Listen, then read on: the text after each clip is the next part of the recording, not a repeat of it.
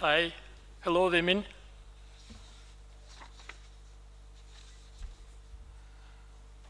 Hello. Hi, this is Mr. Shall we Marat. start? Hello, good morning. Good morning. How are you? Yeah, I'm fine, thank you. How are you? I'm good. Good, thank you. Happy Christmas. Well, yes, thank you.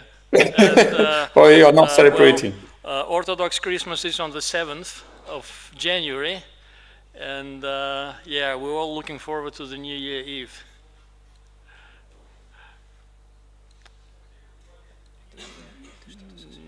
Do we have connection problems?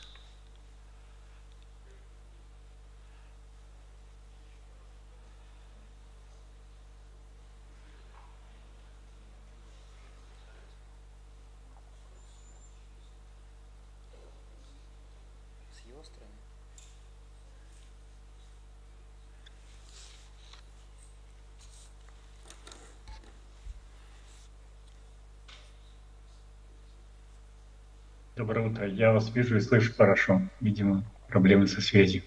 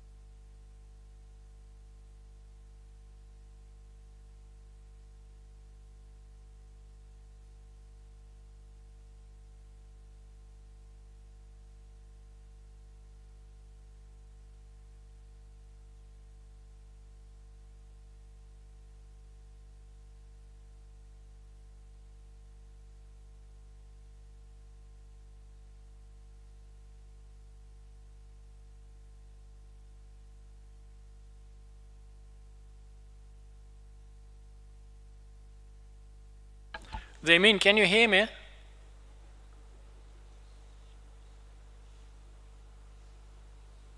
We see your screen, but we don't hear you.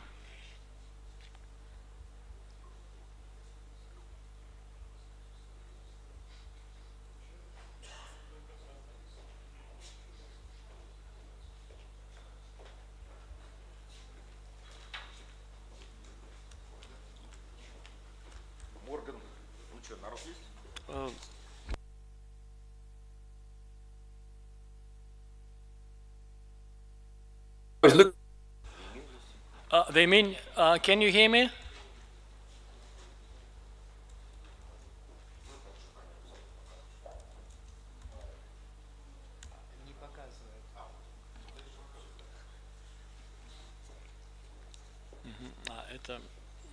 Это вы написали, да?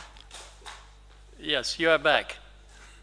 Can you hear me? Yeah. Now we hear you. There was some connection problem. I just tried. Let me share my screen again. Okay. I just tried. It worked. Okay. Let me share my screen.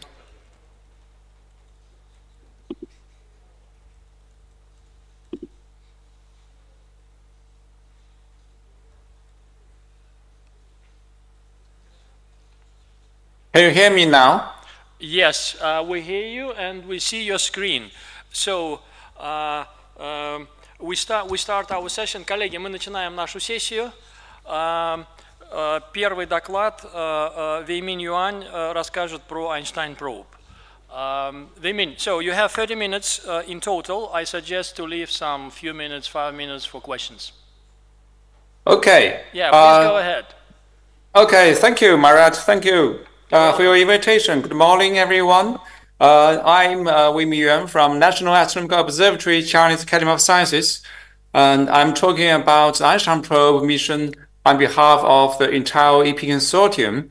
As Einstein probe is a space mission led by the Chinese Academy of Sciences and joined by ESA, NP in Germany, and the CNES in France.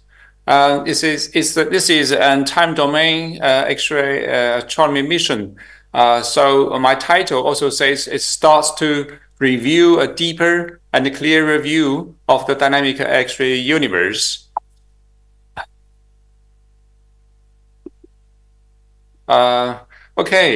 As we know, there is a rich history in monitoring the X-ray sky.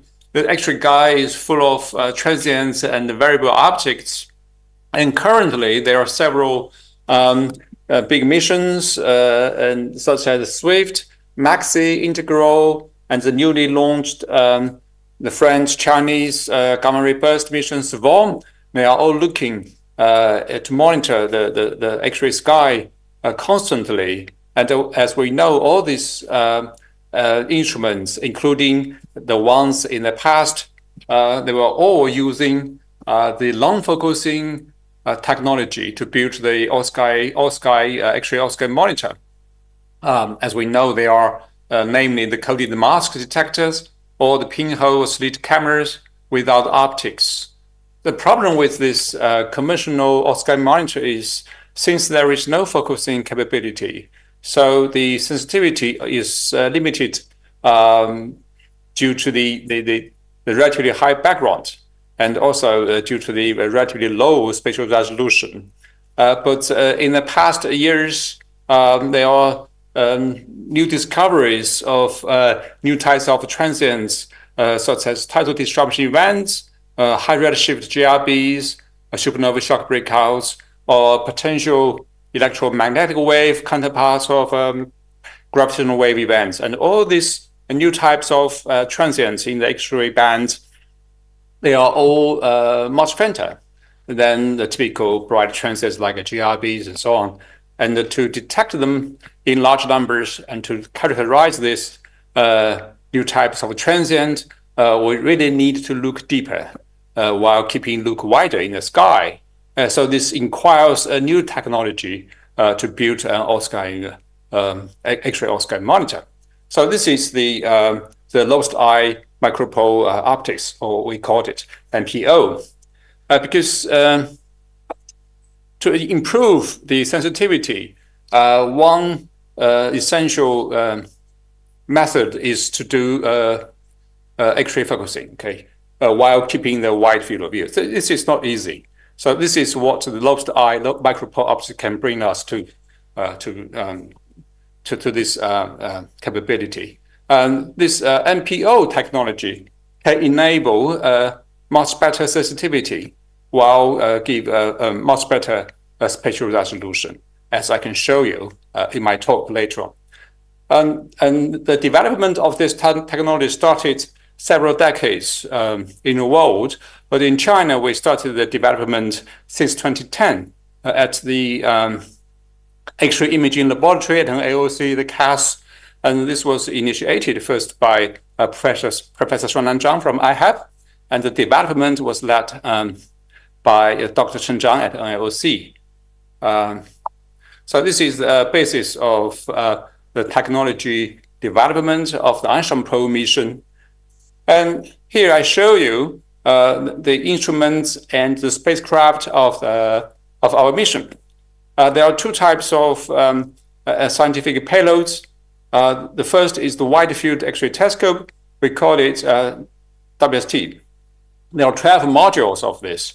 This is mainly developed by China, with ESA joining for the test and the calibration of some of the parts and the devices. And look at the spacecraft. It looks like a flower, a lotus flower in blossom, and the leaves of the flower consist of the 12 modules of wide field X-ray telescope. They are built from the lowest eye optics mirrors with CMOS detectors at the focal plane as the detector sensors. So they form a very large field of view. In total, it's actually it's more than 3,600 square degree, which is about 1.1 steradian. And this kind of optics has a characteristic that it can it has the highest efficiency in a soft X-ray band. So the optimal working passband is from 0.5 keV to 4 to 5 keV or so. It can reach currently a resolution of 5 arcminute full width at hot maximum. This is actually quite good in terms of an X-ray sky monitor compared to the conventional coated mask or slit camera. So at 1 kilosecond exposure, WST can reach a sensitivity about 1 millicrab, which is about 3 times 10 to the minus 11 ergs per second per centimeter square. So this WST is used to monitor the sky to discover transient. But once the transient is discovered, the spacecraft will slew and point another telescope to do follow-up observations. This is the follow-up X-ray telescope. It's called FST. There are 2 identical units of this telescope. This is a collaboration between the CAS, ESA, and Germany. So they are exactly the same telescope design as the ones in Rosita as you're operating. So we have 2 units. Rosita has got 7 units. So basically, FST is 2/7 of Rosita. So as you know, this is a 1-to-1 type X-ray telescope with PNCCD on the focal plane. And the field of view is 1 degree. The energy band is 0.3 to 10 KE band. Resolution is comparable, slightly worse than Rosita. It's 24 arcseconds SPD axis. Effective area is 300 square centimeter. At 1 keV, we have 2 units, so it's doubled. You should be able to. You should be very familiar with this instrument. On the right-hand side, you can see the WST mirror of 1 module and the CMOS sensors for 1 module as well. So we have 36 MPO plates and 4 CMOS detectors for 1 module of WST. The spacecraft was developed in China in the CAS Institute of Microsat. We can do onboard data processing and to detect a transient on the fly. If a transient is discovered, the spacecraft will slew very quickly and start autonomous follow-up observations with FST. For the data telemetry, the regular data telemetry is done by the conventional X-band and S-band. So the time latency is about several hours. For the quick communication of the alert information of transients from the space to the ground, we use the Beidou system of the Chinese satellite navigation system. And also, we can also send the TOO observation comment up to the spacecraft very quickly. And this can be done both ways, can be done within a matter of several minutes. On the other hand, we can also use the VHF network to communicate, to transmit the alert information from the space to the ground. And this also takes a few minutes. And the VHF is contributed by the France VHF network, and also ESA provides the data downlink from 2 of its ground stations. So this is the basic situation of the spacecraft and the instruments.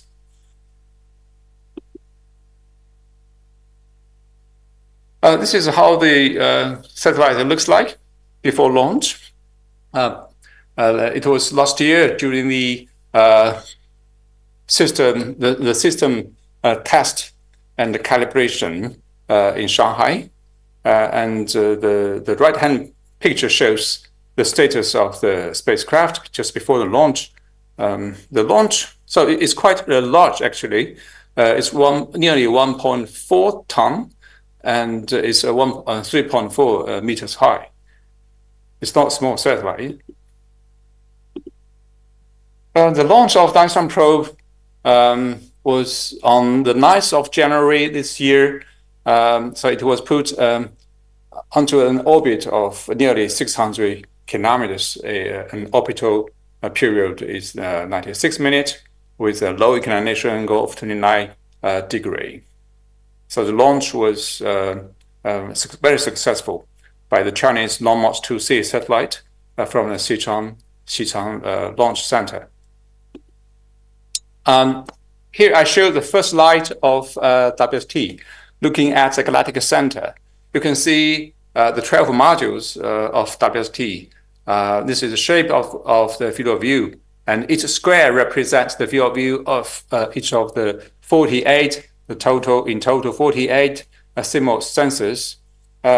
The total field of view is about 3,800 square degree. Looking at the galactic center, you can see in one exposure, I forgot, perhaps it's something like 40 kilosecond exposure. There are many X-ray sources detected, mostly X-ray binaries, and you can also see that also diffuse emissions can also be detected. As you can see, I show the close-up of this image. You can see many X-ray sources detected, as well as the diffuse emission in the purple and blue colors. So this first light was achieved and released in April this year. For FST, this is the one of the first light images observing the sky region around the quasar 33273. In one exposure, I think it's something like 68 kilosecond exposure. There are more than 100 sources detected.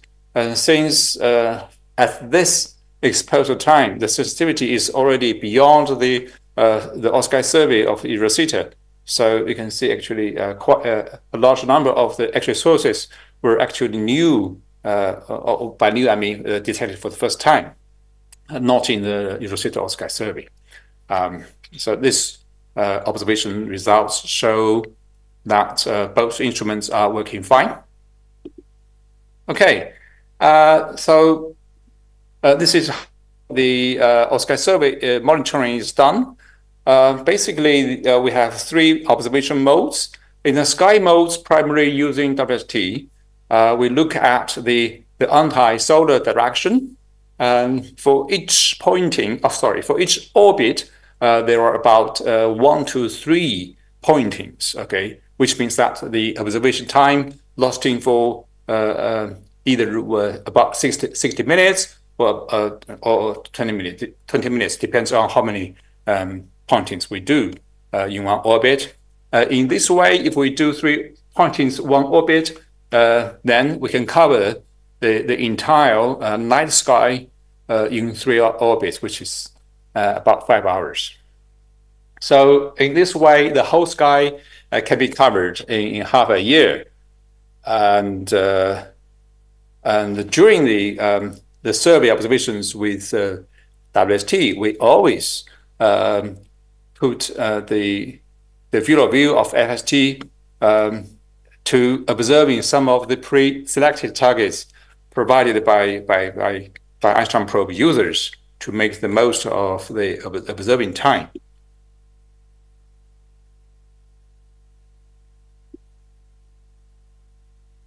Here I show you the real data of how the survey is done. In this case, each orbit is composed of 3 pointings of WST. So there are all the real data. You can see the real photons. So each pointing, its snapshots lasted for 20 minutes. You can see the time here. It's 10 hours, 11 hours. So in one day, about 15 orbits, we have more than 40 exposures covering half of the sky. There are many sources detected.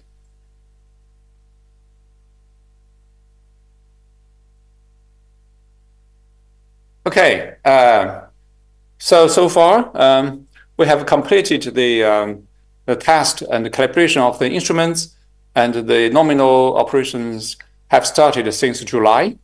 And here I show you some statistics about the X-ray sources detected with WST. Now, so far, WST has detected a total of more than 5,000 X-ray sources. Mostly, they are all known X-ray sources. And we have detected transients. This is the main science goals of the Einstein probe. And so far, we have detected more than 80 X-ray transients at high synchronous ratio. and many more at a low to noise. We have detected more than 600 stellar flares, and the FST has also detected a large number of X-ray sources. Nearly 30,000 X-ray sources has been detected, and I believe Yong will tell you more about this, so I'm not going to spend much time on that. Okay, let me show some of the preliminary scientific results in the rest of 10 minutes or so.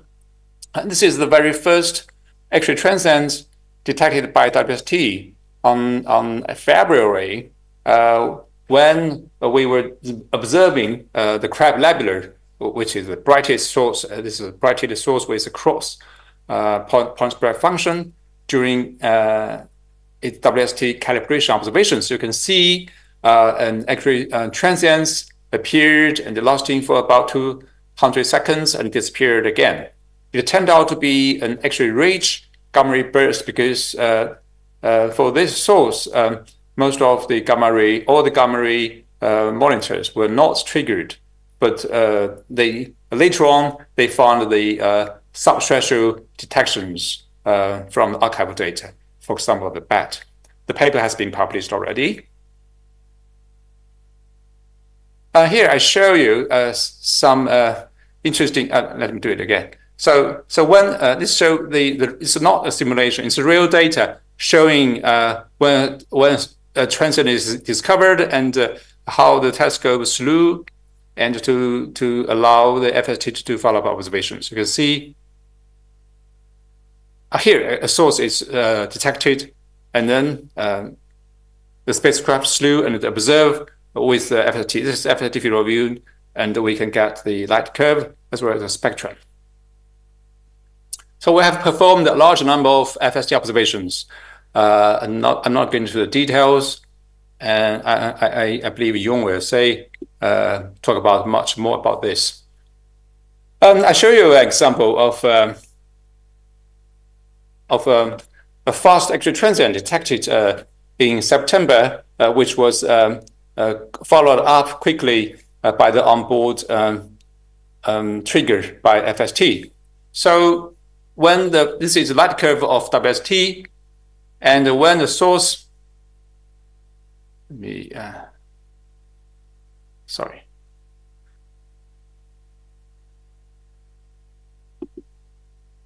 Oh, sorry.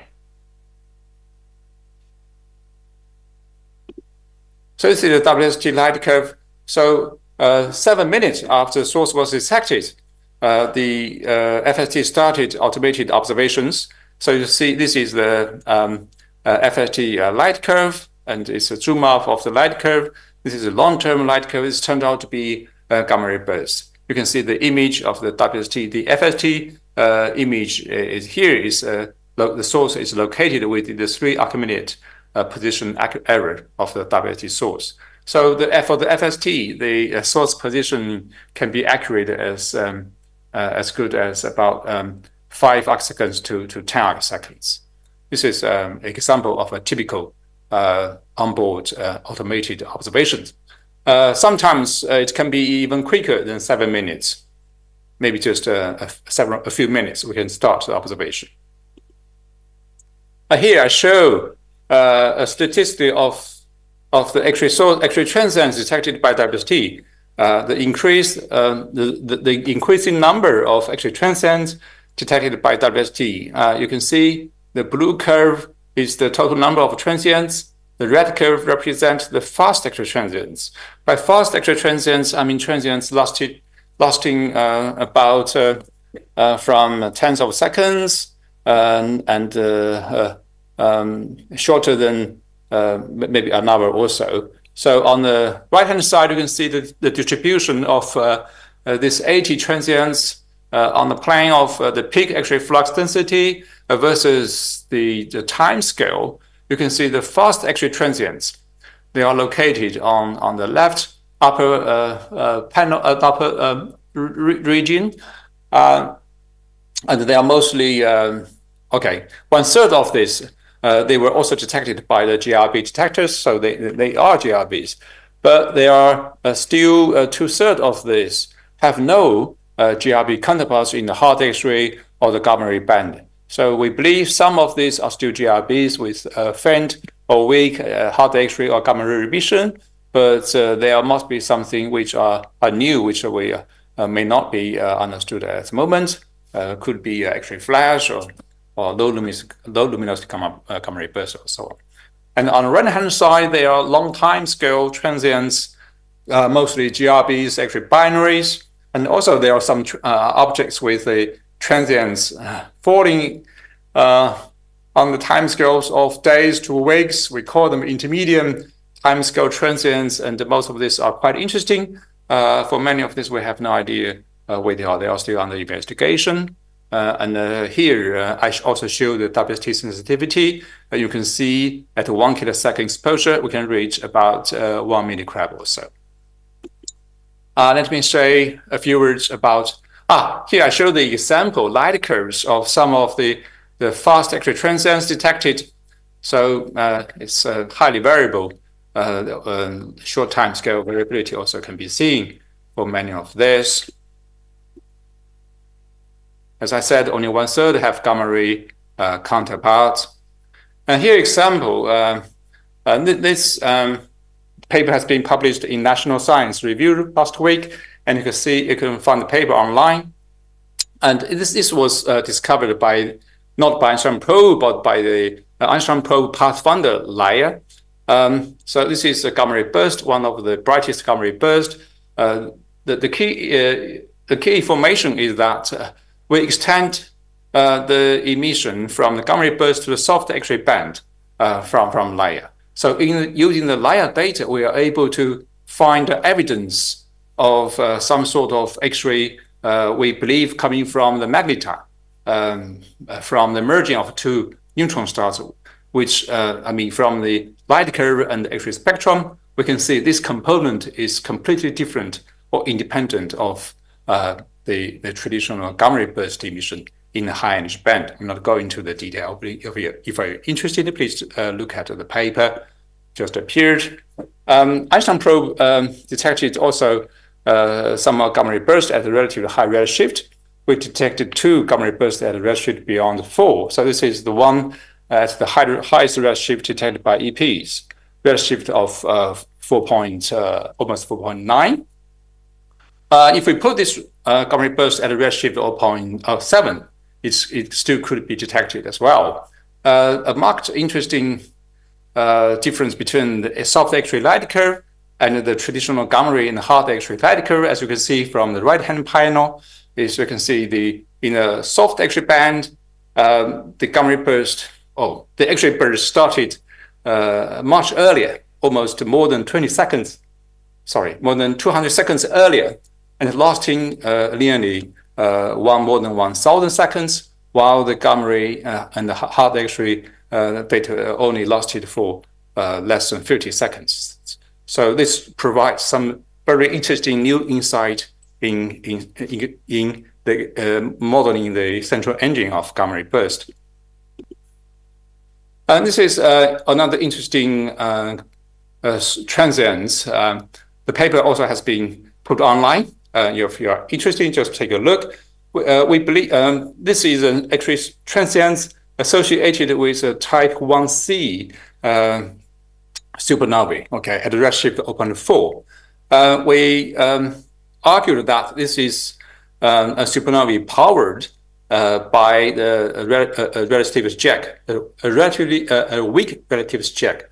The X-ray coming from the interaction between the X-ray jet with an external shell of the surrounding medium of the progenitor star.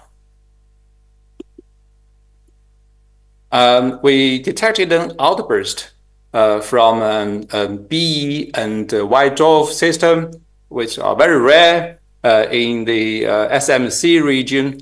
It's lasted for 2 days. You can see the very nice light curve. We also monitored this source with NICER and NuSTAR and other X-ray telescope. The paper has been out already on archive, and it will appear in APG letter very soon. Okay, the last example is this interesting and peculiar X-ray transient with intermediate time scale. You can see it's an actually transient, lasting for about more than 10 days, but somewhere it shows a very strong outburst, but very, very short duration, lasting only for 12 seconds, just like a gamma ray burst. And the transient declined and dropped very quickly, much quicker than what an actually binary typically shown. And here is the comparison of the light curve of this source with the jetted tidal disruption events or blue optical transients or gamma ray burst. And the conclusion is that the behavior is not like any of these known actually transients. And there is no optical near infrared and radio counterpart. So we tend to suggest that this could be a new type of actually transients.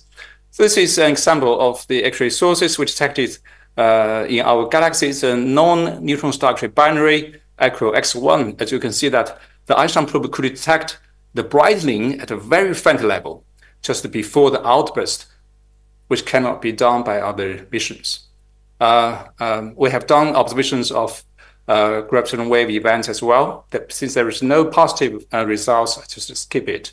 So summary, so we have launched the Einstein probe, and the instruments are working fine. So far, we have detected more than 80 X-ray transients and many more phantom ones, a large number of X-ray stellar flares, and the targets range from gamma ray burst to supernovae, to TDE, and actually binaries, compact stars, compact objects in our galaxies and in nearby galaxies. So the Einstein probe has this great potential for more discoveries in the era of time domain X-ray astronomy.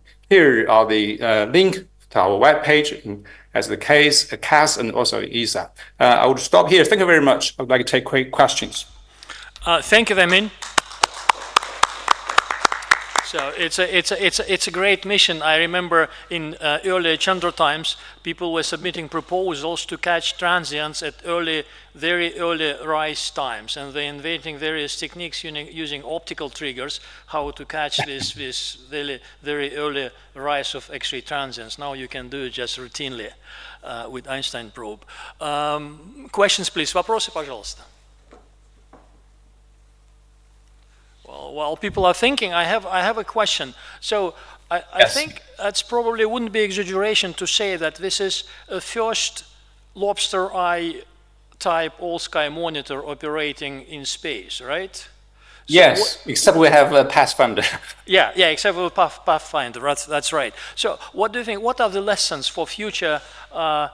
It's a very powerful method, technique. What are lessons for future lobster eye monitors, all-sky monitors? It's a very good question, Meredith. I would say we have learned a lot, and my advice would be that we should not decrease any further the effective area. The effective area is crucial. I mean, the Einstein probe, you see the sensitivity has already much better compared to Maxi or Sweet Bat by more than one order of magnitude or better, but still not sufficiently higher. I would be happy if I have done the redesign of this instrument, I would have even higher sensitivity to increase the effective area. Of course, it would be much more expensive, but it's worth doing that. And as a follow-up to this, I mean, it has a very funny point spread function. Is there any way, it's probably a silly question, but is there any way to make it more regular shape without a cross, with suppressed cross component? It's beyond my knowledge. I mean, this is inherent to this micropole lobster eye design. I mean, the optics, I have no idea. Maybe some no, I don't have any idea. I think it's very difficult. Yeah. I see. No. Questions, Sergey. Sergey Sazonov is asking a question. Yes. You didn't say anything about your data policy. Okay. Proprietary type mission. Yeah. For the information of the X-ray transient, so we release the alert information immediately, as quick as possible as we can. This can range from minutes to several hours or half a day to worldwide. So we send the information via GCN or ATEL as soon as possible. So this is no problem. For the data, so since this is an international collaborative mission, and so we have very complicated data policy. So we do not follow the policy of completely open everything. So all the data, I mean the science data have this proprietary period of 1 year, only to the internal science team. The science team is composed of the Chinese team and also the ESAN, the NPE, and the French team. And but we welcome collaborations from everyone all over the world. They can they can contribute. For example, if you have follow-up observations to our transients or monitoring of variable objects, we are very much happy to collaboration with you. In that case, we share the data with you. And after 1 year proprietary period, all the data will become public. Thank you, Weimin. Further questions? Alexander Lutavinov. Good morning. One question about the transient is connected with the new star merging, probably. You show it. What about some signal in the LIGO Virgo? And can you? Which transient? Sorry, not this one, but some previous one. That you're sure. Is this one? No. No. This is the X-ray binary. This is supernovae. No. This is GRB. No. Previous, I think. Yes, this one. Can you estimate some distances and other ones? Is there some signal in the yes, because there is no because it's very hard to get I mean, there was an GWST measurement, but still it was very faint, and still there is no redshift measurements for this source, and there is only a very tentative guess, something like redshift 0.7 or so, if I remember correctly. It's very faint. Redshift 0.7, if I remember correctly. Thank you, Weimin. It seems that there are no further questions, so we wish you a happy new year, and we wish you more discoveries and successful operation in 2025. Thank you. Thank you, Marat. I wish you a happy new year and your Christmas. Holidays. Yeah. Thank you. Bye bye. Thank you for your invitation. Bye. So next talk is by Chen Yong, and he'll speak about in-orbit performance of follow-up X-ray telescope on Einstein probe. So you have 25 minutes, and I suggest you leave 3-4 minutes for questions. Please go ahead.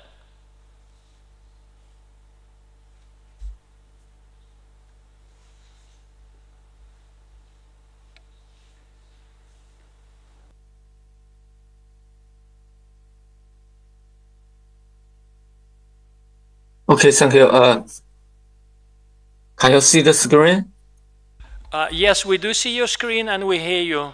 Please start. Okay, thank you. Good morning and good afternoon, everyone. I'm very glad to give a talk on the in-orbit performance of EP-FIC, the follow-up X-ray telescope on board Einstein probe. This picture shows the satellite of Einstein probe. In the central region, there are 2 telescopes. We call it follow-up X-ray telescope. In Chinese name is Fengxing Tian. It has a big field of view that is 1 by 1 degree. The Einstein probe has introduced by Weimin. And the scientific objective is the transient and quiescent black holes and counterparts of gravitational wave. The FIT is a China-led international corporation space X-ray astronomical telescope. It's developed by the Institute of High Energy Physics, Chinese Academy of Sciences, collaborated with the Institute of Physical and Chemical Technology, CAS, and ESA and MP. ESA provide one mirror assembly, and MP provide the other mirror assembly and the PNCDs. This picture shows the FST configuration. At the left-hand side, it's mainly the mirror assembly and also the star sensor, a thermal cover, and the thermal buffer. And at the right-hand side is the CCD camera and also the refrigerator and the filter view, and also the electronic box. At the beginning of the FST in the 2016, it's just a small follow-up X-ray telescope, but it had a big change during the development. Now in the orbit, the performance is very good. It has 2 telescope units, and the effective area is more than 600 square centimeter. The angular resolution is about 20 to 24 arcsecond for the half power diameter. The energy resolution is also very good. It has 3 main scientific observation mode. That is full frame mode and partial window mode and timing mode. They have different time resolution. The energy range is 0.3 to 10 kiloelectron-volt, and the positioning error is also very good. This picture showed the water-one mirror, the principle of the water-one mirror, and at the right-hand side, this picture showed a real mirror. In China, we also developed the water-one mirror. I have collaborated with Harbin Institute of Technology and the Xi'an Institute of Optics and Precision Mechanics. The HPD of the domestic mirror is less than 1 arc-minute. It's also meet the requirement of FST, but it's just as served as a flat spare of FST.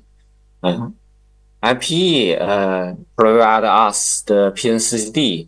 It's a frame transfer device with a very thick, full and fully depletion layer, and it also have lots of readout channels.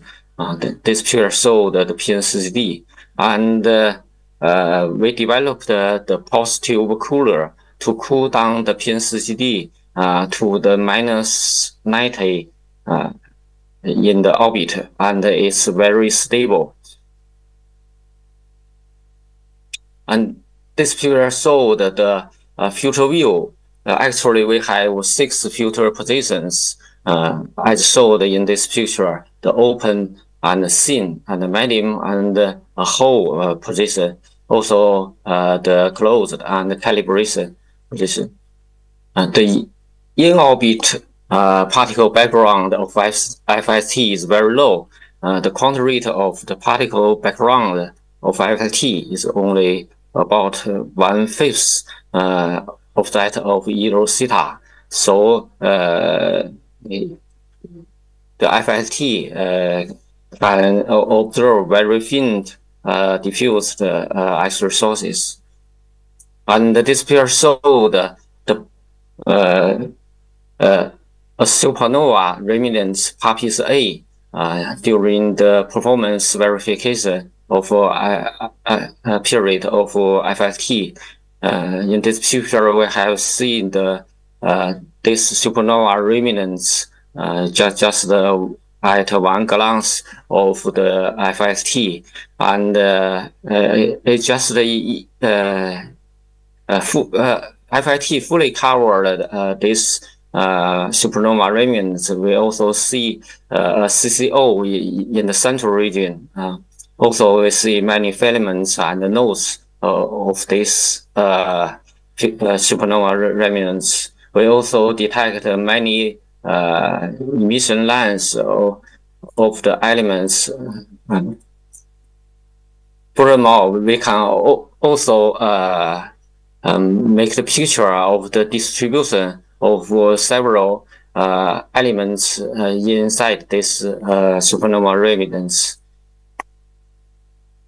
And this picture showed the crab. We developed the partial window mode, which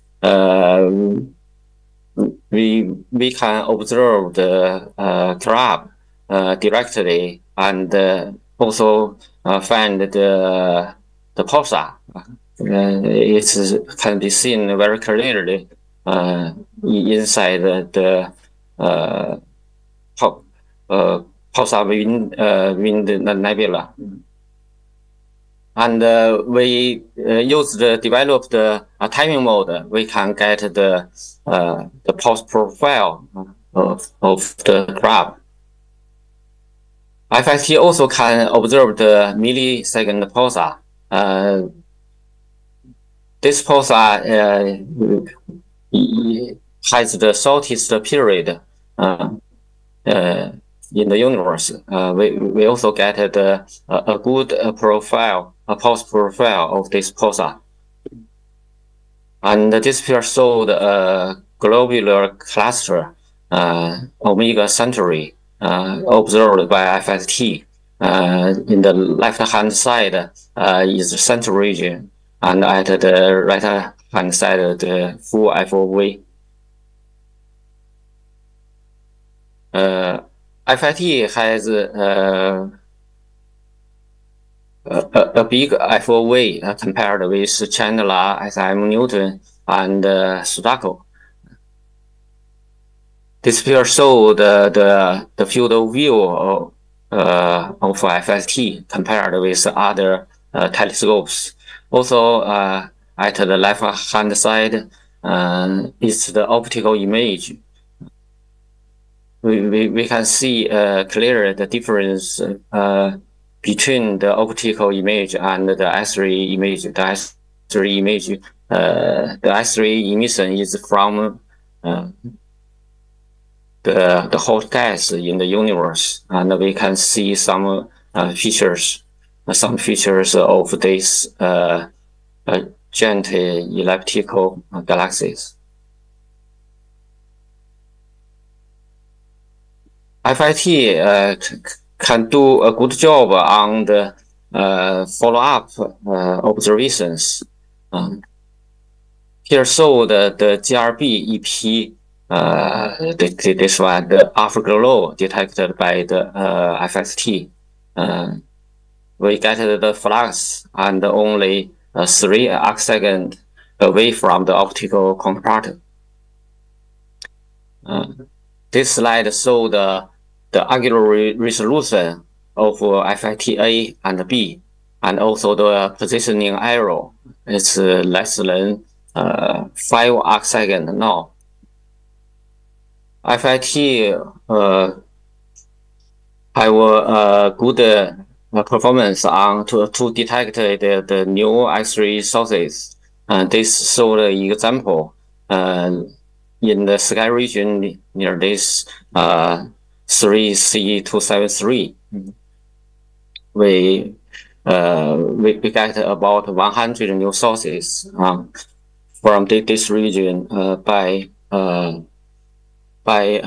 40,000 second exposure. And this picture showed the new X-ray sources detected by FIT with the high significance, more than 5,000 new S3 sources in this picture. Also, FIT found many transients. Here is an example of a stellar flare. FIT can get a good light curve of this transient. And on the Chinese Mid-Autumn Festival, we observed the moon. You can see from this picture, and compared with the optical. Actually, this picture is in the energy range of iron L line emission range. Let's move to the summary. FIT is an international cooperative space X-ray astronomical telescope led by China. The mirror is Wort 1 type with nested mirror cell, and the focal plane adopt the PNCV. It has excellent performance in orbit and meeting the expectations. The particle-induced background is very low for FIT, and also FIT has a strong ability to discover new sources. Thank you. Thank you. Thank you, Young. So, questions to Young, please. Ilya. So, Ilya Miriminsky is asking question. Thanks for the talk. I wonder, how do you use that whole filter for observations?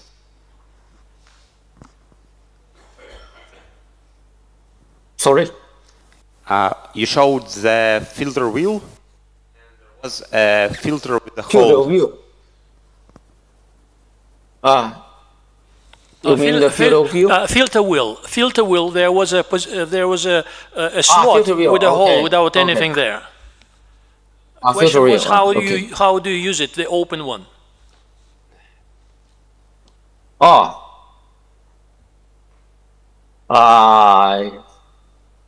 Yes, actually it have two usage.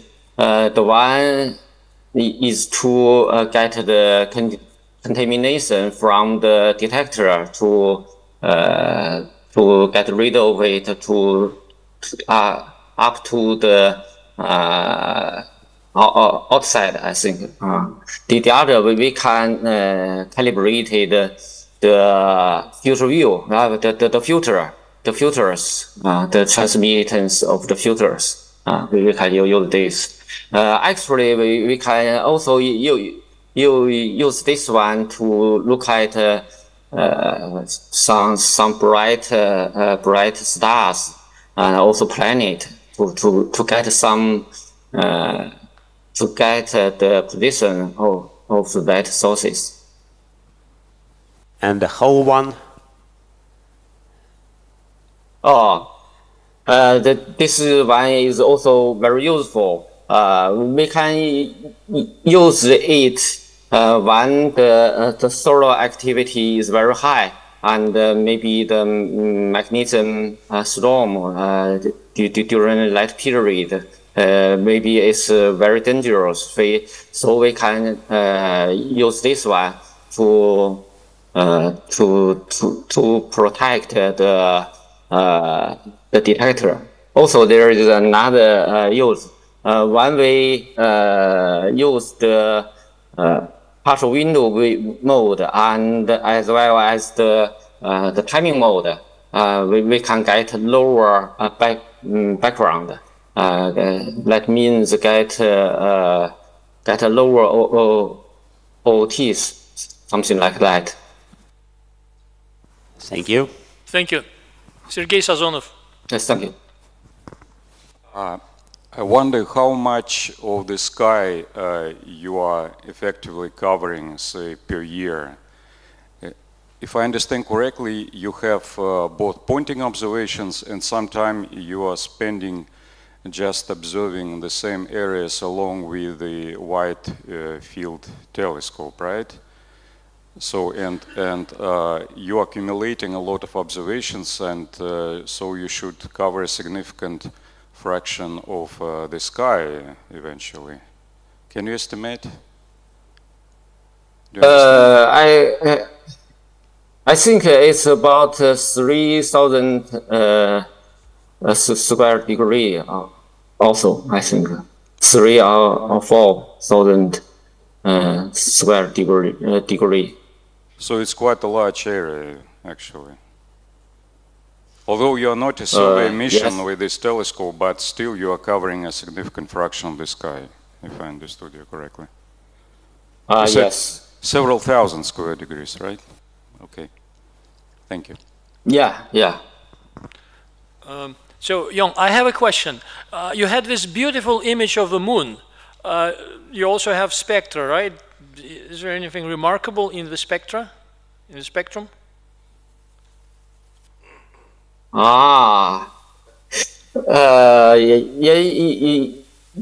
Yes. If you can say anything, if it's not we can detect many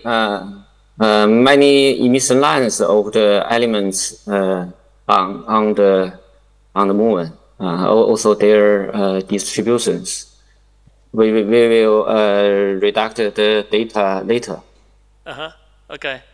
It's actually, I'm looking forward to it because it's quite interesting to see the spectrum of the moon. I don't think anybody did this. Rosat looked at the moon and there was an image, but it didn't have enough energy coverage and resolution. I don't think we have an X-ray spectrum of the moon. I was probably too bright. No, yeah, you're right. For XMM and Chandra, probably. Well, although I don't know. Well, anyway, so it seems that there are no other questions. Thank you, Young, and as I said, we all wish you good luck and successful operations in the next year and more discoveries. Okay, thank you. Thank you. Bye bye. So next. Bye bye.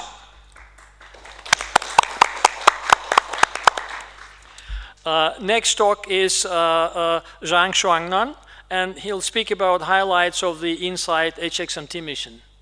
Hi, Shuangnan. Marat is here. Hi, Marat. How are you doing? Can you hear me? Yes, we hear you. Okay, I will share my screen. See if you can see my screen. Hopefully you can see it. Can you see my presentation here? It's coming. Presentation mode here. If you make it, if you do it full screen. Okay, so can you see this? Yes, now we see it, yeah. Okay, very good. So thank you very much, Marat, for your kind invitation. I will give you a quick update on the highlight of the InSight HXMT mission. And I will spend about half of time on the highlight and half of time on some future missions. I will go through the future mission very briefly so that you know in the next few years what we will be doing in the sky. And in the background of this slide, you see all the previous space missions that over division have been involved in the sky and also on the ground. We are doing a number of things, including LASSO here in the middle, and on the primordial gravity in the wave detection, so-called the RDCPT through CMB observation. So I will go to my screen not moving. My screen is not moving. Do not know why. Okay. Now on InSight HXMT, this was China's first X-ray satellite. It was launched in 2017. It features a large effector area above 30 keV with a broadband energy coverage from 1 to 250 keV with a collimated narrow field of view instrument. Then in the 0.2 to 3 MeV, it is actually an Oscar monitor, mostly for gamma burst and also for some pulsar monitoring. Currently, all the instruments are still performing well in orbit, and we focus on bright sources. This mission is also very flexible for TOO observation. The response time is from hours to 2 days, and all the TOO data, the ad hoc TOO data, are publicly available immediately. Currently, we are in AO7. We have the big chunk of the observation time for guest observing program, which is open worldwide. Currently, according to its in-orbit performance, it should be able to stay in orbit for 7 more years. And very quickly on the payload on the satellite, we have basically 3 groups of instruments covering the 1 to 15 keV in the low energy instrument. By the way, this LE low energy instrument was built by the previous speaker, Professor Yung Chen's team in Anaheim. Then we have the medium energy telescope from 30 keV and above, from a few keV up to 30 keV. Then in the middle, we have an array of hard X-ray detectors covering the energy band from 20 to 250 keV through the collimators, and also nearly half of the sky with for in the higher energy band for gamma burst. And I will go through very quickly on a few of the scientific results. One, a couple of them are neutron star X-ray binaries, and for this. First, the galactic ultraluminous X-ray sources, O243. As you can see here, we have a rather dense and high cadence coverage of this outburst. We carried out more than 100 pointing with 1800 kilosecond exposure time in total. For example, through this broadband data, we have observed the transition from a gas pressure dominated disk to radiation pressure dominated disk, mostly from its pulse shape. The pulse profile changes through this luminosity range. And we determined that this transition was from a gas pressure dominated disk to the radiation pressure dominated disk. And from those data, actually, we also from the spin down history as a function of this luminosity, we find the dipole magnetic field will not be very high. Then we also observe this with spectral transitions. With this spectral transition data, then we found out that we need a very high accretion column. From the high accretion column, we find out in the accretion column, the magnetic field will be very high, much higher than the dipole magnetic field. And also, we detected a very high energy cyclotron absorption line feature. As you can see here, it's 146 keV. And also, we detected the modulation of this absorption feature, the energy, and also optical depth, and so on, as the modulation with the spinning phase. And from here, we determined that the surface magnetic field will be much higher than the 10 to the 12 Gauss dipole magnetic field. Therefore, we believe this will be evidence for multiple magnetic field on the surface of this ultraluminous X-ray pulsar. Another equating pulsar, we found out a very complex evolution of its cyclotron line, for example, as a function of its luminosity. As you can see, the long energy decreases, then increases, then plateau, then decreases. So it's a very complex phenomenon here was observed. Fast radio bursts, as we know that since its discovery for quite many years, we didn't know its counterpart or radiation at the other wavelengths until April 28th to 20. On that day, the Canadian radio telescope and American telescope detected the fast radio bursts. Coincidentally, at the same time, this satellite was pointed to a magnetar, SGR 1935, and we detected a very bright active flare. And on top of this very giant active flare, we also detected two pulses, in particular in the high energy band, with above about 30 keV. These two pulses appeared in time with these two radio pulses.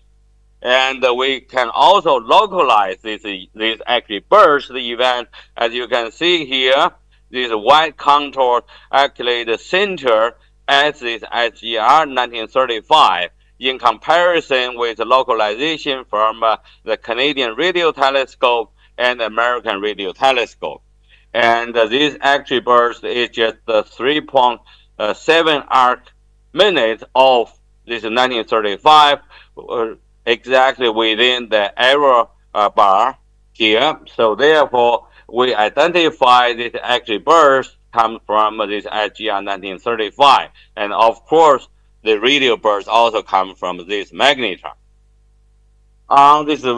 This brightest gamma burst 221009A, and the combination of HXMT and the GCAM allowed us to detect this gamma burst very completely from the precursor to the main burst. You recognize this in logarithm scale, and the flare and the early afterglow, and in fact, from the afterglow data, we can also determine the very early jet break is about 1,000 seconds since the trigger of the gamma burst. And also, because in our data, we actually don't have any saturation in the GCAM data, so we can determine the EISO to be 1.5 10 to the 55 per second. So it's a truly brightest gamma burst, actually more than 17 times brighter than the previously the brightest gamma burst. On black hole active binaries, this is one example that during the outburst of this 1820, again, we have very high cadence observation. That's actually our strategy. Once there is a new transit, we will carry out very high cadence observation as much as possible. As you can see here, we have to cover this whole outburst. And from here, from the data, we can detect the quasi-periodic oscillations up to above 200 keV. Previously, quasi-periodic oscillations were detected typically below 30 keV. Now we detected this oscillation above 200 keV. And with this data, it becomes very difficult to explain within the previous models, with all the previous available models. And in this data, as you can see here clearly in the power density spectrum, we see a dip at this quasi-periodic oscillation frequency, and we also, and this is the frequency, the phase lag spectrum, and this goes to very high energy, and this is the lag as a function of energy. As you can see here, at very high energy, the lag time is almost 1 second. So this is why it becomes very difficult to explain within the previous models. And therefore, we propose this is the most likely the length theory precession of a hard active jet very close to black hole, and it will happen something like this. That's what we imagine, that while the black hole the black hole spins, the jet will precess under the influence of length theory precession. the higher energy photon is produced very close to the base of the jet, then the lower energy photons will be produced progressively at a larger distance from the black hole. Therefore, we see the very long lag time up to nearly 1 second between the lowest energy and the highest energy. And from this data, we can also see this in the energy spectrum. We also see very clear ion line and the reflection spectrum. However, the ion line profile has very little change. And coincidentally, that almost at the same time, Carroll et al. Showed that for this outburst, they see the contraction of the corona as the source evolved during the decline of the outburst. But however, if only the corona the corona evolves this way, the height becomes lower, we should see higher reflection percentage. But however, the reflection fraction actually decreases during this time. So therefore, we modeled this decrease of the height of corona, and in the meantime, the reflection decreases as the increase of the velocity of the electrons, the bulk motion electrons in the corona. So therefore, we believe this is evidence of a jet-like corona during the decay phase. Actually, the corona accelerates during the decline phase. And also, when we model the broadband QPO with our data and nicer data, we find out what's interesting is that the low energy data are actually the low energy quasi-periodic oscillations are actually in phase with the highest energy. So therefore, we propose that most likely that this due to jet, the jet and the inner disk precesses altogether due to the length theory precession. But however, it's very hard to understand why the Barton-Patterson effect did not co-align the disk with the black hole spin. We consider this is a puzzle. And with a new timing analysis tool, such as Hilbert-Huang transform, we can actually determine the phase of each cycle of QPO. As you can see here, we can, with this, we can decompose the different frequencies of the QPO in comparison with the total power density spectra of the same data. So therefore, we can find out the evolution, then we can add the data together as the QPO phase, then the normalization, and also the power law index. You can see both have a strong modulation. And we modeled this data again within the disk and the jet co-precession model. This can explain the data reasonably well, and this actually requires that the velocity of the jet as a function of energy. As you can see, that in different segments of the observation, they all show that at the higher energy, the velocity is lower, and the lower energy velocity higher.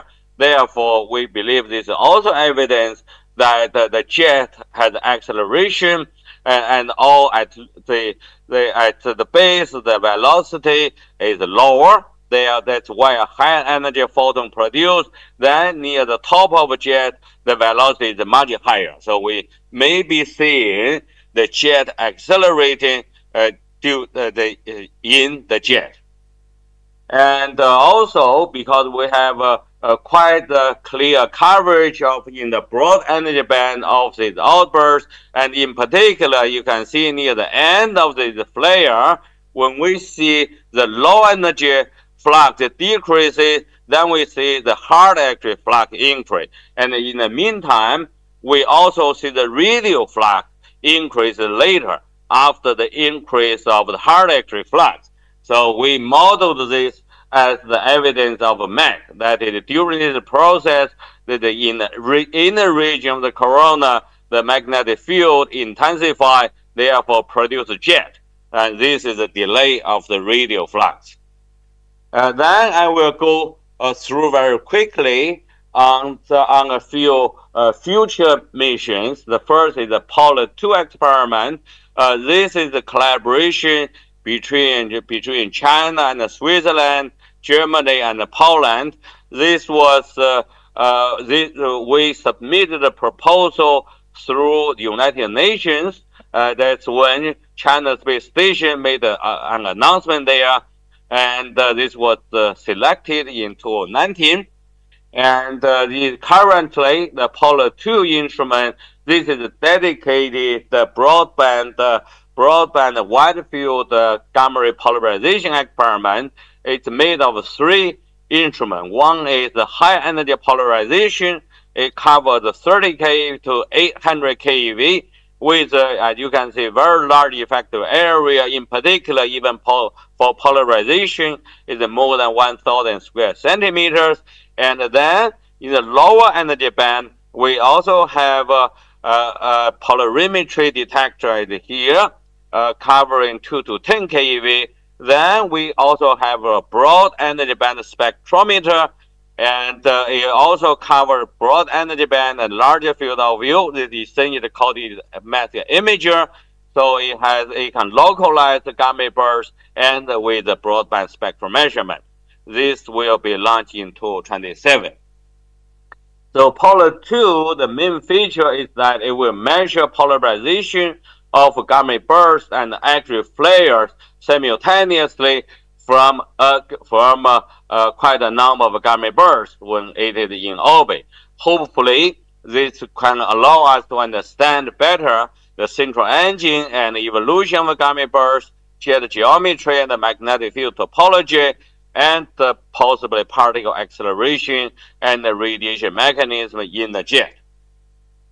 The next one is the so-called high energy cosmic ray detection facility, in short for HERT.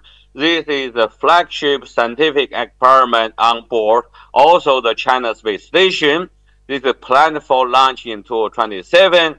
Its scientific goals include the indirect detection and the search for dark matter particles with high energy electron gamma rays, and also precise cosmic ray spectral and composition measurement up to the near energy, and has a larger field of view gamma ray monitoring.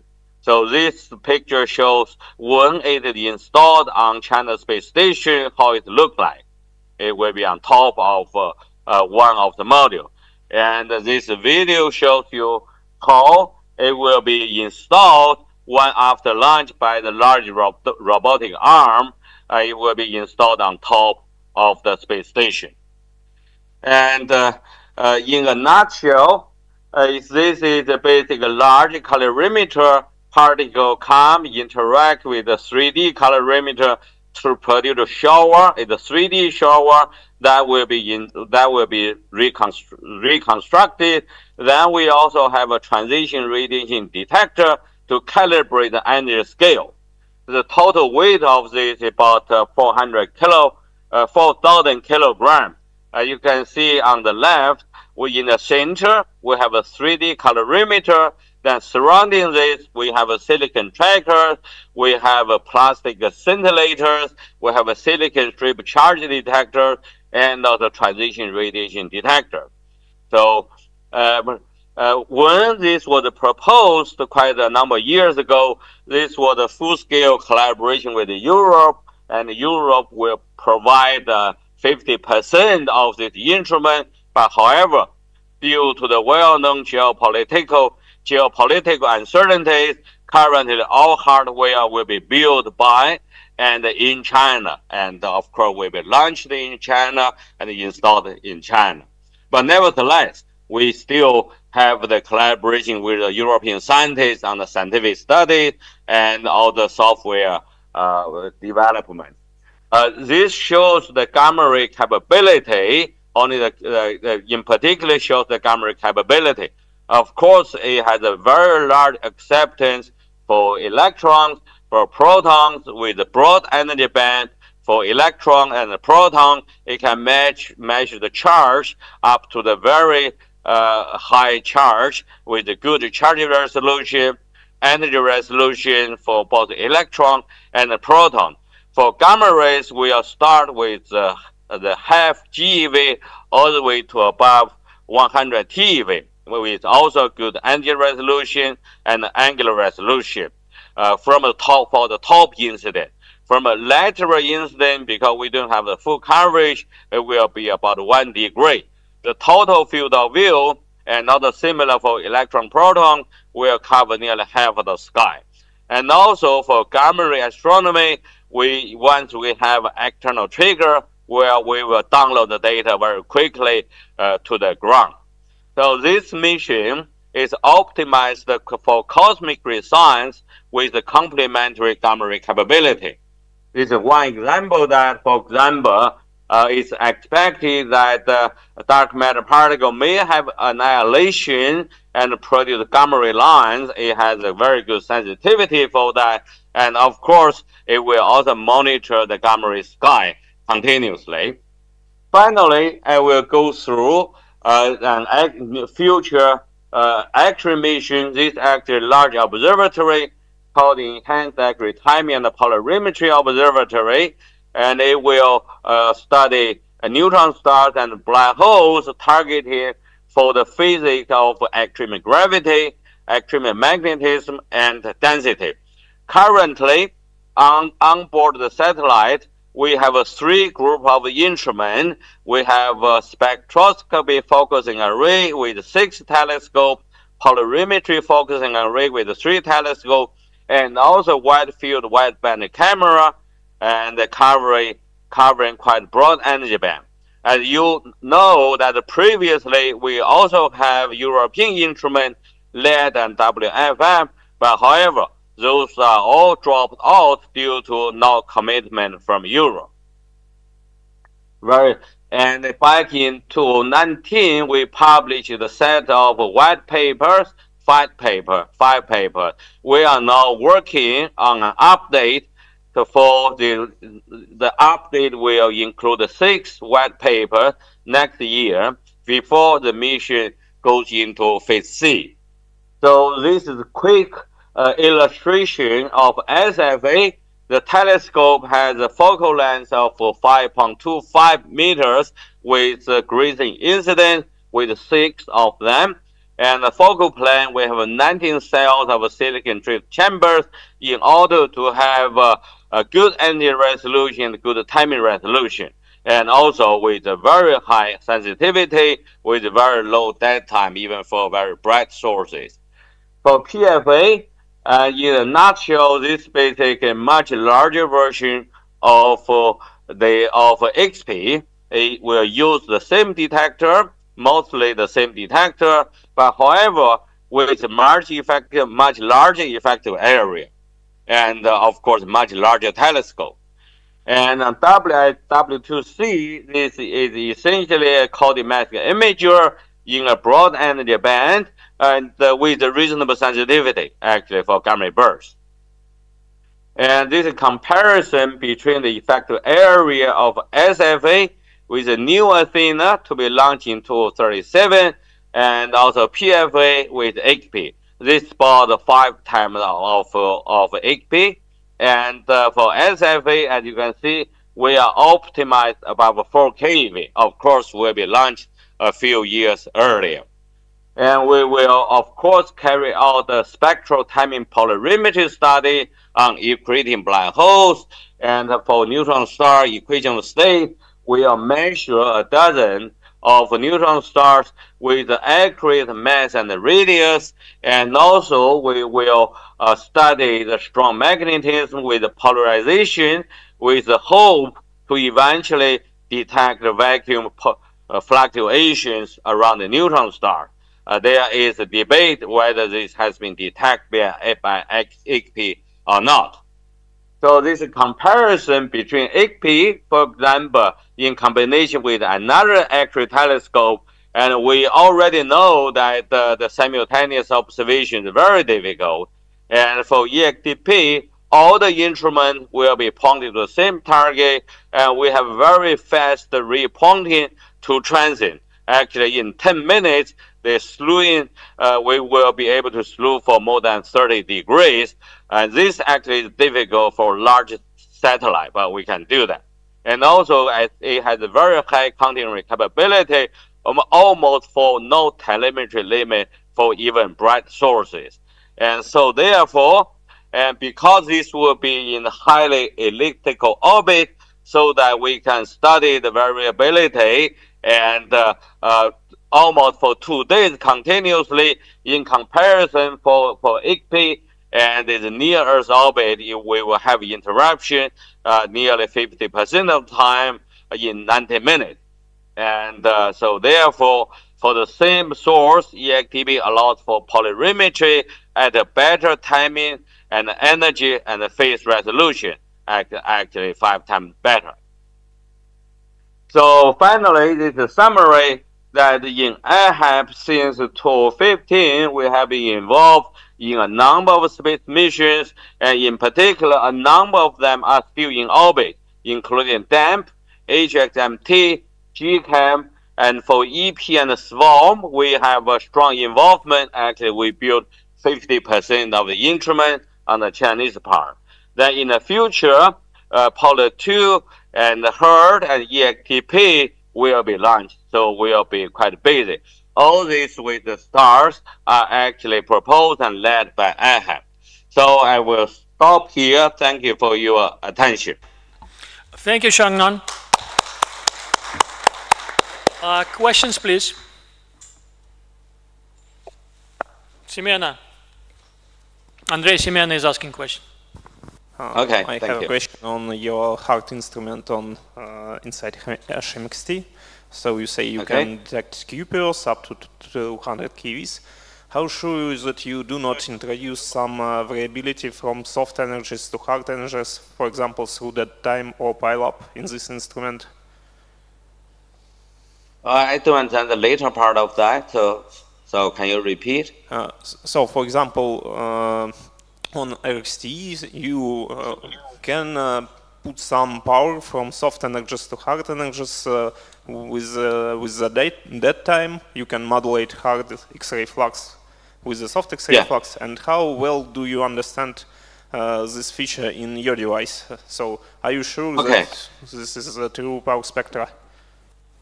Yeah. Okay. So this is a very good question. So the timing is the most important part of the mission design. We actually record every photon. Okay. We record every photon detected within the dead time, of course. So for these 3 instruments, the performance are different. For example, in the medium energy band, we have almost no dead time, very little. This is almost very true for the high energy instrument because the way the detector works. In the lower energy band, in LE, because it's a kind of CCD, but with a fast readout capability, so we have a timing performance issue. So if, for example, if we have a pulse profile for it reads out the data in a scanning mode, okay? So that is, we still have to transfer the charge out. So during the transfer, so that some event will be delayed with respect to other, so we have to do the correction for this event. We did the calibration on the ground. And so, for example, also we calibrated it in orbit for the crack. So we also compare between the 3 energy bands. So it appears that unless the source is extremely strong, and we can recover the pulse profile in this 3 energy band very well. For example, we have a compare for the QPO. We study the lag between the different energy bands for the QPO. It appears to be quite normal. So we don't see a very strong instrumental effect. Uncorrected, we can correct all the effect. Okay, so thank you. We actually published quite a few papers on the timing study of the instrument, in particular on the low energy instrument. Thank you. Thank you. Further questions? While people are thinking, I have a question, Shuangnan. So speaking of inside HXMT, there are no consumables, right? So, I mean, there is no principal, fundamental limit, lifetime limit. For the detectors, no. Of course, the performance will change in orbit. For example, for LE and over threshold actually is now slightly higher because the radiation damage. It's a kind of silicon detector. For ME, we have about 2,000 element pixels. Currently, we have a few percent of pixels now. We have turned them off. For HXMT, for high energy, actually the performance improved. But for consumable, no. For these detectors, no. But on the satellite, yes.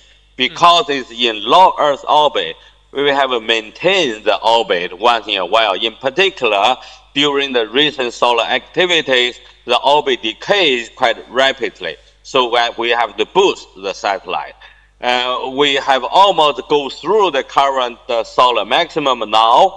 According to the field carried on the spacecraft, we estimate we can go all the way to next solar maximum. But we will not survive the next solar maximum. So that will be the limit.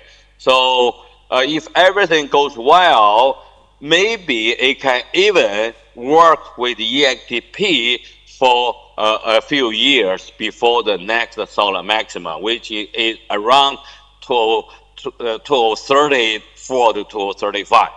That would be great. Yeah.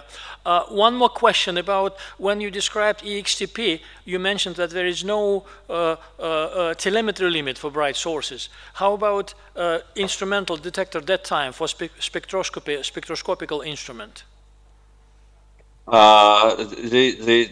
When we designed this, let me show you that, for example, for SFA, that's where we will have a high counting rate because the effective area is very large. So the design performance, you can see here, the dead time is for one crab is less than 5%. That's great. That's a good number. Actually, for 5 crab, the memory on board, if it's 5 crab source, we can record continuously for 5 hours if it's that bright. Then it will reach to the memory limit. Okay? So then we have to stop, collect the data at this bright source to turn it away to a fainter sources while we download the data. Again, all the instruments record every single photon. We run in a single photon mode in order to do the timing and the spectroscopy and the polarimetry simultaneously. Thank you. Thank you, Shuangnan. Thank you very much. It's a very impressive program in high energy astrophysics which you presented, and in particular IHAP, and I guess it's a great example how on a time scale of maybe less than 2 decades you developed in your institute, in your department, the successful high energy astrophysics X-ray astronomy program. So I think it's a good example to follow for everybody. Thank you. And happy New Year. Let me hope you a very good holiday season. Thank you. Yeah, thank you. Thank you. Bye-bye. Bye-bye. Коллеги, кофе, перерыв на кофе. Правильно, да? До 11:55, 25 минут.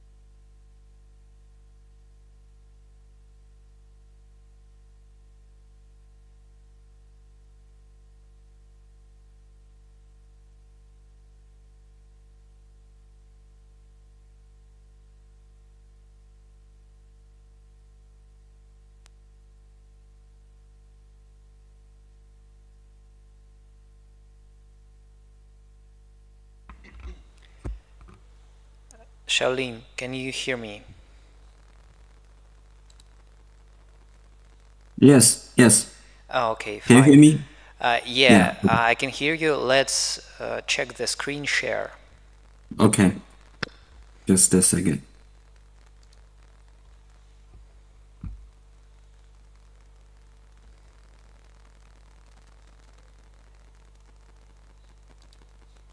Can you see my screen? Yes, let's try the full screen mode. Okay.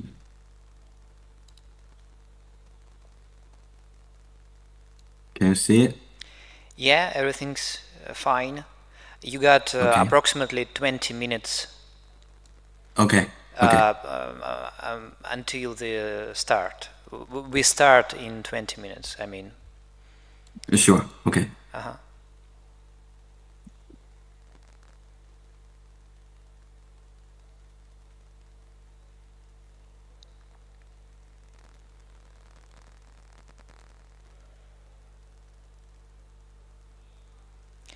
So if there's anyone who wants to check the screen share, meanwhile, we can do it now. Maybe I can go with a check. Okay, let's go. All right. Okay.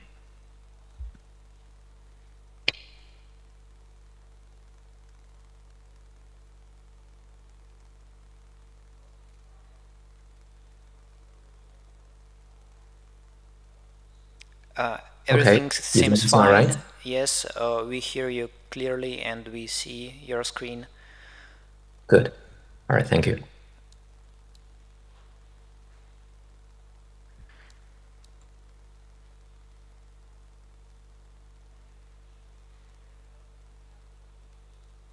Leon, we can check the screen share if you want to.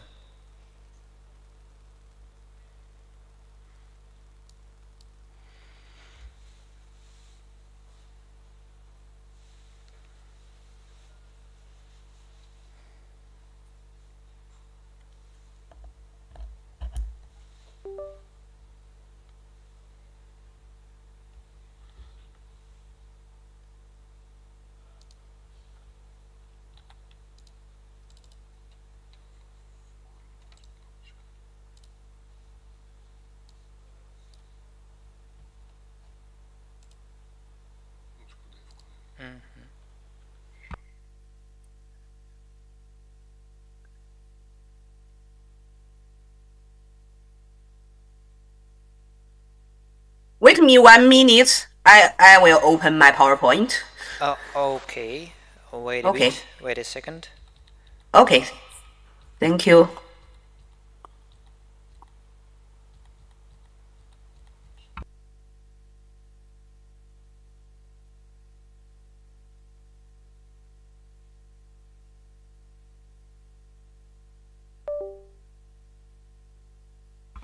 Now I'm ready. Okay. Let me see. Share screen. Can you look my screen? It's coming. Yes, now I can see your screen. Let's try the full screen mode. Yeah, this is the full mode. Yeah. Everything works fine. We hear and see your. We hear you and see your screen. Okay. Okay. Thank you. Yeah. See you. Okay. I stop my sharing. Thank you. Yeah.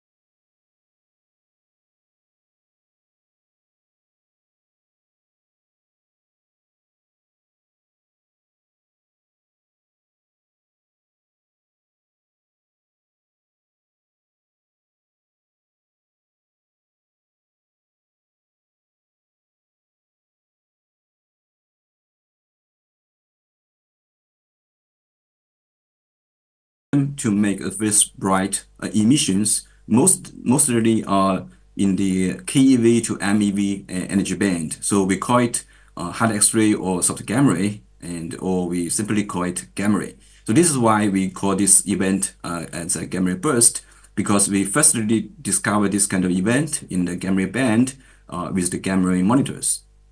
And the Russian community actually made a major contribution to these discoveries and studies. And after the dissipation energy inside of the jet will also interact with the medium and produce a very wide energy band emission. We call it afterglow. And you can see on the right plot showing that the prompt emission could be very irregular and spiky and a very fast variation in time.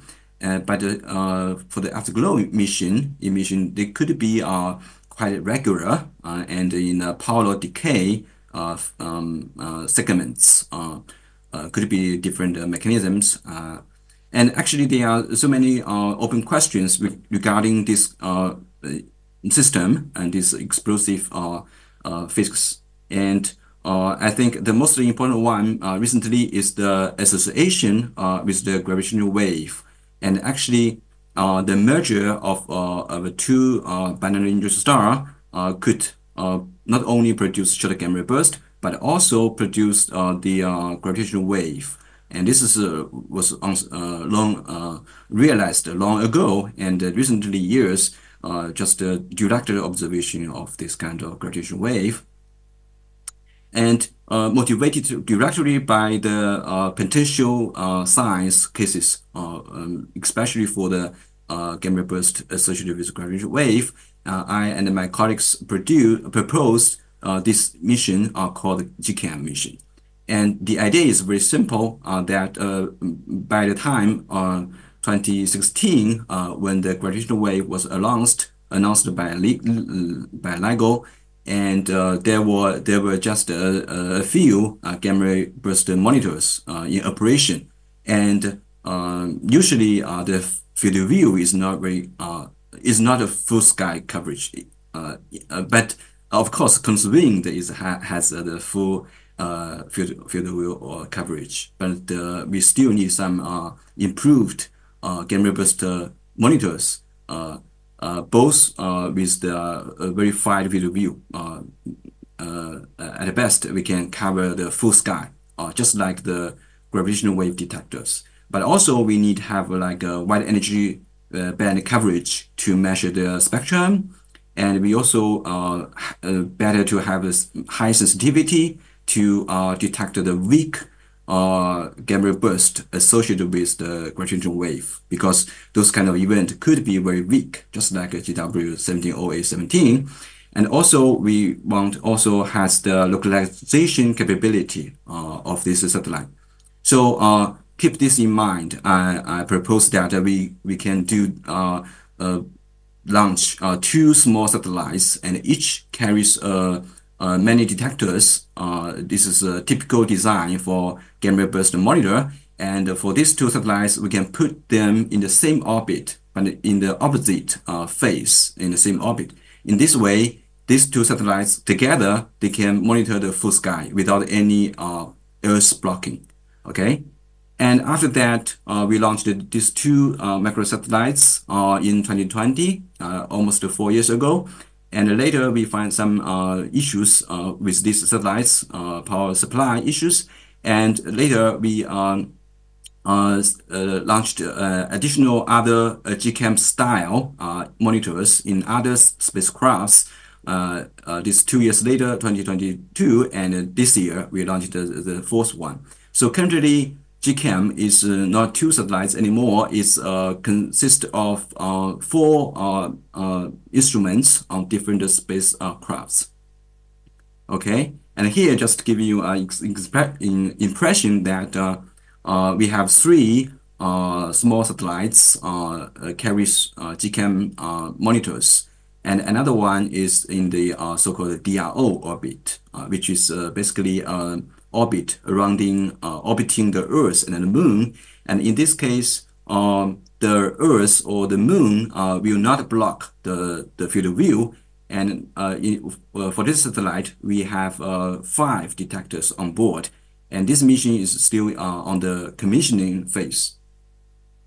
And because of the gamma burst could be very bright, and in the beginning, in the design phase of GCAM mission, I emphasized that we need have a dedicated design to monitor the bright burst. So we have some special design to reduce the data saturation. For example, when the burst is so bright, the data rate could be very high. So we have we have a smaller detector area, and we have a larger bandwidth transfer. And we also have some design to minimize the power supply up, and also minimize the systematic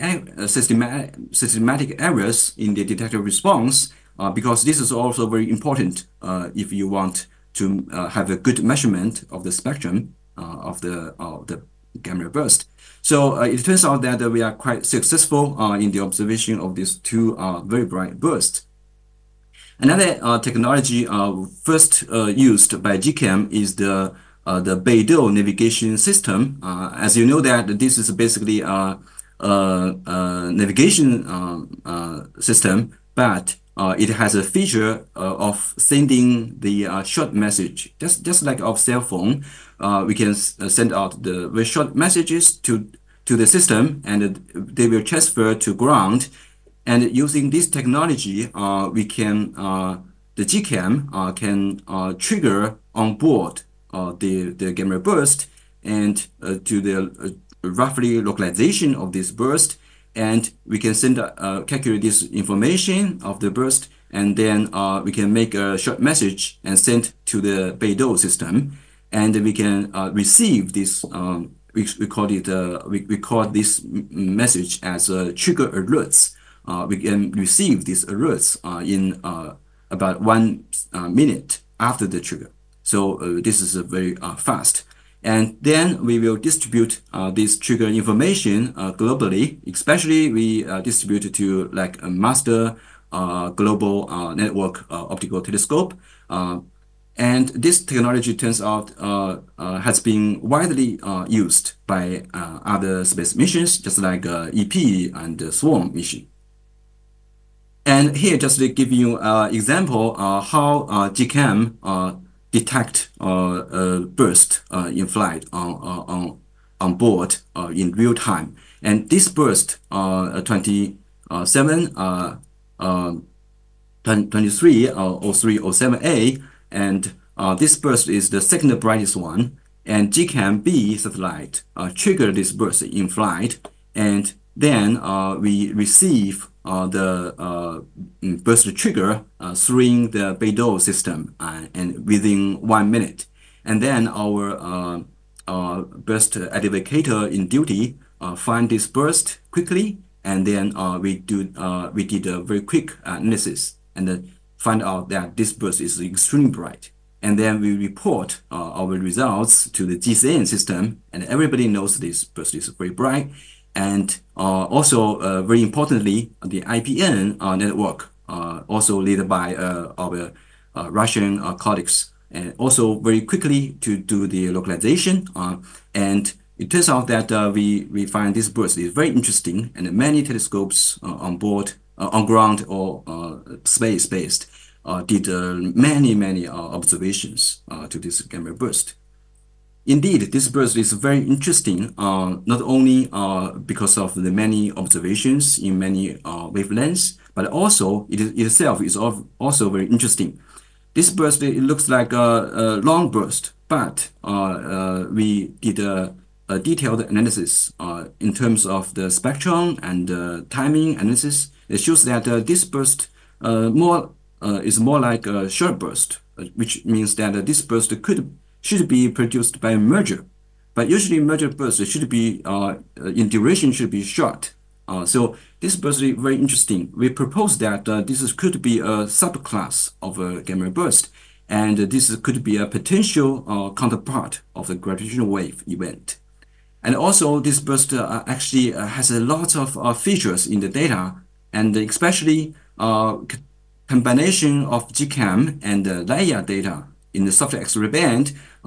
We find evidence that the central engine of this burst should be a magnetar. So this is quite interesting. And next, I will focus on the monster burst, actually the brightest one, GRB 22100809A, and so many observations, discoveries regarding this burst. And in China, we basically, in space, we have two space telescopes, including GCAM-C and HXMT, jointly did a very good observation of this burst, covering from the very beginning of the burst to the end of the burst. So we together of these two instruments, we can measure, characterize the full course of this burst. On the ground, another major discovery by LASSO, also developed by our institute here, and did beautiful measurements in the TV energy band of the afterglow emission. Okay, and also another very important thing is that our colleagues in Russia also made a major discovery to this burst also. You can see the data very beautiful. And so I want to emphasize that for GCAM mission, we had this burst just arrived at the Earth just 2 months after our launch of the third GCAM instrument. We call it GCAM-C, and the GCAM-C instrument actually quite special, and we designed a very special working mode for this new instrument, especially when this satellite flying over some region with high background, which caused by the particles in the orbit.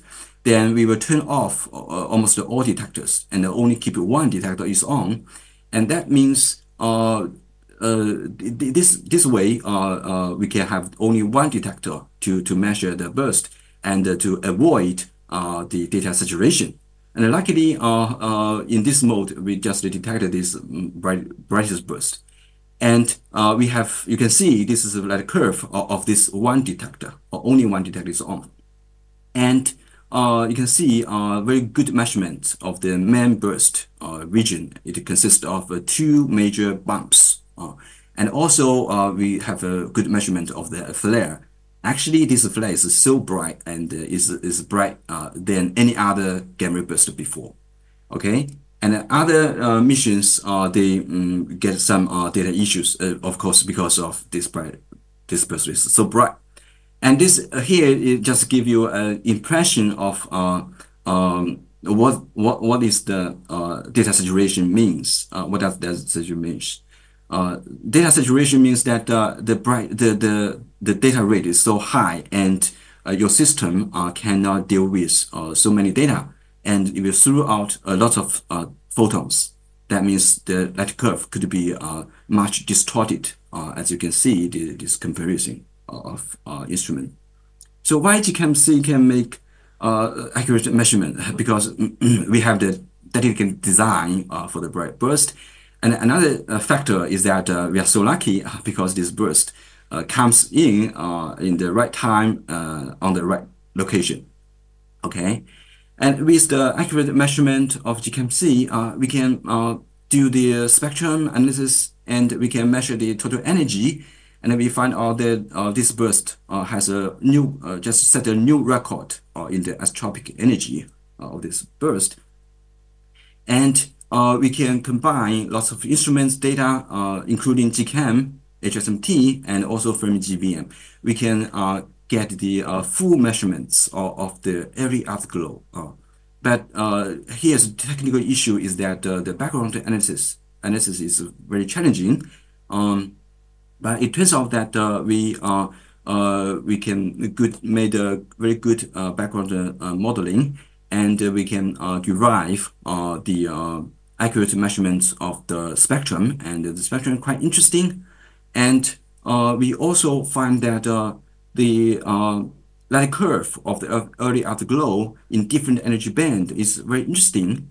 And in many energy bands, there is a jet break. It's a break in the light curve, and the break significance is quite high. But in lower energy band, the break is not that significant. But this picture is quite consistent with the theory model. But still, we find that we find something quite new here. The first thing is that the break time is energy independent. So this is the signature of the jet break. So that which means that this break was caused by the jet edge. Another thing is that this may be the first time we find this feature is that the slope, the light curve slope, is energy dependent, and this is new actually. Okay, so for this burst, we find another discovery is that we find a close relationship between the prompt emission. This is the origin orange light curve is the prompt emission, and the TeV light curve. Basically, TeV light curve is the afterglow. So we find the cumulative light curve of the prompt emission, which is the sign, can fit very well with the rising phase of the afterglow. And we can also find this axis after this fitting. And this axis is also very consistent with the prompt emission. And this is a signature of the external inverse Compton in the afterglow region. So we built a simple model to interpret this observation, and the time delay of the afterglow in the TeV band is quite understand in this model because of the jet speed is less than the speed of light. And using this model, we can constrain the Lorentz factor, the speed of the jet. Okay, and we also did more modeling because the time limitation I just skip. Okay. And another, I think, the most important discovery is that we find the MEV emission line in the spectrum of this gamma ray burst, and we actually did this analysis, including spectral analysis and line search, just after we find this burst. And also we did a joint analysis, and this joint analysis allow us to explore the line feature for the full burst. Okay, and the most important thing I think is that we find the energy of the line evolves as a power law decay as time, and so this is the direct evidence that this line feature should be must be originate from the gamma ray burst, not from any other fake effects. Okay, and we also propose that this could be well explained by the pair annihilation line, which is boosted in the jet. And this published, okay, and this actually, there are two groups working on this observation of this emission line, and many papers, studies also published to make the interpretation of the line, and many models. And here is the model I also involved, is that we invoke the high latitude effect of the jet and can explain the power law decay of the line energy and -1 decay. And also we can use this observation to constrain the speed of the jet, and also constrain the emission region of the jet. Okay, so here's just a brief summary. GCAM is a small mission composed of several monitors on different spacecrafts, although this mission is still a small mission. And we have dedicated design, and which is very helpful for us to observe these two bright gamma ray bursts. And this is my talk. Thank you very much. Thank you, Shaolin. Is the line broad or narrow, the 37 MeV line? Well, the MeV line. Yeah, this line, the scattering of this line is about 10%, which means the Gauss can fit by the Gaussian function, this line can fit in by the Gaussian function, and the sigma over the line energy is about 10%. So this is quite narrow, I think. And it also evolves it evolves together with the line energy, with time, the width. The width is, yes, the width evolves, but if you calculate the ratio, it's almost constant. Okay, I see. Thank you. Yes. Thank you. More questions, please.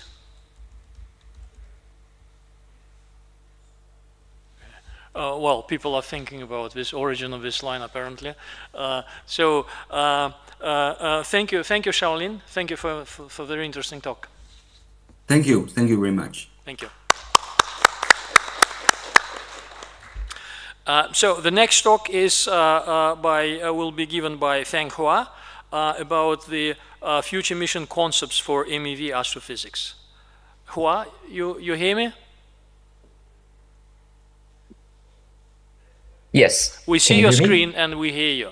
Hi. All right, great. Okay, so thank you very much for giving me this opportunity to talk about some future techniques development in our laboratory. So actually, what I'm going to talk today is a collection of work done by many of our colleagues at IHAP and also from Tsinghua University. Okay, I will go briefly about the science with MEV astronomy, and then I will talk about the techniques that we are developing in our laboratory and the associated mission concepts. So this figure tells us the sensitivity versus energy for different telescopes. As you can see in the MEV band, the previous telescopes have sensitivity much worse than in the GeV or the keV band by 3 or even 6 orders of magnitude. And this is a so-called MEV gap. And this band is interesting because for many multi-messenger sources, they have an emission spectrum peaked in the MEV band, like gamma ray bursts, blazars, pulsars. And also, in my opinion, the most interesting and unique part for this band is there are quite a lot strong emission lines. For example, the positron-electron annihilation line at 511 keV and a whole bunch of radioactive emission lines. And these lines are important tracers for us to study the nucleosynthesis in the universe. So one of the most important questions in astrophysics is how the heavy elements were formed in our universe, especially those heavier than the iron. And it was argued that those elements were formed in extreme explosions such as supernova explosion or neutron star mergers. And MEV emission will be a unique signature following those explosions. So that means the MEV observation will be an important approach in multi-messenger astronomy. And here I show you one of the very interesting map of 511 keV, and there's a very bright component near the galactic center. So the most interesting or most puzzling part is that on top of the disk component, there is a bulge component, which is quite bright. But there are not so many stellar processes in the bulge of the galaxy. Of course, this could be due to astrophysical origins, for example, the past activity of the central supermassive black hole, and also due to nuclear synthesis in the giant molecular clouds in the galactic center, and somehow the positrons were emitted and propagated into the bulge over the past million years. But in recent years, there are quite a few models suggesting that these positrons are actually due to dark matter, either decay or annihilation. Because, for example, you can see the 511 keV profile is not consistent with either low mass exobinaries or high mass exobinaries, but more or less similar to the dark matter distribution, for example, the NFW profile. And also people arguing that there could be many primordial black holes around the galactic center, and they attract a lot of dark matter and increase the cross-section for dark matter annihilation. I want to say that MEV observation can address a bunch of problems over a wide range of astrophysics. For example, just to name some, this is MEV emission line just mentioned by Shaolin from the brightest gamma ray burst. And here, due to the interaction of low energy cosmic rays and the interstellar medium, it will produce quite a lot emission lines, radioactive emission lines, and this can be used to detect and describe those low energy cosmic rays which are otherwise difficult to be probed. And even the MEV observation can be used for non-high energy astrophysics. For example, here I show you example. The aluminum-26 measured with COMTEL can be used to constrain the planetary formation, the history of star formation and planetary formation in star-forming regions. Okay, so driven by these interesting science cases, what we need is actually a detector that can work in the energy range from, for example, 0.5 MeV to around 10 MeV. And for the lines, they are mostly, below like 2 MeV. And because many of the observations is to see the emission lines, and some of the emission lines are narrow, so that means we need a good energy resolution for line detection. And the most difficult part for MEV astronomy is that there is a high background. So compete with the background, you really need a large area and to reach a reasonable sensitivity. So following this science drives, we have developed quite a few detectors which could be suitable for future MEV astronomy. The double-sided silicon detector, the 3D position sensitive, room temperature, cadmium, zinc, telluride or CZT detectors, and also the transition edge sensor optimized for MEV detection. So along with the HERD project, as just mentioned by Professor Shuangnan Zhang, and we have developed single-sided silicon strip detectors. And now we have designed and manufactured the first prototype of a double-sided silicon detector, which has a size of around 7 cm by 7 cm with a thickness of 500 micron, and the pitch is around 500 micron. And this has been tested well, and now we have designed the second prototype and will be delivered soon. And this one will have a size of like 10 cm by 10 cm, has the same thickness, but the pitch will be reduced from 500 to around 240 micron. And based on the double-sided silicon detectors, and we proposed the mission concept, which is called MEV GROW, consisting of 4 payloads. And the central payloads is gamma ray converter tracker, and consisting of 50 layers of silicon trackers. And it sits around at the center, and below the silicon trackers, we have 2 layers of CZT detectors work as a calorimeter. And surrounding it, we have the anti-coincident detector using plastic simulation detectors and silicon PM to veto the charged particle background. And also we will have a gamma ray burst monitor using scintillators and silicon PM to monitor the transient sky in the MEV band. And this one would have a larger size, about 1.8 meter by 1.8 meter from a top view, and it will have a sensitivity 2 orders of magnitude better than that of COMTEL. For the CZT detector, this is the first prototype we have developed in our laboratory, and it's manufactured by Redline, a Canada company with a geometry of 2 cm by 2 cm with a thickness of 1.5 cm, and is pixelated with pixel size of 1.7 millimeter. And there is a dedicated readout ASIC developed by Ideas, and which can be used to read out each pixel on the anode.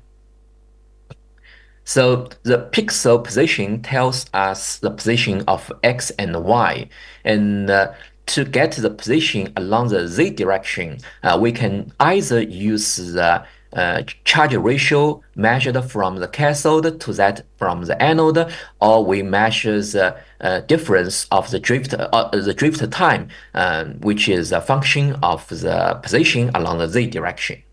So here I show you some measurements. Here is the charge ratio versus the energy deposit at different depths along the Z direction. And also this is drift time as a function of Z. And this can give us a position along Z to an accuracy around 0.6 millimeter, which is even better than the X and Y resolution. And those relations can also help us to correct the charge loss during the charge transport. So that means after correction for the charge loss, we can have a better energy resolution. So here I show you the energy spectrum measured by average all the pixels of the detector, and we got a energy resolution of 0.6% at 662 keV.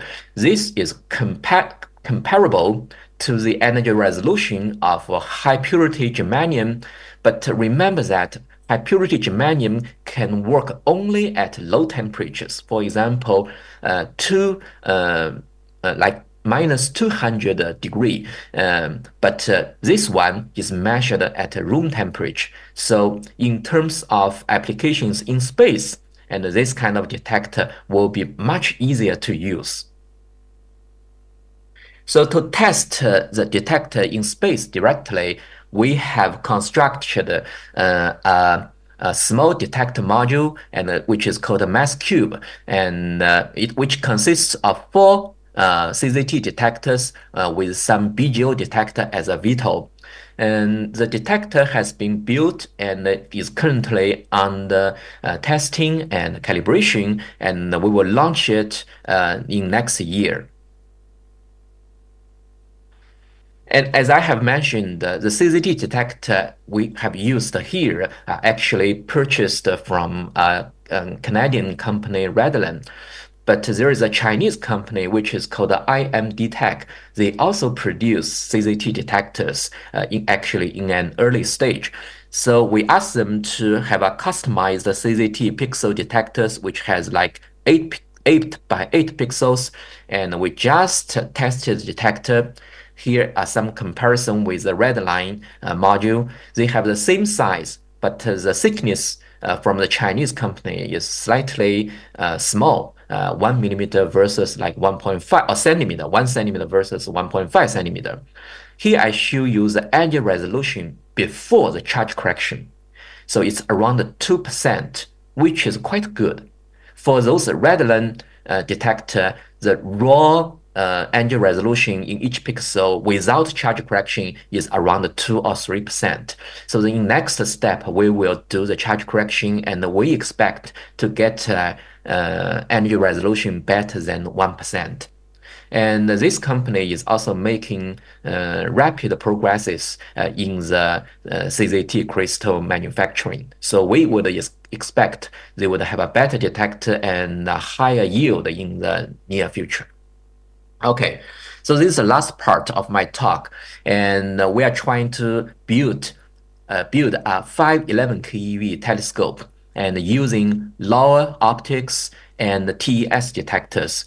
The low optics will use low diffraction to reflect the high energy photons and onto the focal plane. And this is a direct imaging compared with for Compton imaging, which is indirect imaging. And the TS detector offers ultra high energy resolution. And this would give us a really high sensitivity. So on the focal plane, we will using the so-called microcalorimeter, which is a superconducting transition edge sensor. So working in a phase between the superconducting phase and the normal phase. So as you can see here, a tiny thermal deposit will cause a measurable temperature increase. So this is a very sensitive thermometer, allows to get an ultra high energy resolution. So why energy resolution is important? Here I show you the integral measurement of the galactic center 511 keV line, which has a line width of 2 keV. And with energy resolution better than like 500 electron volt, this would allow us to do line dynamics. And a good example would be the aluminum 26 map measured by CompTel and also integral. And we have seen the rotation pattern of our galaxy. And here we can do that for the 511 keV, which will be a very important diagnose for the line origin. And with that direct imaging, we can get a spatial resolution around 1 arc minute. So this can allow us to tell whether or not there is a single point-like source at the center of our galaxy, which would be a strong indication that the line is, or the positrons actually produced by the central supermassive black hole, or due to the primordial black hole theory, and there may be multiple point-like sources. This can also be tested, and in combination with focusing and TS, and we can improve the sensitivity by orders of magnitudes. So this would allow us to detect the 511 keV line in nearby dwarf galaxies where the dark matter is dominant. So here I show you some preliminary results measured with integral, and it's quite marginal. So, and with better sensitivity, we can tell whether they have 511 keV emission or whether or not they are correlated with the mass of the dark matter. Okay, so on the focal plane, we really need an array of TS and multiple layers of array. That's because even we use high Z absorbers, for example, tantalum or lead, the quantum efficiency will not be high enough for 511 keV detection. And here, this is our preliminary design. With 6 layers, we can get a total detection efficiency better than 90%. And currently, we are working on the simulation and the design. And in the near future, we will do the fabrication of a single pixel detector. And we expect to get the first results in early 2025 next year. And then we will go all the way from a small array and to large array. And although we don't have currently don't have measurements results about the MEV detection or 511 keV detection, but we have already have a 6x6 TS array working in the X-ray band. And here I show you, this is the picture of the array, and here's a measured energy spectrum, and around 17 keV, we got an energy resolution of 28 electron volt, which is not that satisfactory. And we are actually making, fast progresses. And we would expect in next year, maybe around 6 keV, we can get an energy resolution better than 10 electron volts for an array, not for a single pixel, which is easy.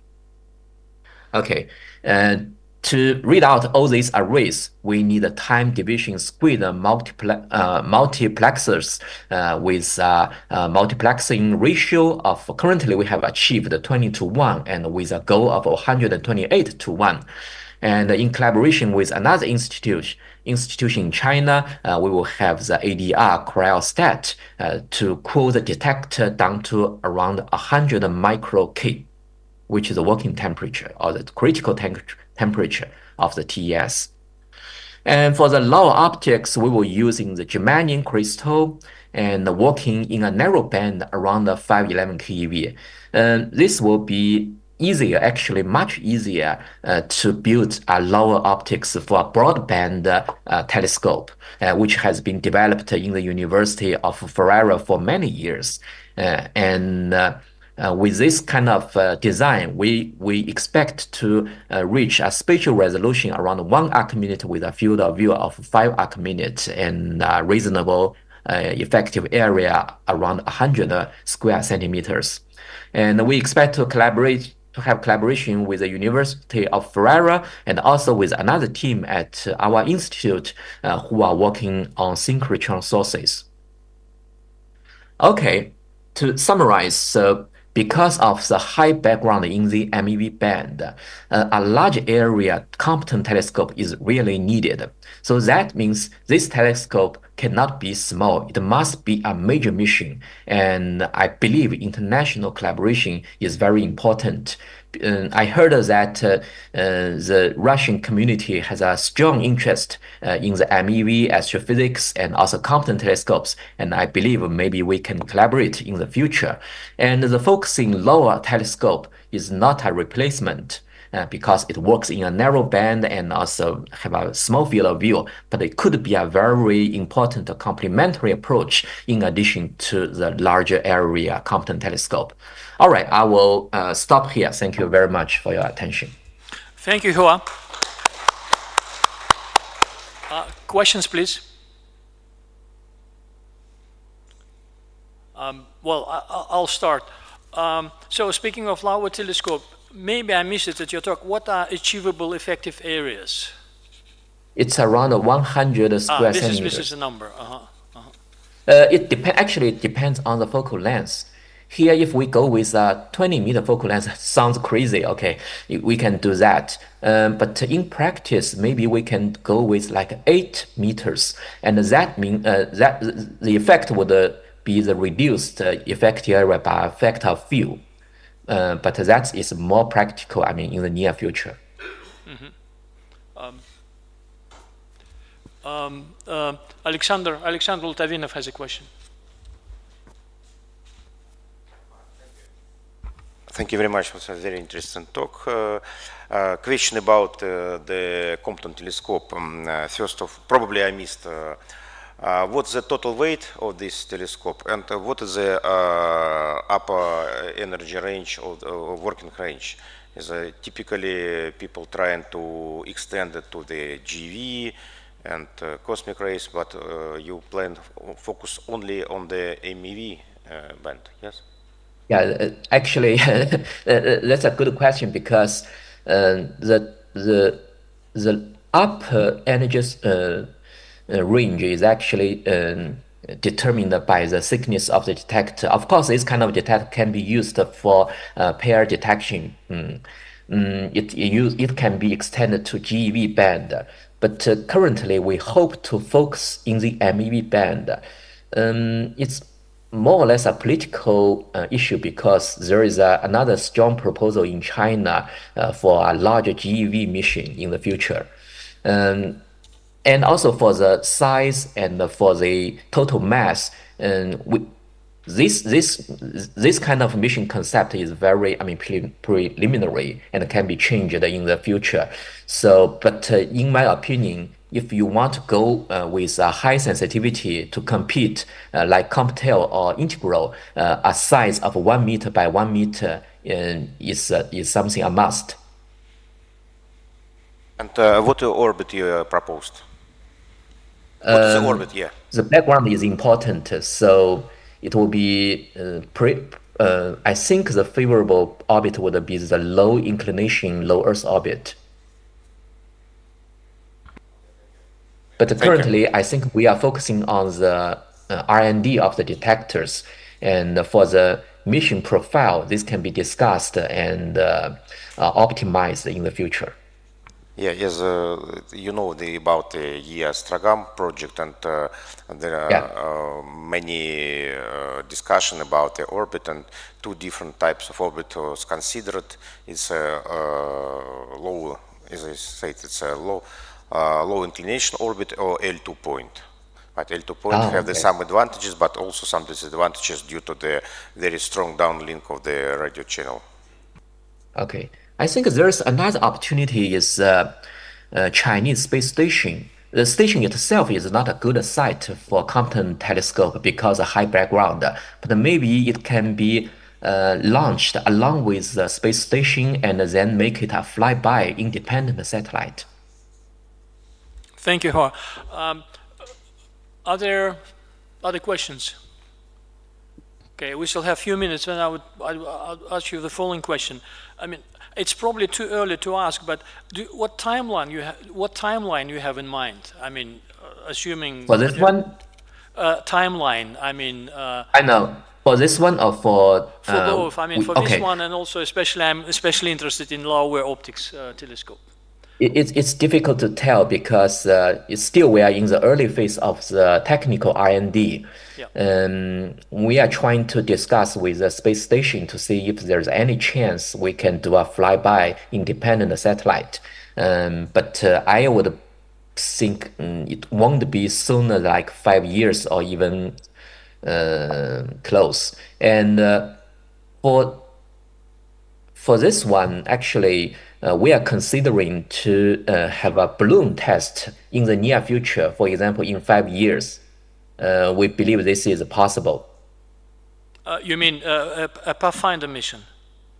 Yeah. Yes. Just for 511 keV detection. It's not a general MEV telescope. Yeah. Thank you, Hoa. So if there are no further questions, then let's thank the speaker again. All right, thank you. Thank you for giving this talk, and best wishes for the coming year. So the next talk will be delivered by Tao Lian, and she'll speak about the catch, the concept of the catch space mission. Okay, thank you. Lian, you here? Okay, good. Yes. Can you see my screen? Not yet, but it's probably coming.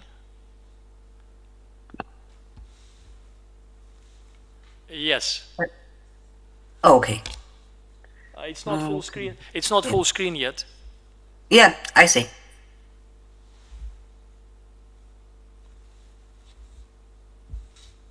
Yeah. You're ready to go. It's full screen now. Yeah. Let's go ahead. Yeah. Let's get my screen mouse. Where is it? Okay, where is it? Oh, that. Okay. Hello, everyone. Thank you so much to give me this opportunity to introduce a new space mission in China. We call it CATCH. The main goal of CATCH is to study the transit. So we want to use CATCH to explore the new opportunity in time domain astronomy. In CATCH, each satellite would be a micro satellite. So that means each satellite will be very small, but we will have many satellites to be a constellation. So we can see the full name of CATCH is Chasing or Transit Constellation Hunters. So we call it CATCH. So the CATCH will catch the transit.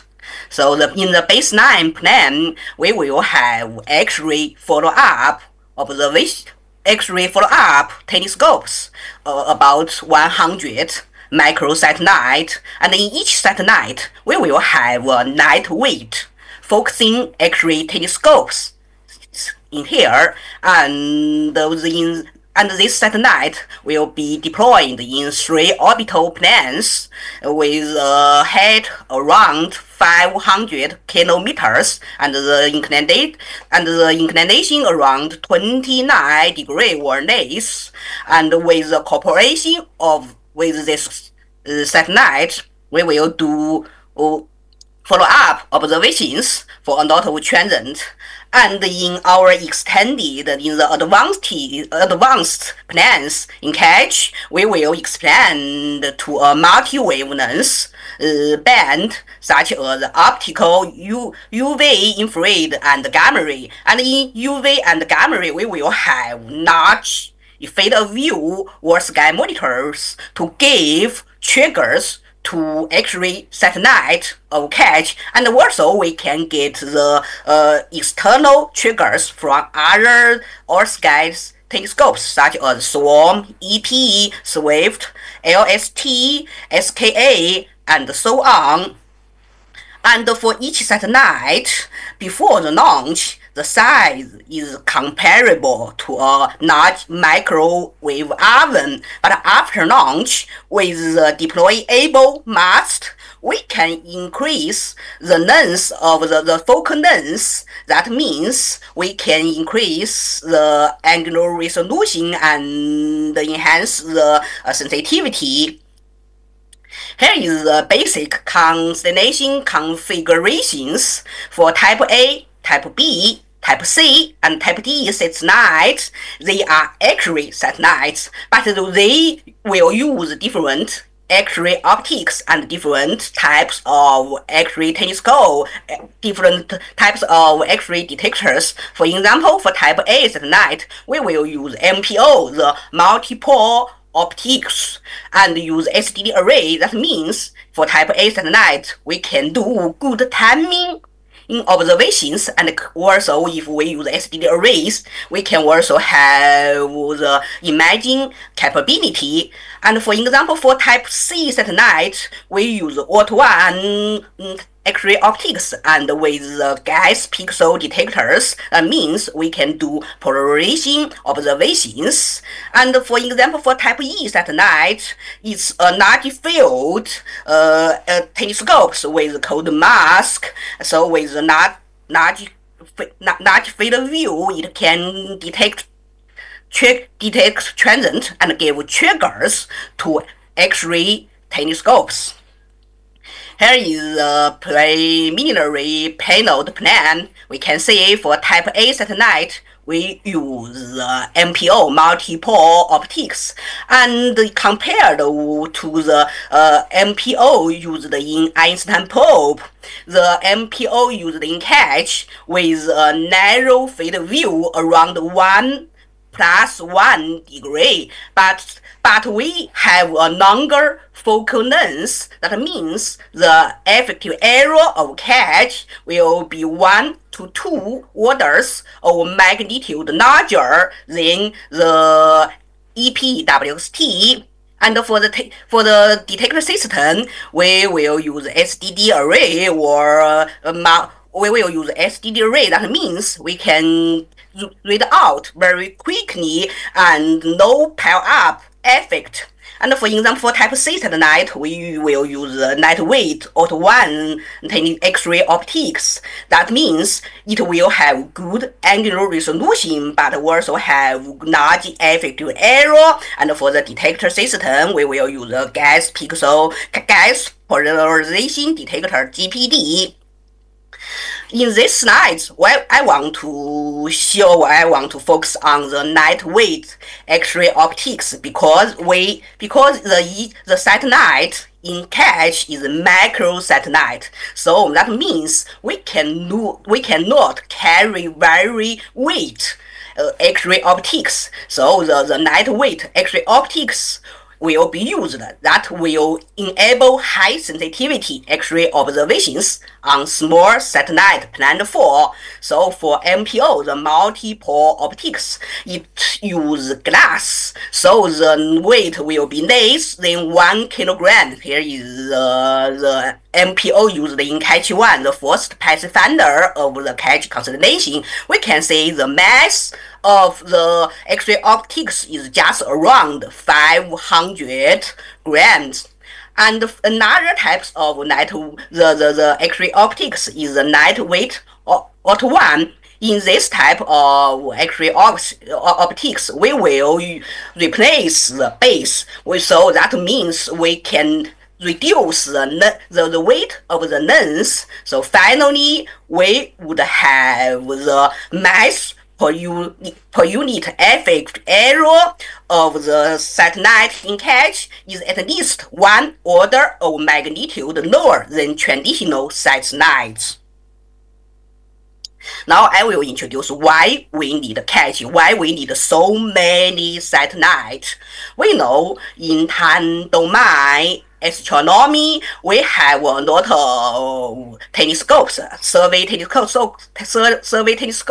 such as in radio, we will have SKA, in optical, we have ST, ZTF, and so on. And in X-ray, this year, we have Einstein probe, swarm, and other telescopes. So the final result is that the number of the transient will increase very quickly, and so that means when we detect so many transients, we want to understand this transient, we need follow-up observations. But there is a challenge how to conduct follow-up observations for such a large number of transients. We know in China, at present, we only have 3 X-ray telescopes inside HMT, Einstein probe, and swarm. And in the world, there are just a few number of X-ray telescopes. The reason why we have such a few number X-ray telescopes, because one reason, the first reason is the cost is very high for each satellite. We know the cost may be from several hundred million to tens of billion of US dollars. And the develop and launch cycle is very long, from several years to decades. And as we know, if we want to run just one satellite, we need a team of dozens or 200 people. And finally, we know the lifespan of each satellite maybe just 1 year if launch feature. And in the perfect case, it will be around 10 years. So with the catch, we want to solve these problems. So each satellite in catch, the cost is just around 3 million US dollars, because we use micro satellite, we use lightweight X-ray optics, and with mass production, we can reduce the cost of each satellite, and as well as we can reduce the develop and launch period for each satellite. The development and launch period is just 2 or 3 years. And with the intelligent control system, we can manage the constellation, and by replace the disabled satellite, and we can ensure the successful rate and the life of the mission. So finally, we want to break the unbalance between the large numbers of transit and the very few number of the follow-up missions. And the catch will be a bridge, because we know if the survey telescopes find the transient, we can use catch to perform follow-up observations and find important and very interesting target to large observatories such as EXTP. So catch will be a bridge. It can bridge the survey telescopes and large observatories. And in addition to this opportunity, capability, catch can also catch will be very powerful with the cooperation of different satellites. Here are some cases. For example, we can with several or 10 satellites to form a large telescopes with a flexible field of view. That means if we want to search for the X-ray counterpart of the gravitational wave or neutrinos, we know the localization region is irregular, so we can use the several or tens of catch satellite to form a large telescopes with flexible field of view similar to the localization region, and the sensitivity of the large telescopes will be better than the world sky monitors. And for the second scientific case is that, as we know, for the low orbit satellite, when it runs around the Earth when it enters the SA region or it is blocked by the Earth, we cannot do observations. But with 3 or 2 satellites in catch, we can perform uninterrupted monitoring observations. That means if one satellite enters the Earth's shadow or it enters the SA region, another satellite can take over its job.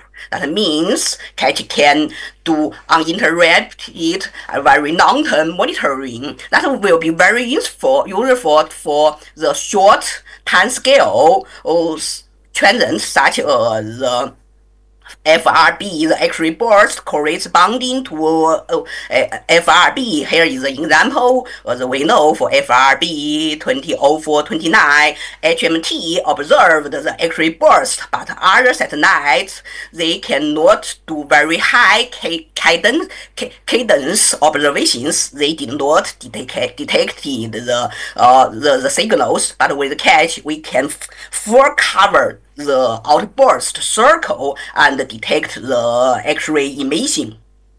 There is a third scientific case with type A, type B, type C, type D satellite. So the cooperation of the different satellites in catch, it can do timing, spectroscopy, imaging, and polarization observations. So catch will be another X-ray emission can do the simultaneously timing, spectroscopy, and polarization observations. But as we know, the catch with the microwave satellite, so it will be very flexible for observations of transient. Here is another example for catch to do coordinate observations with ground and space-based telescopes. As we know, when there are some transient, the survey telescopes such as SORM, EP, FAST, co-array, SK, ST, and the X-ray and the gamma ray and UV or sky monitoring in catch, they detect this transient.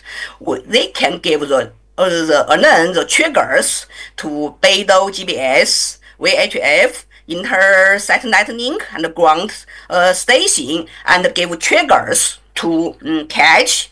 And catch one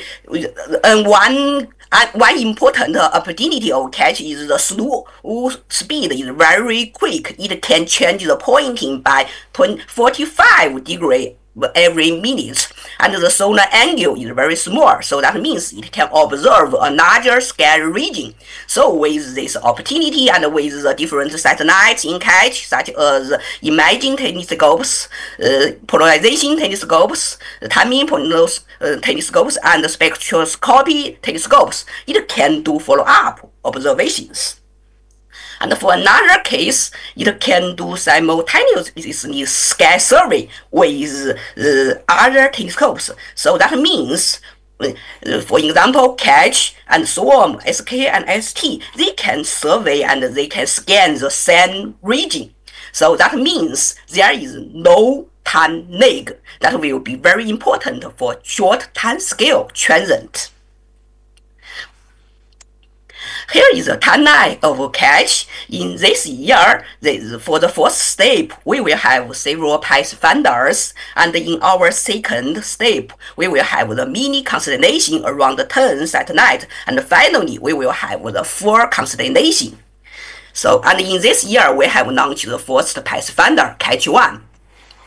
Here is the parameter of Catch 1. Catch 1 is a type A satellite pathfinder. It uses MPO and 4-pixel SDD array. The effective error is around 40 square centimeters, but for the formal type A satellite, the effective error will be much larger.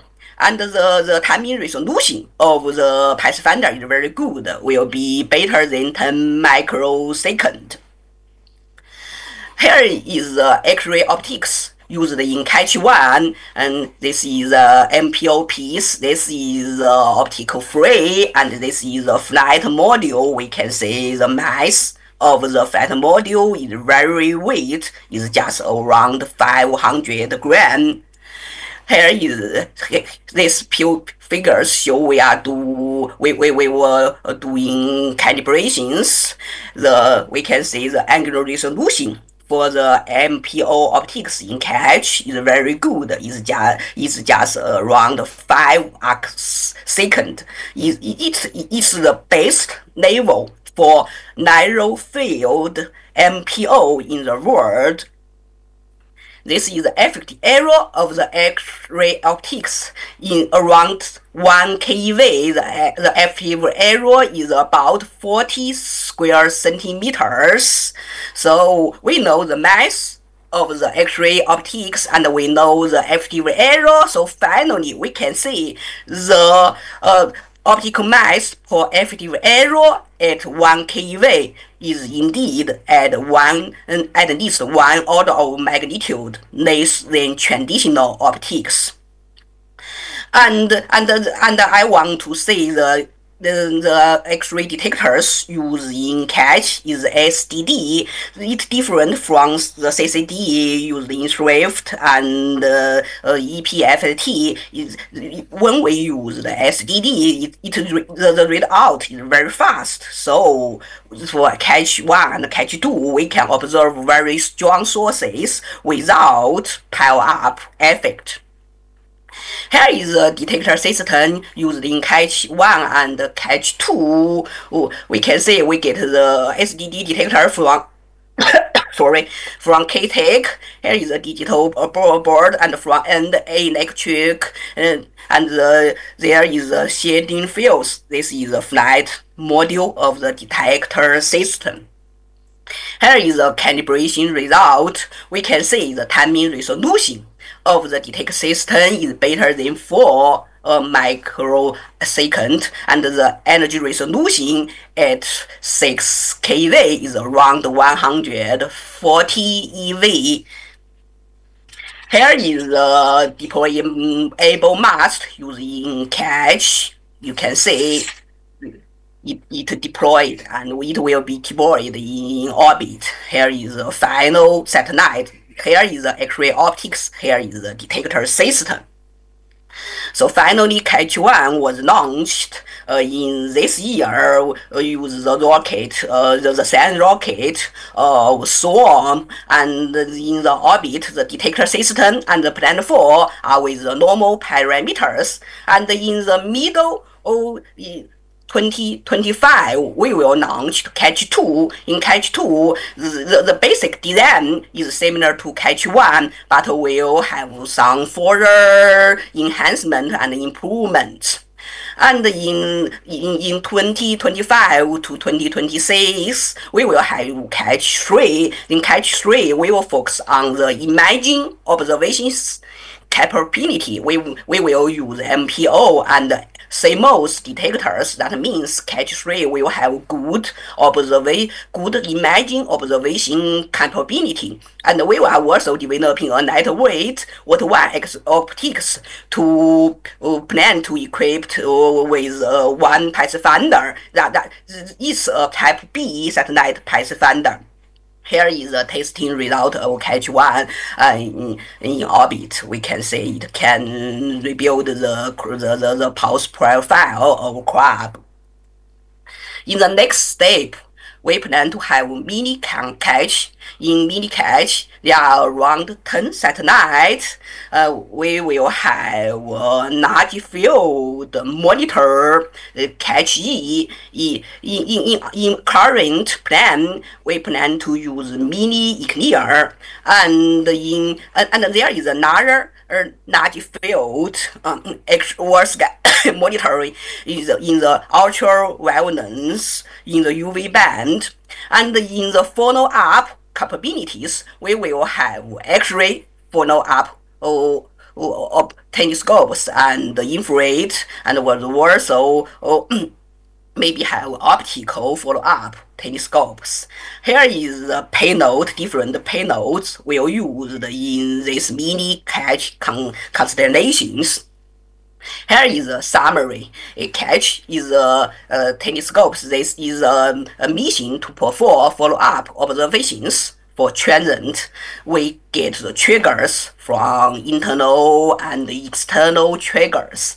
And in each follow-up telescope, it will carry a net weight. X-ray optics, it will do very quick response to transient and to observe different transient in time domain astronomy. The first pathfinder was launched this year, and we will have 2 pathfinders in next 2 years.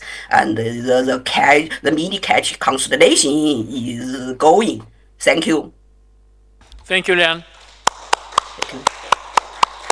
Do we have questions? Lian, you showed the plot with sensitivity, and I thought, if I understood correctly, sensitivity was comparable to Rosetta, 10 to minus 14. Is it correct? For 10 to minus 14, you mean for which satellites? For catch. So for my catch? question was, what sensitivities are you talking about? Because 10 to minus 14 for such a small mirror seems to be too high. So what sensitivity of a single module and when they fly information, when they point at the same source, several satellites, what do you expect? For the sensitivity, if for type A satellite, because we use SDD, so that means the number of pixels are not so many. So that means the background will be high. So the sensitivity would be around 10 to minus 12 or to 10 to minus 13. But if we use CMOS, you know the pixel size is very small, and the effective error for MPO, we expect the effective error for MPO is around 100 square centimeter for the formal satellite. That means we can reach the sensitivity to about 10 to minus 13. I see. So what about catch 1? Did you do any astrophysical observations already? I saw a crop pulse profile there. Yes, we do some testing in this satellite. In catch 1, we manually want to do the testing of the detector systems and the planned for and the payload. So for catch 2, we will improve some capabilities and we'll do some astronomy observations. Yeah, thank you. Thank you. Are there other questions? Not the case. So thank you, Lian. Thank you. Thank you. It's a very exciting project, and so looking forward to see like 10 catch satellites flying in the sky and doing coordinated observations. And I guess that would be a tough job to control them, right? Unless you invent something. Yes. More sophisticated or smarter than just like controlling every single satellite with a separate team of controllers. Yes. Yeah. Yes, sure. Of course, humankind has experience of operating many satellites at once, right? Yes. We use this for navigation and for communication. Well, anyway, so thank you and happy New Year. And of course, we know that you have New Year later, but still happy Western New Year to you. Yes. And your yes, colleagues. Happy New Year. And the happy Merry Christmas. But this is 1 day late. Yeah. So thank you, and all your colleagues for very interesting presentations. And now we're changing the topic, and I guess we're changing language. We're switching to a gamma ray burst session, and it will be in Russian. So you're welcome to. You'll see the slides in internet if you're interested to follow. But the presentations will be in Russian. Thank you. Thank you. Bye bye. Bye bye. See you. Yeah.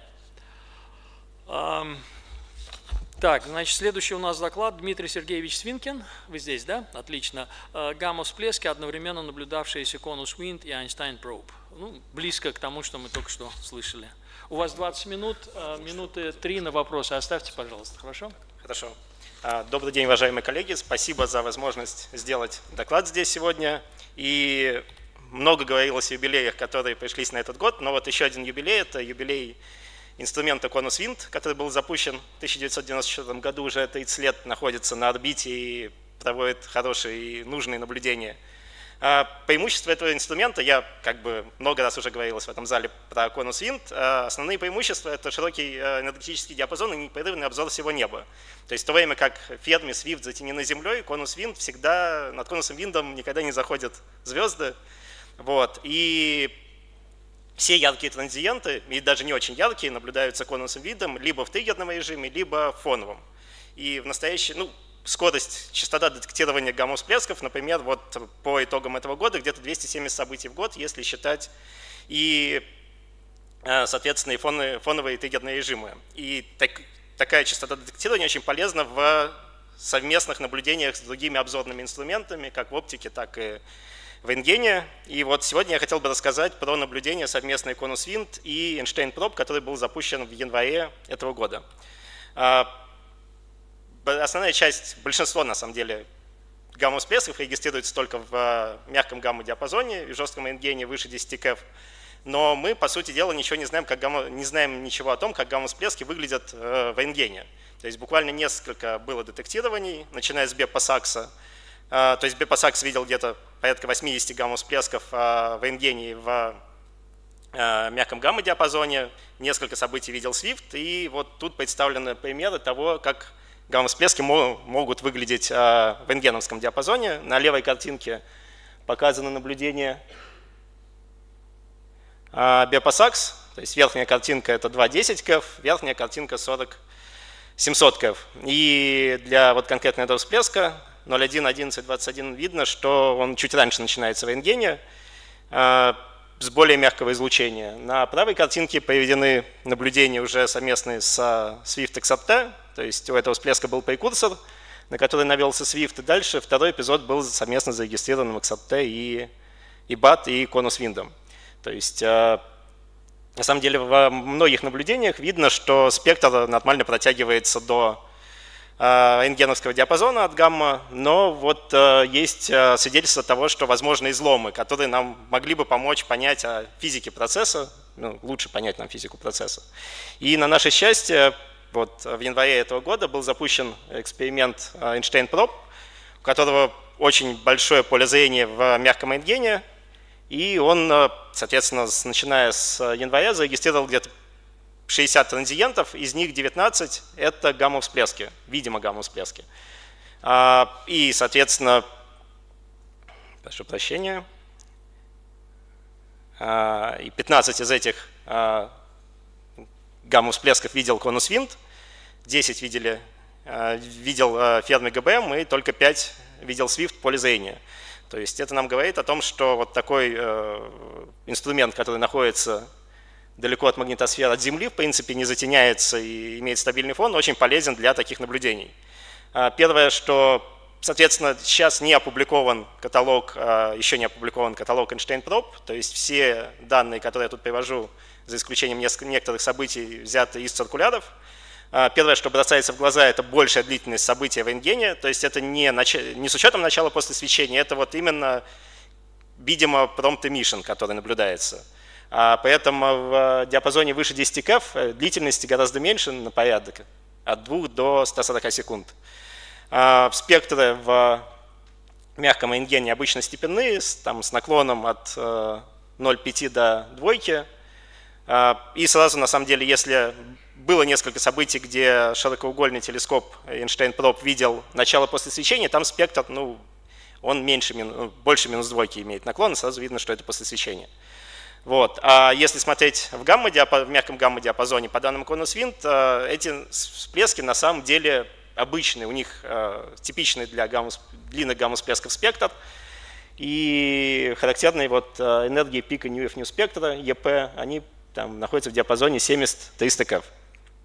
И среди этих событий, среди 15, 5 имеют измеренное красное смещение по результатам последующих наблюдений.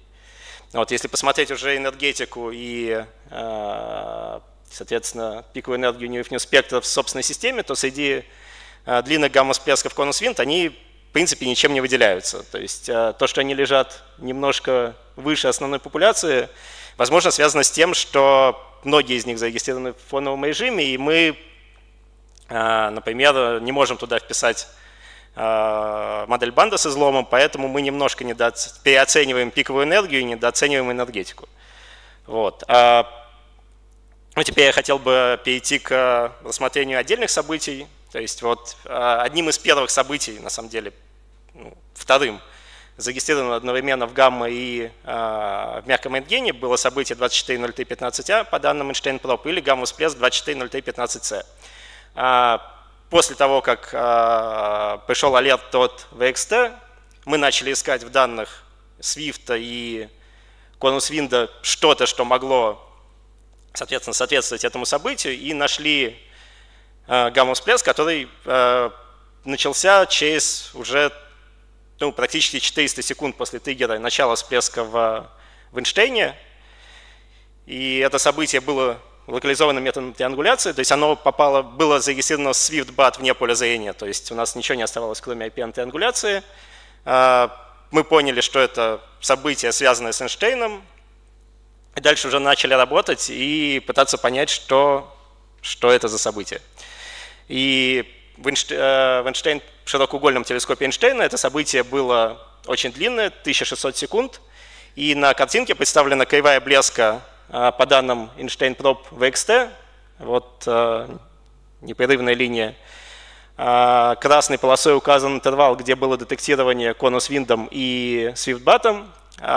Соответственно, по правой оси показан спектральный индекс по данным VXT.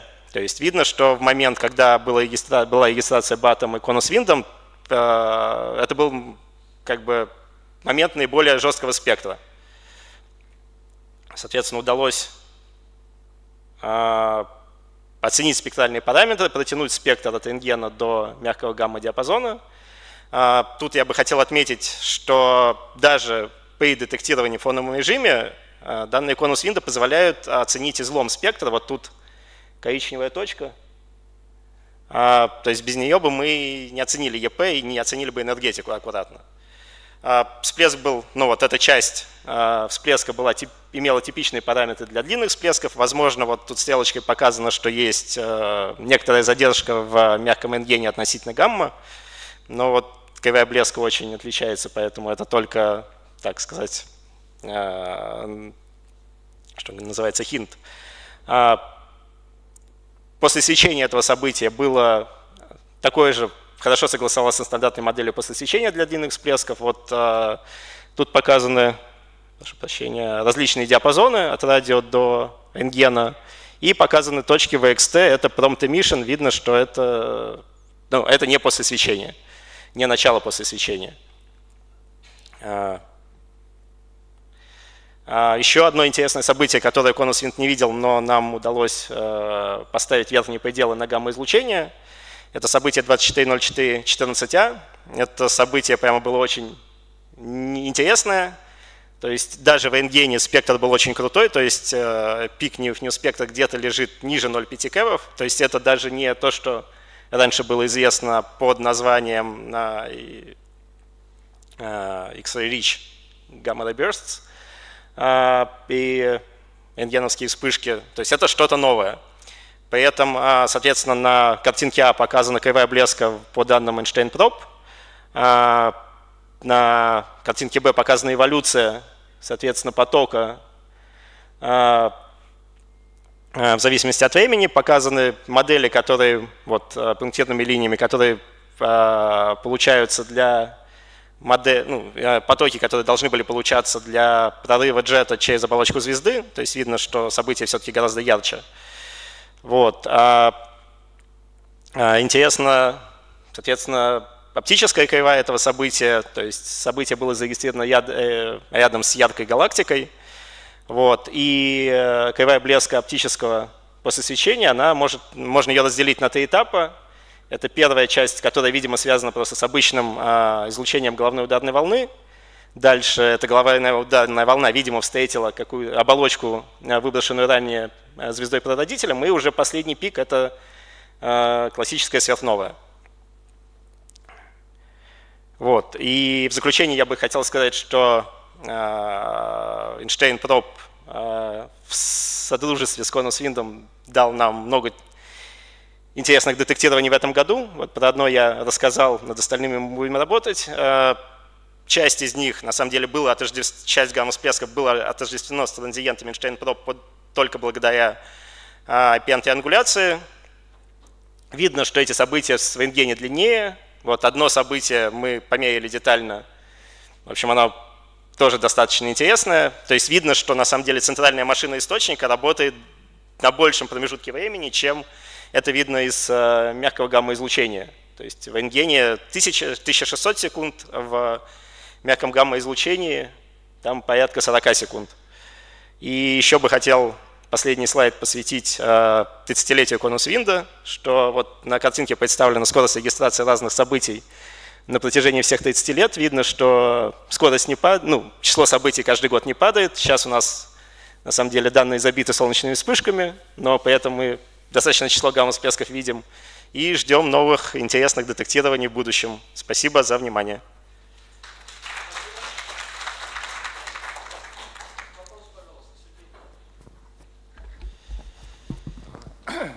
Поздравляю, что 30 лет уже работаете. А сколько он еще может работать? Ну, на самом деле, у самого спутника он поддерживается в L1 за счет двигателей, то есть корректировки траектории. Там топливо еще лет на 50. Вот. А самая проблемная часть, если честно говорить, это магнитофон пленочный, который там, соответственно, пишет данные. То есть число сбоев пока не растет. То есть данные чистые, более-менее, явной деградации не видно пока. По-моему, для отечественных приборов это уникально. Но, соответственно, отечественный там магнитофон американский, соответственно. Просто из любопытства, какая емкость магнитофона в килобайтах или в чем-нибудь? Про магнитофон не знаю, но вот информативность самого конус-винда — это биты в секунду, то есть очень ограниченный объем информации, в который вот засунуты все полезные данные. На самом деле хотелось бы больше, но то, что есть, уже очень полезно. Понятно. Еще вопросы? Женя, по-моему, впервые поднял руку. Когда идет речь о том, что разная длительность в рентгене и в более жестких гамма-лучах, то и при этом как будто бы рентген, как вы говорите, задержан, да? Нет, рентген на самом деле вот для события, про которое я сказал, он начался даже раньше, на 300 секунд. То есть это в обе стороны? Да, в обе стороны. Вот, соответственно, розовой полосой это гамма, а зеленая кривая это в мягком рентгене. Но а не может это быть просто связано с тем, что это самый высокий пичок, но вот, собственно говоря, он и зарегистрирован. Там вроде сигнал шум не очень большой. То есть, возможно, на самом деле это всплеск был зарегистрирован свифтом вне поля зрения, и в поле зрения, по идее, он должен был померить большую длительность. Но видно, что и наклон спектра сильно меняется, то есть вот последняя часть, по крайней мере, там наклон точно ниже, чем в самом пичке. То есть это не только эффект того, что чувствительности, но еще физическая эволюция спектра. А наклон это вот эти вот зеленоватые? Да. Вот фотонный индекс от... Вообще там ошибки большие. Да. Я бы не стал утверждать. Да. Если оно совместимо с точки зрения любого статистического теста. Да, это, по-моему, 1 сигма усы, так что там все. Да. Вы показывали кривую блеска в радиопазоне. Это какие потоки там? Просто не видно на шкале. Это после свечения, это сверхновую мы видим уже? Нет, сверхновая это Z4, так что мне не видно сверхновой. Это потоки... Откуда радио берется здесь? Это как фоллоуап, не помню чем, вот честно скажу. Это, соответственно, по оси Y это FNU в Янске, а радио на уровне 10 в 1, то есть 10. 10 янских? Не может. Мили янских, наверное. Либо это опечатка, на самом деле, есть наверное, статьи. Спасибо, да. Ладно, я понял. Да. Ну, наверное, это можно разобраться с множителем в кулуарах, да? Да, там множитель 10 в 6, да, так что это микроянский путь. Да. Ну. Я не помню координат, возможно, это Меркат померил. Есть ли еще вопросы? Нет? Тогда поблагодарим докладчика еще раз. Следующий доклад Павел Минаев расскажет про вспышку магнитара в галактике М82. Павел, у вас 20 минут, ну, несколько минут на вопросы оставьте.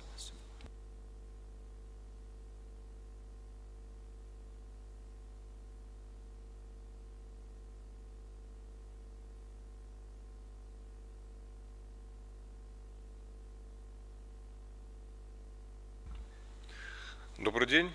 Как уже сказали, я хочу рассказать о гигантских вспышках даже внегалактических магнитаров. Это события, которые стараются быть максимально похожими на гамма-всплески, но, к счастью, им не всегда это удается, и мы все-таки можем их идентифицировать.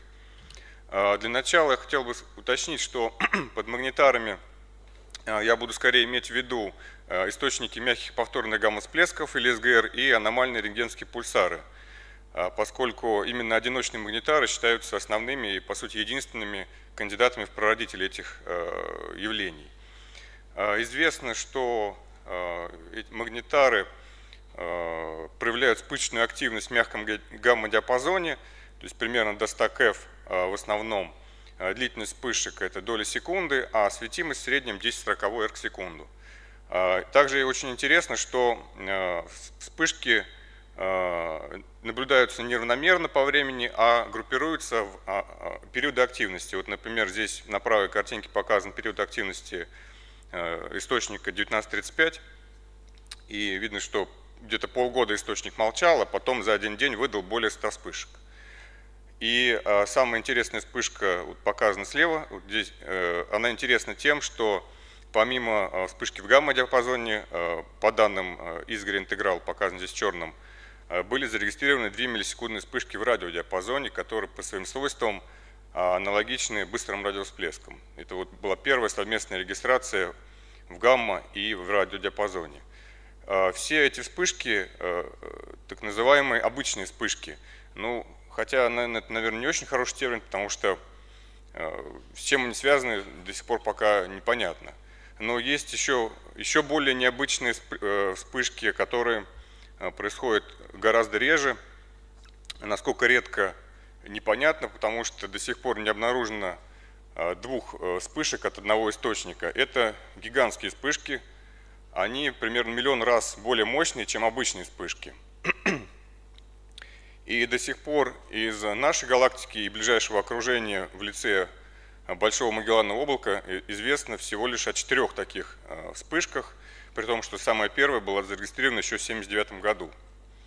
И здесь вот на правой картинке показана ее кривая блеска. Обратите внимание, что по вертикали ось логарифмическая, наблюдается очень короткий начальный эпизод и на 3 порядка более тусклый, очень длинный хвост, длительностью более 100 секунд. Слева показана кривая блеска и эволюция жесткости для другой вспышки. И мы видим, что, во-первых, начальный эпизод очень жесткий, а во-вторых, что хвост сильно осциллирует. То есть это, по-видимому, признак вращающейся нейтронной звезды. Справа показана сложная форма кривой блеска главного эпизода третьей вспышки. Но самое интересное и в каком-то смысле уникальная оказалась 4-я вспышка.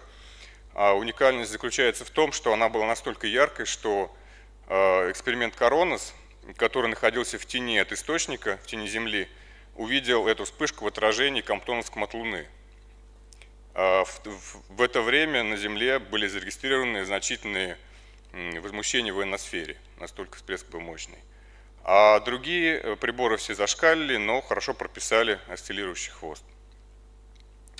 Очевидно, что подобные начальные вспышки можно наблюдать из других галактик.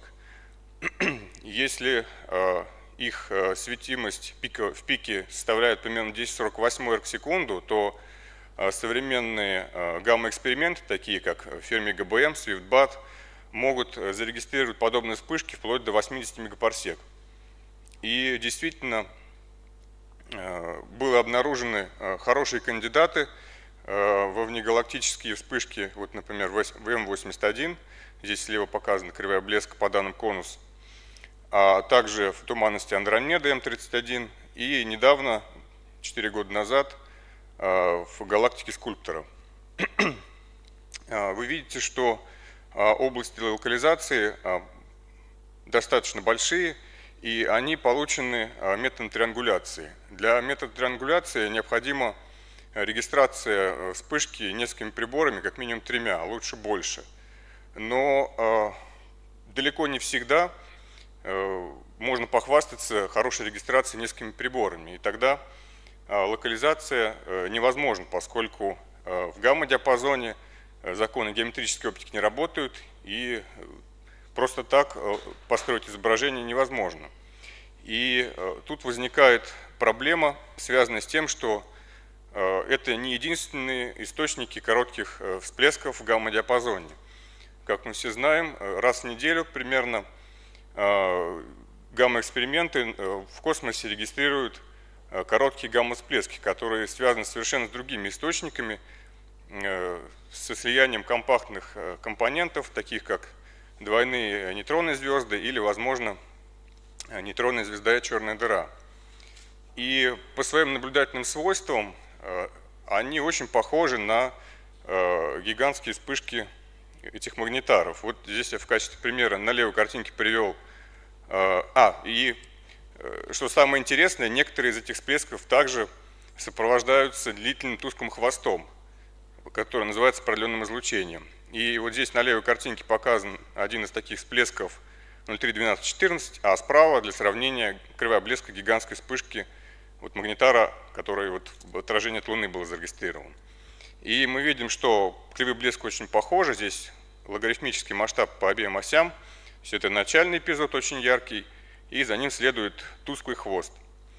Единственное отличие это то, что у магнитара хвост осциллирует, а у гамма-всплеска нет.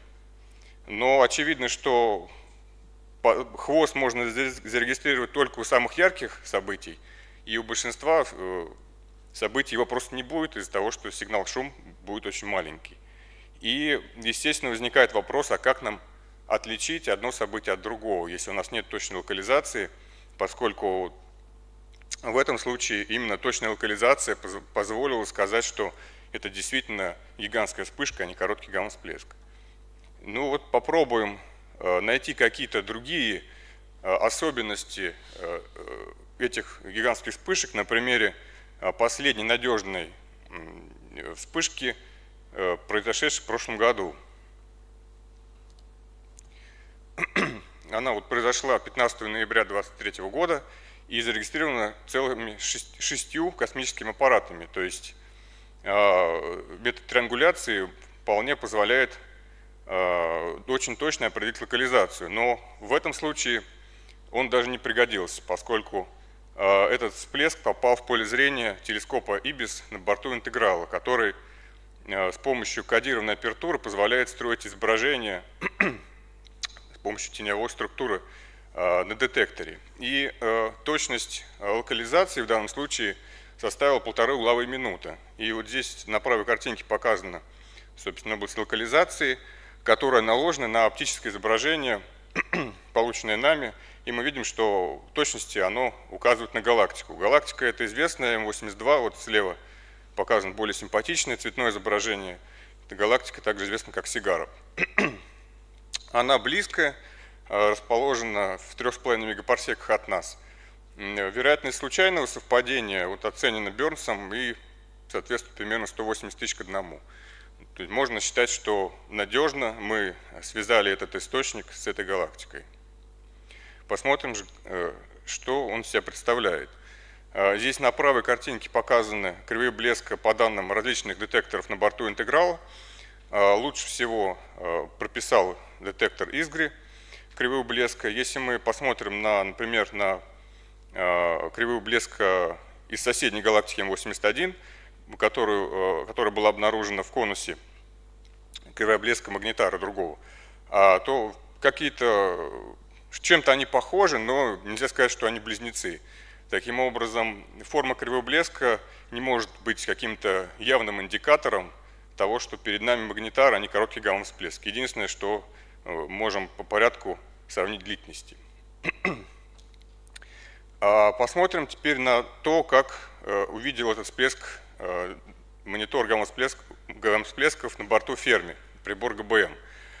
Здесь показана кривая блеска в 3 энергетических каналах, самый мягкий внизу, и мы видим, что в самом мягком канале вспышка самая короткая, а на более высоких энергиях она становится более длительной. И это вот уже как раз противоречит гамма-всплескам. Вот как уже Дмитрий показывал, у нас для гамма-всплесков наоборот. В самом мягком канале у нас кривая блеска самая длительная. Вот здесь справа показана кривая блеска короткого всплеска 2005 года.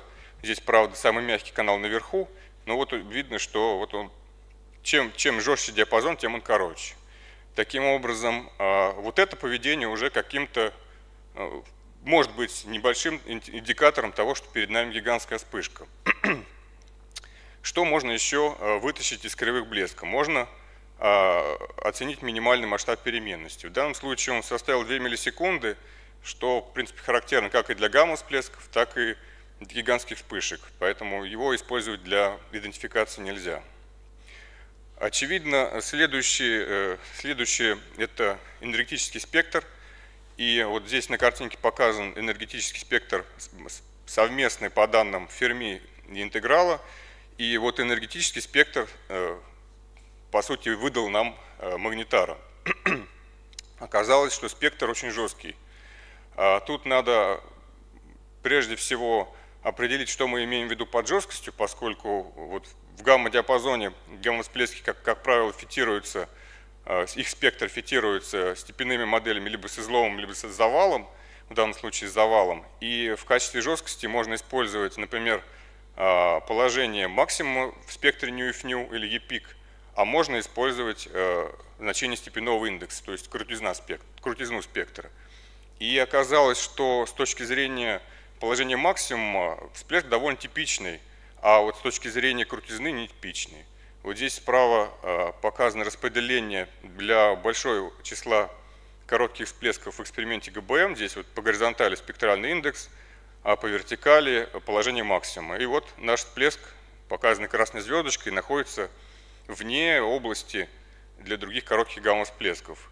И вне области именно по параметру альфа, то есть по спектральному индексу. Он положительный, хотя для большинства всплесков он отрицательный и где-то лежит в интервале вот от -1 до -0,5.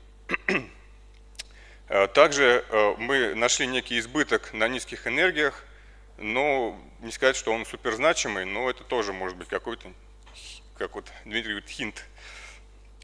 Следующее – это энергетика.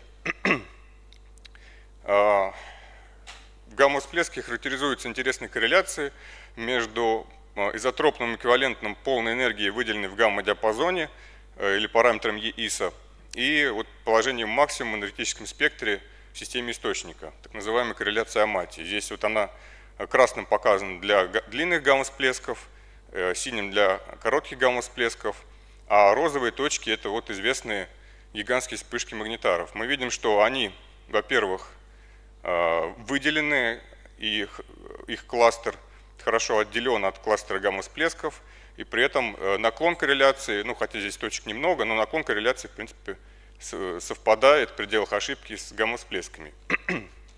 И исследуемый нами всплеск при условии ассоциации его с галактикой М82 как раз находится вот в центре области для других гигантских вспышек. Но если мы предположим, что мы не знаем расстояние, забудем об локализации, мы можем нарисовать тут такую траекторию на этой диаграмме и увидим, что при красном смещении 0,12 мы могли бы ошибочно классифицировать этот всплеск как короткий.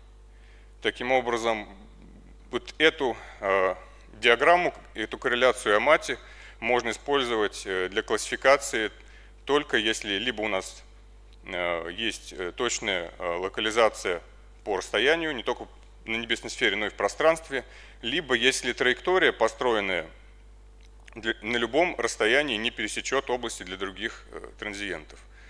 Поскольку вот эти все корреляции примерно параллельны, их линии тренда, можно ввести новый параметр, который вот мы назвали EH, который представляет собой комбинацию их и, по сути, показывает положение событий на диаграмме в направлении перпендикулярной линии тренда. И если мы вот отложим по вертикали это значение этого параметра, а по горизонтали длительность транзиентов, мы увидим практически идеальное разделение этих трех различных типов транзиентов на кластеры. И в данном случае, опять же, наше событие находится вблизи кластера для других гигантских вспышек, но оно немножко короче. И опять же, если мы забываем про локализацию, то в интервале красных смещений от 0,11 до 1,8 мы можем ошибочно классифицировать его как короткий гамма-всплеск. Поскольку это событие было обнаружено в данных эксперимента интеграл, с которыми работает система автоматического отбора событий практически в реальном времени ИБАС, она выдала точные координаты в сеть практически через пару минут.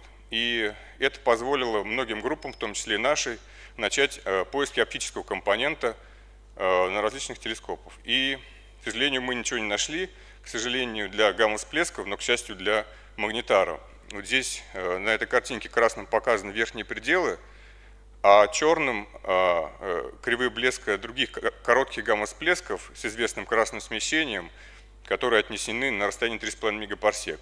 Также еще синим показана кривая блеска килоновой от уже ставшего, наверное, легендарным всплеска 170817. И мы видим, что верхний предел находится сильно ниже, чем возможное оптическое послесвечение от гамма-всплеска. То есть это еще один критерий, по которому мы можем идентифицировать гигантские вспышки. Ну и последнее – это гравитационные волны. Известно, что короткие гамма-всплески, которые связаны со слиянием двух нейтронных звезд, являются мощными источниками гравитационных волн, что было подтверждено как раз для этого всплеска 170817. И в момент события 231115 нашего исследуемого работал детектор Лига Хэнфорд в Америке. И он ничего не обнаружил, хотя на тот момент предел чувствительности составлял 150 мегапарсек. А напомню, что всплеск локализован в галактике на 3,5 мегапарсека. То есть можно надежно сказать, что наш всплеск не был связан со слиянием двух нейтронных звезд. Ну, я перехожу к заключению. То есть первое, это мы идентифицировали очередную гигантскую вспышку. На данный момент это 8-я вспышка, надежная, связанная с магнитаром или софт-гамма-репитером. Но более важный вывод связан с тем, что выборка коротких гамма-всплесков содержит неизвестное число таких событий, поскольку локализация получена для очень малого числа коротких всплесков, и мы не знаем, сколько на самом деле сидит в этой выборке гигантских вспышек, а сколько событий, связанных с слиянием нейтронных звезд. А это очень важно для популяционного синтеза, например. И очень важно научиться такие вспышки выявлять. А что касается, как их выявлять, то пока жесткость энергетического спектра кажется наиболее перспективным критерием, поскольку для вспышки прошлой вспышки в 2020 году тоже наблюдался такой же жесткий спектр, я забыл сказать, что там тоже был жесткий спектр с практически положительным значением степенного индекса. Спасибо за внимание.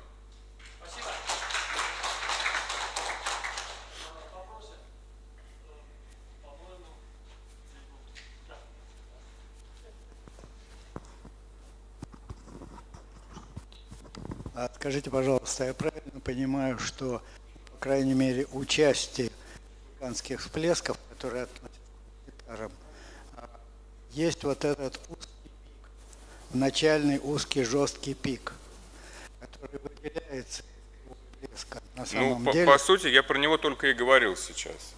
Но разве такие же есть в коротких всплесках, такие же узкие пики? Они такие есть сами по себе. Они сами по себе именно такие короткие и узкие. И в этом плане именно начальные импульсы, они очень похожи на короткие всплески. Понятно. Спасибо.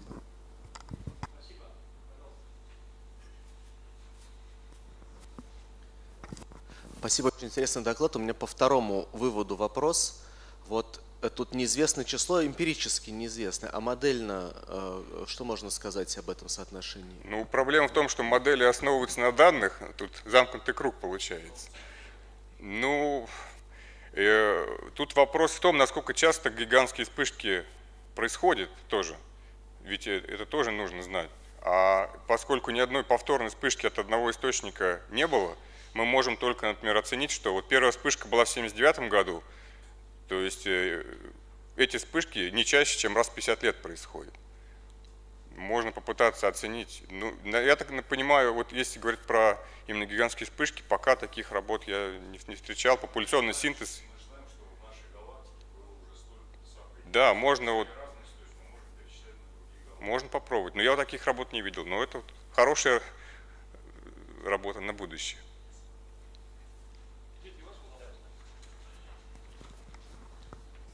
Да, на самом деле у меня тоже вопрос по второму пункту. На самом деле много работ было по оценке числа доли гигантских вспышек среди коротких всплесков. Ну, явно их не 100%, то есть уже есть какое-то ограничение, и обычно ставят там порядка 10%. То есть вот это типично, что во многих статьях получалось их там штук 5, наверное. Ну, а как они частоту этих всплесков? Не, но есть короткие гамма-всплески, много из них хорошо локализовано, в том числе IPN. И вот в том числе я искал близкие галактики в триангуляциях, не находил их. И отсюда можно сделать вывод о частоте гигантских вспышек в локальной Вселенной.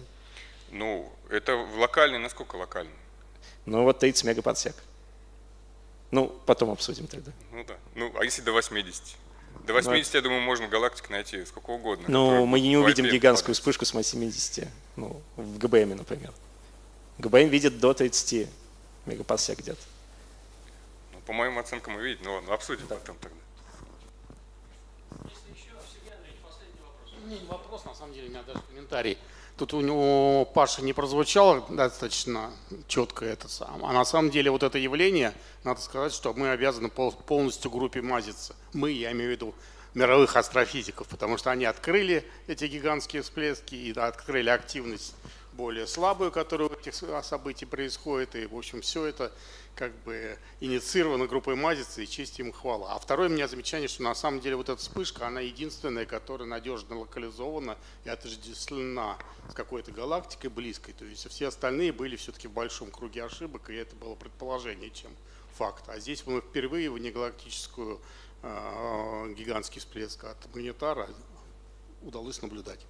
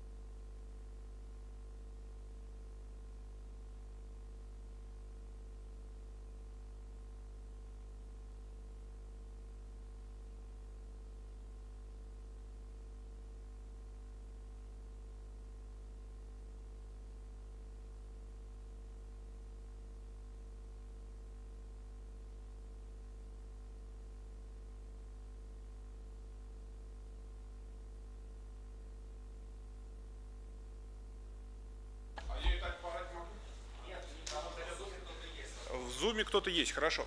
Давайте начинать нашу вечернюю сессию. Первый доклад будет докладывать Алина Александровна Вольнова, статистика сверхновых, ассоциированных с гамма-всплесками в зависимости от расстояния. 20 минут. Спасибо большое. Добрый день, коллеги. Я расскажу о том, как наша группа занимается сверхновыми, которые ассоциируются с гамма-всплесками. И здесь вот представлена небольшая часть нашей более большой группы, занимающейся гамма-всплесками и их оптическими компонентами. И мой доклад будет исключительно с наблюдательной точки зрения, то есть я вам покажу какие-то интересные наблюдательные факты, которые в последние годы начинают менять наши, казалось бы, сложившиеся представления о ассоциации между гамма-всплесками и сверхновыми. Ну, начнем с того, что я напомню простую классификацию вообще вот этих событий, о которых я собираюсь говорить. Значит, у нас есть два класса гамма-всплесков, длинные и короткие, которые традиционно делят по времени их гамма-активности меньше 2 секунд. Это короткие, больше 2 секунд длинные, и они соотносятся с двумя типами источников, которые их порождают. Короткие всплески ассоциируются с слиянием двух компактных объектов, нейтронных звезд в частности, и длинные ассоциируются с коллапсом ядер массивных звезд. Справа приведена одна из современных классификаций сверхновых, одна из, потому что тут бывают всякие разные там подтипы, которые могут быть здесь не представлены, но, скажем так, самая такая основная вещь здесь представлена. Как мы все знаем, сверхновые делятся на два типа по присутствию либо отсутствию водорода в спектре. Если водород отсутствует, то мы считаем, что это сверхновая первого типа.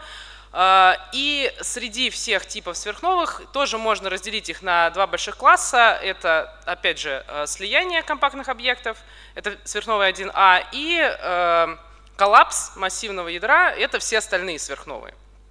И гамма-всплески наблюдательно ассоциируются с теми сверхновыми, которые мы можем отнести к типу 1С, то есть это сверхновые без водорода в оболочке, а также практически без гелия. То есть это массивные звезды, у которых очень интенсивно сбрасывалась оболочка перед взрывом. Что такое вообще ассоциация сверхновой и гамма-всплеска? Если мы представим себе такую схематическую кривую блеска оптического компонента гамма-всплеска, то мы увидим, что она состоит из 4 основных, ну, основные 3, и есть еще 4-й компонент, который иногда появляется. Значит, есть компонент prompt emission, так называемое синхронное излучение, то есть это излучение, которое мы ловим в оптике одновременно с гамма. Таких, естественно, случаев немного, потому что очень сложно поймать одновременно и оптику, и гамма. Далее, большинство оптических компонентов представлено пососвечениями, которые следуют за прекращением гамма-активности. То есть это распространение уже ударной волны в среде и какое-то взаимодействие между средой и джетом, который произошел, который был сформирован в гамма-всплеске. На этой стадии могут наблюдаться различные вспышки, связанные с какими-либо процессами в самом джете, либо в среде вокруг него. На этой стадии может наблюдаться излом в кривой блеска, связанный с геометрией этого самого джета. И третий основной компонент, который присутствует в кривой блеска, как правило, если это гамма-всплеск не чересчур далекий, это выход на поток родительской галактики, то есть на месте яркого источника, который вспыхнул, через некоторое время мы можем увидеть слабую далекую галактику. Однако существует 4-й компонент, который часто появляется для длинных гамма-всплесков, то есть коллапсаров, с не очень большим красным смещением, в частности, красным смещением меньше 1. Это небольшое, а может быть и большое поярчание, где-то на примерно 10-й день плюс-минус, которое, если мы снимем вот во время этого поярчания, снимем спектр объекта, то мы увидим в нем широкие линии, которые примерно соответствуют фотосферным скоростям около 10 тысяч километров в секунду. Широкие линии характерные для сверхновых типа 1С. И таким образом, если вот это появляется это поярчание, и его можно подтвердить каким-либо образом спектроскопически, либо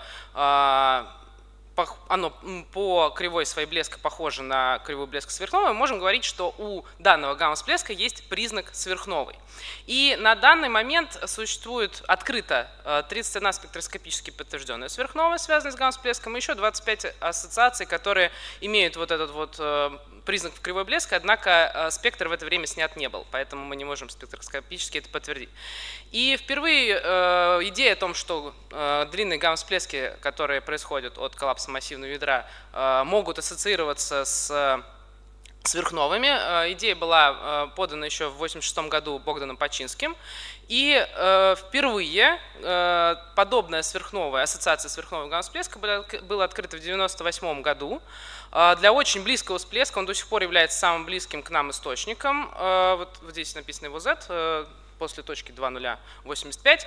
И из-за близости данного источника, довольно слабого компонента, связанного с послесвечением, и яркой самой сверхновой, кривая блеска этой сверхновой была очень хорошо прописана в нескольких оптических фильтрах, и долгое время она считалась как таким своеобразным шаблоном. То есть у нас есть некоторый такой хороший источник, который ассоциируется вот с подобным событием, и если мы находим что-то похожее, то мы пытаемся его сравнить с этим как раз источником. То есть она очень долгое время являлась шаблоном, и одним из способов сравнения открываемых сверхновых и оценки их каких-то физических свойств, таких как масса выброса, масса никеля, которая там образовалась, энергия взрыва. Одним из способов оценки этих параметров является сравнение с кривой блеска этой сверхновой, которая аппроксимирована некой полуаналитической функцией и масштабируется на красное смещение, соответственно, и на поток, который она дает. И после этого случая периодически открывались подобные же объекты, когда у гамма-всплеска находили ассоциацию с сверхновой 1С. И где-то примерно, можно так сказать, чуть больше 10 лет назад, 2012-2013 года, набралась некоторая статистика наблюдательная, которая позволила так заключить, что должно быть у всех длинных всплесков, которые ближе, чем Z0,5, у них должна быть какая-то ассоциация со сверхновой. И вот после двух статей, которые я здесь отмечаю, после этих двух, вот это даже не статья, это глава в книге, это довольно большая статья с собранной статистикой, которая 2013 года. После этих двух публикаций поиск компонента сверхновой у длинных гамма-всплесков, которые имеют Z ближе, чем 0,5, стал, таким, наверное, можно сказать, стал рутинной какой-то вещью. То есть все наблюдатели, кто занимается поиском оптических компонентов гамма-всплесков, если красное смещение гамма-всплеска маленькое, стараются либо сами участвовать в наблюдательной кампании, либо призывают других наблюдателей искать сверхновую. И здесь я привожу список для интереса всех спектроскопически подтвержденных сверхновых, которые есть на сегодняшний день. Жирным выделены те, которые наша группа наблюдала. И здесь список фотометрических ассоциаций. Выглядит это вот тут просто... Сейчас, одну секунду. Здесь просто показано для примера, как выглядит спектр сверхновой 2003, который связан с гамма-всплеском 0,3329. Здесь примерно показано, как выглядит кривая блеска с фотометрической ассоциацией гамма-всплеска и сверхновой, что вот на 4-5 день у нас начинается рост, и на 10-й день мы видим максимум. То есть это примерно такая очень типичная картина. Немножко приведу наблюдательной статистики по на современное состояние наблюдения оптических компонентов гамма-всплесков на сегодняшний день. Если брать только работу SWIFT, чуть больше месяца назад, 20 ноября, SWIFT исполнилось 20 лет. Он был запущен 20 ноября 2004 года. И за эти 20 лет было открыто больше 1500 гамма-всплесков всего, из них 932 гамма-всплеска имеют открытые оптические компоненты. И 2/3 из этих всплесков имеют измеренное красное смещение. Либо измеренное, либо какую-то достаточно хорошую оценку. Небольшая, пределы в каких пределах у нас красное смещение сейчас известно. У нас самый близкий до сих пор тот самый всплеск, ассоциированный с сверхновой 98 BW, но он был открыт до 2005 года. Если говорить про эру Свифта, то самым близким остается гамма-всплеск 170817 и ассоциированный с ним источник оптический. Самым далеким является гамма-всплеск 090429b, у которого фотометрическим способом красное смещение было померено в районе девятки. Если брать близкие всплески, я их так вот примерно ограничила на 0,5, но это, можно сказать, такое волюнтаристское немножко решение, но тем не менее, если взять все распределения по красному смещению сверхновых, которые не ассоциированы с гамма-всплеском, они обычно на 0,3 все заканчиваются. То есть, в принципе, очень-очень маленькое количество, там, единицы имеют красное смещение близкое к 0,5. То есть мы можем считать, что до 0,5 мы сверхновые должны примерно видеть. То есть вот можно так сказать, почему волюнтаристски я отделила на 0,5. Вот до 0,5 Z мы имеем всего 71 гамма-всплеск, у которых есть оптический компонент. Из них 27 коротких. Короткие мы здесь не рассматриваем, так как это не коллапсары. Остальные 44 длинные. Из этих 44 31 имеют признак сверхновой, либо спектроскопический, либо фотометрический. Для 10 из этих 44 не было проведено достаточной кампании по поиску сверхновой, то есть не было наблюдений в соответствующий период, либо не было наблюдений соответствующей глубины. И получается, что 31 плюс 10 – 41, а у нас 44, у нас остается 3 источника, которые имеют маленькое красное смещение, однако они и относятся к длинным как бы всплескам по своей продолжительности, по первой классификации, однако сверхновые от них не были найдены. Ну и вот помимо этих 44 длинных, которые до Z0,5, есть еще некоторое количество сверхновых, которые имеют Z больше 0,5, но, соответственно, они редки и найдены были достаточно случайно, то есть не в каких-то кампаниях по поиску. Вот здесь я привожу распределение сверхновых и длинных сверхновых, ассоциированных со всплесками, и длинных гамма-всплесков, имеющих оптические компоненты, относительно красного смещения. Я обрезала все это дело на единички, потому что дальше единички нет ни одной открытой сверхновой, ассоциированной с гамма-всплеском. Здесь есть вот несколько достаточно ярких сверхновых, однако они имеют фотометрическую лишь ассоциацию, у них нет спектроскопического подтверждения. Но исходя из того, насколько поздно на кривой блеска они наблюдаются, и исходя из их формы, их фотометрического признака, можно заключить, что ничем другим, кроме сверхновых, они быть не могут.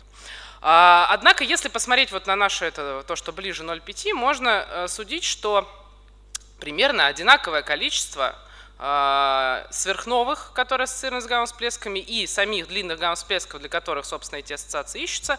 Ну, как я уже говорил, там был десяток, для которых ничего не искали, просто не проводили кампанию. Соответственно, здесь можно заметить, что, вот, скорее всего, это как раз вот в этом куске между 0,3 и 0,5. Но это распределение говорит нам о том, что вообще-то наблюдательно большинство близких гамма-всплесков должны иметь признак сверхновой. Ну и мы наблюдательно это, собственно, наблюдаем.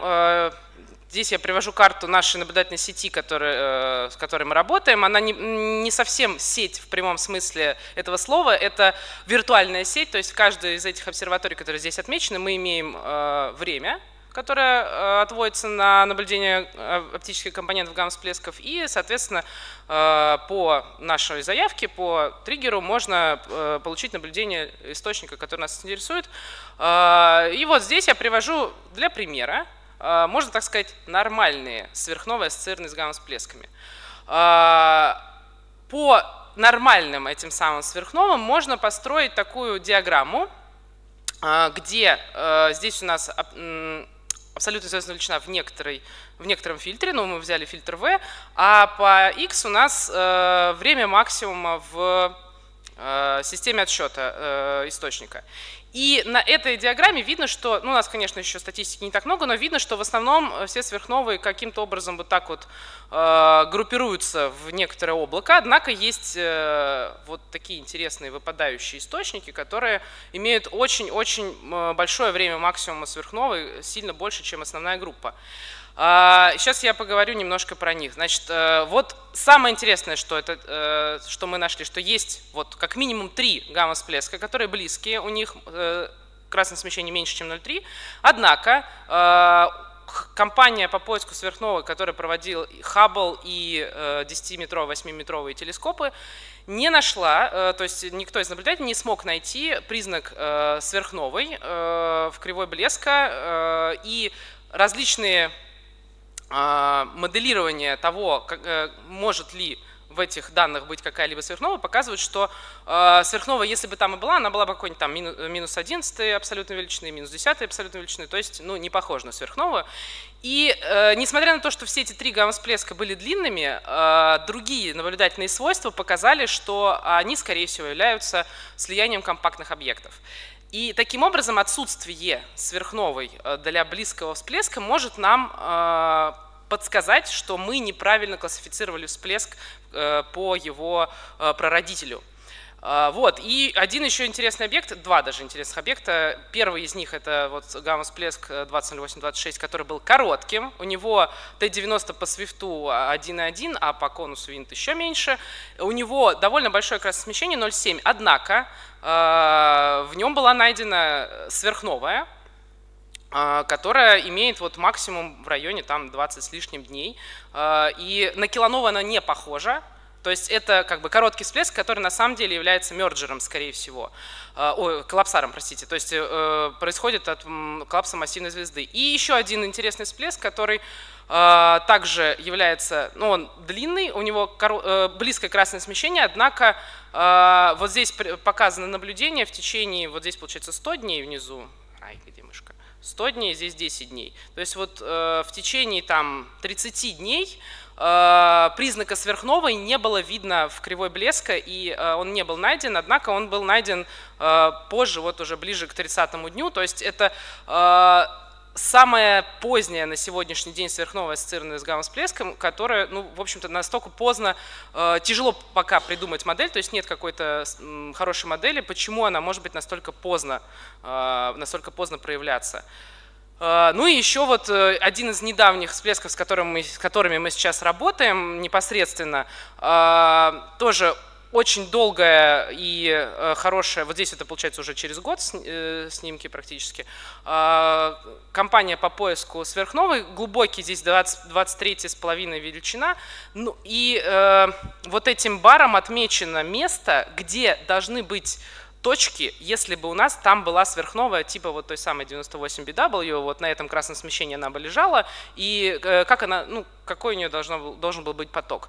Видно, что никакого потока в этом месте нет, у нас все сильно ниже этого места лежит, то есть тоже всплеск близкий, длинный должен быть со сверхновой, и тем не менее ничего мы здесь не видим, и это тоже как бы такой интересный вопрос, почему так. Ну и так как я понимаю, что времени у меня уже не осталось, я оставлю выводы, которые заключаются в том, что, в общем-то, мы подозреваем, что все-таки все длинные гамма-всплески, ассоциированные с слиянием, с коллапсом массивных ядер, должны ассоциироваться со сверхновыми, однако ненаблюдение сверхновой до глубоких пределов может нам помочь определить правильно класс гамма-всплеска, то есть мы можем отличить лучше коллапсары от мерджеров. И опять же кривая блеска 98 BW, которую мы всю жизнь считали как шаблон, она может не подходить нам в качестве шаблона. Спасибо за внимание. Вопросы, если есть? У нас есть время на пару вопросов. Давайте я сразу 2 задам. Первый короткий вопрос. А что с поглощением? С поглощение бывает не так просто измерить. То есть, как понятно, что в нашей галактике можем учесть, а в хосте уже гораздо сложнее. То есть для этого нужно какие-то отдельные исследования хоста. Но если, как бы, вот если брать, например, вот этот источник, сейчас, секунду. Вот он. Если брать этот источник, то у него здесь, ну, как бы у него есть оптический компонент, но сверхновая, которая должна бы там проявиться, мы ее там не видим. То есть мы ее видим сильно, мы не видим ее в то время, когда она должна, мы видим ее сильно позже. Ну, как бы здесь вообще неизвестно, что с ним может быть. Вот в этом гамма-всплеске тоже она была детектирована только в красных фильтрах, и может быть действительно там большое поглощение, и сверхновые сначала растут в синем крыле, потом в красном, поэтому мы не видим то, что растет сначала в синем. Но поглощение – это отдельная статья, которую нужно изучать для каждого объекта отдельно. Спасибо. И второй короткий вопрос. А вот у тех 3 объектов, у которых мы не увидели сверхновую, хотя искали, какие у них офсеты до родительской галактики? Можно по этому распределению сказать, они похожи больше на… Да, у них там тоже как раз у этих 3, они все 3 ассоциированы со старыми эллиптическими галактиками. Насчет офсета не скажу, но то, что это все 3 галактики старые, это тоже как бы в пользу того, что скорее всего это мерджеры, несмотря на длительное время Т-90.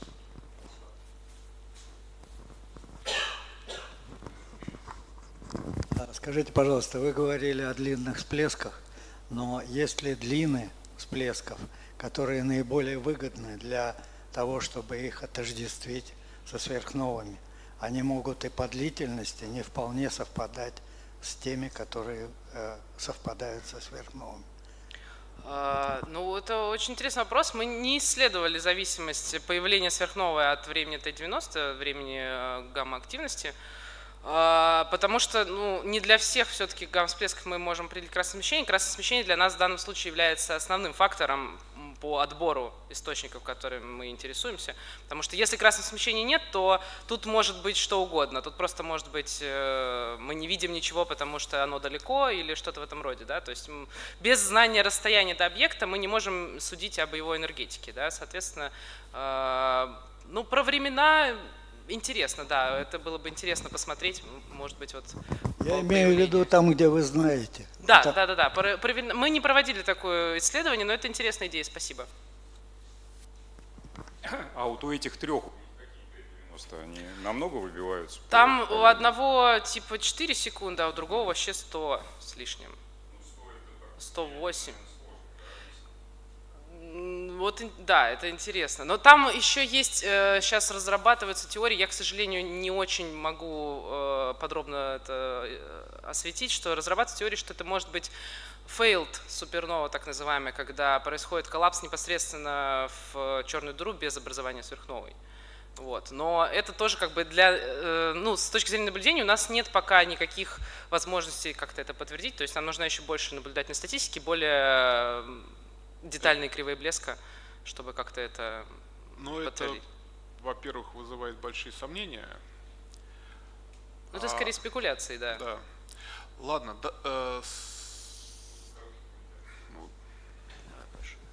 Я по поводу всплеска 221009 хотел сказать, что там аномально долгое ненаблюдение сверхновой может быть связано просто с селективным эффектом, потому что у всплеска очень яркое после свечения, оно просто забивает собой компонент сверхновой, и когда оно уже затухает, мы уже начинаем видеть саму сверхновую. Да, да, но тем не менее ее пик все-таки достаточно далекий получается, даже, ну, если вписать там какую-то шаблонную. Давайте поблагодарим докладчика. Следующий докладчик Евгений Дерешев. О свойствах магнитной турбулентности в ударной волне от гамма-всплеска.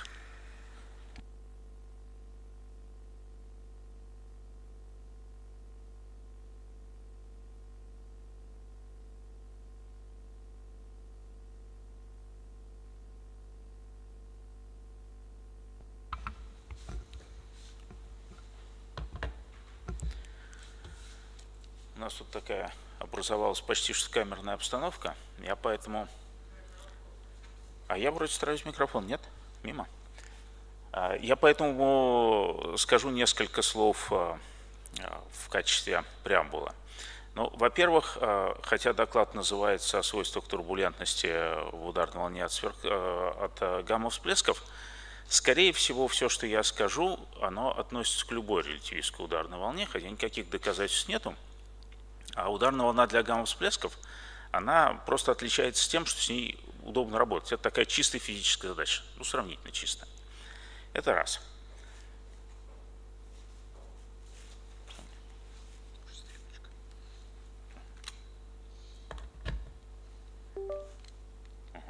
Спасибо. А два – это то, собственно, из чего вообще состоят такого типа модели. В принципе, у нас есть вот такая надстройка, которую, собственно говоря, мы видим. Надстройка – это процессы излучения, про которые мы думаем, что мы сейчас все понимаем. Эта надстройка, она находится над фундаментом, а фундамент – это то, что мы не очень понимаем, а самое главное, мы совершенно это не можем видеть напрямую, мы об этом можем догадываться только косвенно. Это процессы ускорения частиц и процессы генерации магнитного поля. Естественно, и то, и другое важно, потому что синхротронное излучение самокомптонизации, оно не бывает ни без ускоренных частиц, ни без магнитного поля. И то, и другое нам нужно. И то, и другое нам важно, и то, и другое, в принципе, очень сильно влияет на результат. Теперь, опять-таки, в завершении преамбулы было в моей жизни два эпизода. Я занимался вот этим вопросом, когда еще не вполне было достоверно понятно, что это синхротрон с самокомптонизацией. И из общих соображений тогда было сказано, что обязательно гамма-всплески должны давать темное излучение примерно на том же уровне, что и синхротрон. И потом, спустя 20 лет, его нашли. Потом из общих соображений было понято, что диффузионное ускорение плохо работает в релятивистских ударных волнах, а конкретно оно плохо работает для гамма-всплесков. Удалось придумать механизм, который потом впоследствии превратился в некоторую теорию именно для релятивистских ударных волн. Это конверсионный механизм, который дает совершенно другие предсказания относительно диффузионного, и который в итоге с помощью вот последних всплесков с темным излучением в итоге удается подтвердить, а диффузионный, соответственно, опровергнуть. Ну, с большой степенью вероятности, пока что скажу так. И, наконец, вот эта вот часть, она казалась совершенно непробиваемой, потому что как хвататься за магнитное поле, которое вообще вроде бы никак не наблюдается, было абсолютно непонятно. А вот сейчас то, что я скажу, это тоже некие общие соображения. И вот с позиции после знания можно сказать, что мы уже лет 15 на самом деле как наблюдаем некоторые совершенно загадочные свойства этой самой магнитной турбулентности, просто мы этого не понимали. Так вот, все базируется на двух вещах. Во-первых, есть синхротронное излучение, для которого есть стандартные формулы. Это формула для мощности синхротронного излучения. Соответственно, она переделывается в формулу для времени высвечивания электрона, который, конечно, зависит от магнитного поля, зависит от Лоренц-фактора электрона. Если я сюда подставлю те числа, которые, ну, как мы полагаем, из спектрального моделирования имеют отношение к делу, то я получу для типичного длинного гамма-всплеска величину порядка 30 секунд, а после свечения, вот в этот момент, это раннее после свечения, оно продолжается 100 тысяч секунд. Ну, то есть понятно, что механизм эффективный, но, собственно говоря, что и как бы все и подозревали, что все тут нормально со временем высвечивания, но оно и не слишком быстрое, с другой стороны. Теперь магнитное поле. Про магнитное поле мы знаем со времен гораздо более ранних, чем эта статья, применительно не к гамма-всплескам, а вообще к низмагничной плазме, что вейбелевская неустойчивость, она хороший кандидат для того, чтобы обеспечить образование ударной волны в низмагничной плазме. Потом это дело перенесли на гамма-всплески, и в силу некоторых обстоятельств, как я потом чуть позже покажу, а Михаил Горосев, может быть, расскажет чуть более подробно, в силу некоторых обстоятельств это стало общим местом, что да, в релятивистских ударных волнах работает вейбелевская неустойчивость, она, собственно, и обеспечивает формирование ударной волны. И все здесь вроде бы хорошо. Во-первых, да, она развивается, это видно и в численных расчетах. Во-вторых, она вроде бы позволяет генерацию достаточно сильного магнитного поля, позволяет, имеется в виду следующее, что если мы в численных расчетах посмотрим на величину магнитного поля на фронте ударной волны, то она там, ну, нормальная, примерно столько, сколько надо для синхротронного излучения. И последний момент, на который никто никогда не обращает внимания, вейбелевская неустойчивость, она принципиально линейная штука, то есть в насыщение она всегда входит до того, как герорадиус частиц, ответственных за эту самую вейбелевскую неустойчивость, становится меньше, чем длина корреляции магнитного поля. Частицы не замагничены. Всегда. вейбелевской неустойчивости. Но это некое вот такое вот наблюдение, на которое никто не обращал внимания до последнего момента. А что касается самих свойств вейбелевской неустойчивости, то существует выражение для инкремента, которое, конечно же, зависит от функции распределения частиц, но в некотором таком вот обобщенном смысле можно написать, что это величина, которая пропорциональна полуторной степени анизотропии. Анизотропия – это вот та самая величина скалярная, которая меряет отличие количества частиц, движущихся в одном направлении, от числа частиц, движущихся в перпендикулярном направлении. И характерный масштаб по времени – это просто плазменная частота. Релятивистская плазменная частота, если плазма релятивистская. Для волнового числа тоже известно выражение. Пик инкремента, чем меньше анизотропии, тем на меньших он находится в волновых числах. А если вот это выражение подставить сюда, то получится на самом деле время нарастания вейбелевской неустойчивости. И если я поступлю несколько наоборот, я напишу функцию плазменной дисперсии для нулевой анизотропии, то время нарастания вейбелевской неустойчивости оно будет того же порядка, что и время затухания кинетического вот, мелкомасштабных флуктуаций магнитного поля в плазме. Здесь я для удобства буду пользоваться длиной корреляции, которая просто единица на характерное К. Опять же, я пока не очень понимаю, допустим, условно, что у меня творится внутри гамма-всплесков, но если я попробую оценить время затухания магнитного поля, предполагая, что анизотропия большая, ну а так мы вроде думаем, что на фронте релятивистской ударной волны должна быть вроде большая анизотропия. Если так вот попытаться оценить, то оказывается, что это величина 10 минус 6 секунды. И это, как говорится, здорово меняет ситуацию.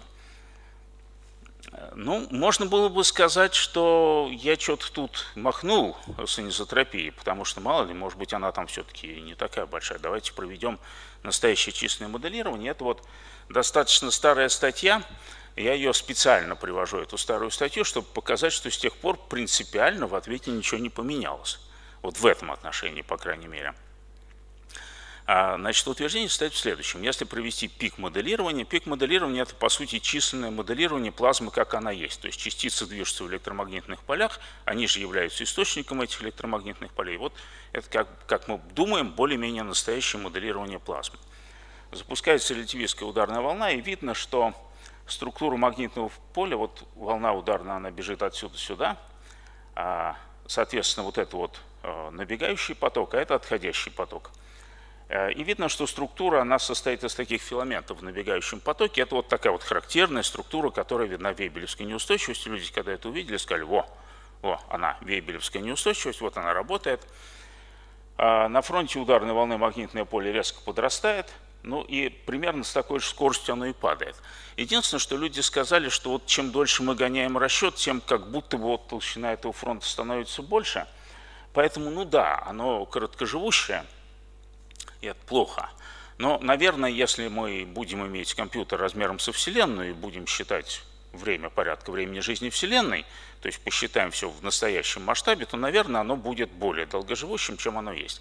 На самом деле это оказалось не так, то есть даже если здесь и немножко подрастает время затухания, но оно все равно оказывается, ну, грубо говоря, в 100 раз больше вот этой оценки, но и не более того. То есть анизотропия там действительно довольно большая, она не единица, ну, поменьше, ну, да, вот эту вот сотню мы можем заработать, этой сотни нам совсем не хватит.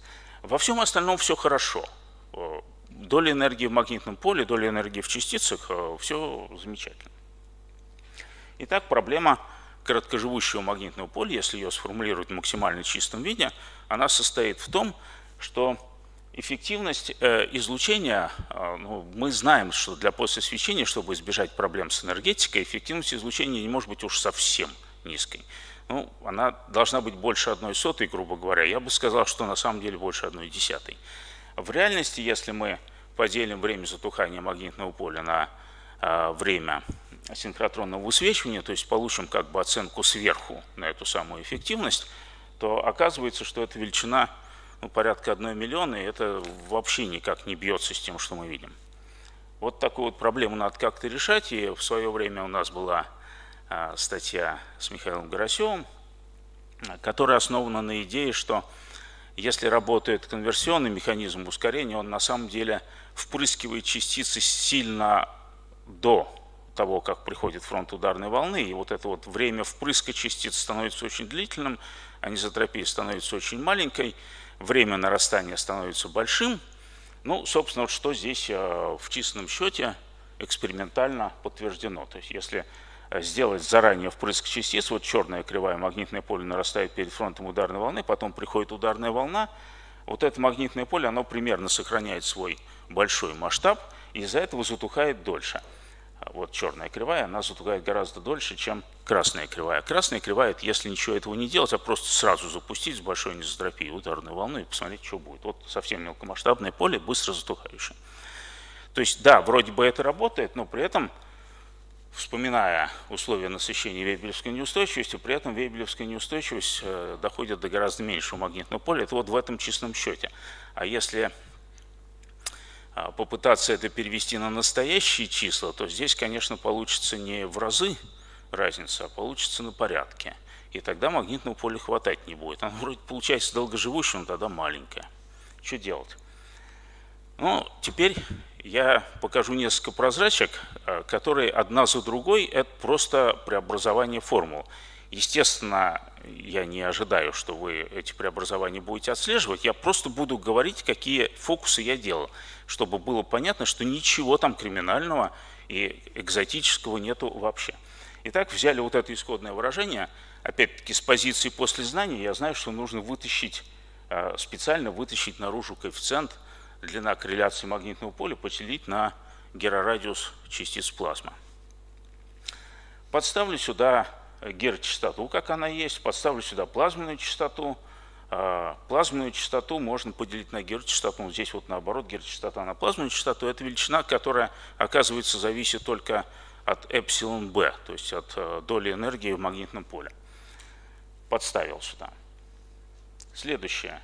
Беру эту формулу, выражаю магнитное поле через герцчастоту, то есть чтобы у меня была только герцчастота, и томпсоновское сечение подставляю просто как оно есть, вообще никакого криминала. Дальше я просто перегруппировываю члены, вытаскиваю герцчастоту там отсюда сюда, одно на другое делю, где надо. Следующее.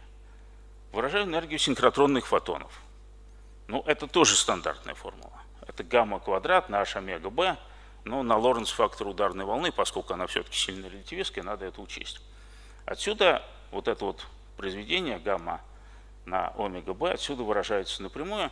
И, наконец, герорадиус частиц плазмы я выражаю тоже через омега b. Ничего я не сделал такого, что не отсутствовало бы хоть в каком-нибудь серьезном учебнике. И получаю вот такое выражение, потом все собираю в кучку.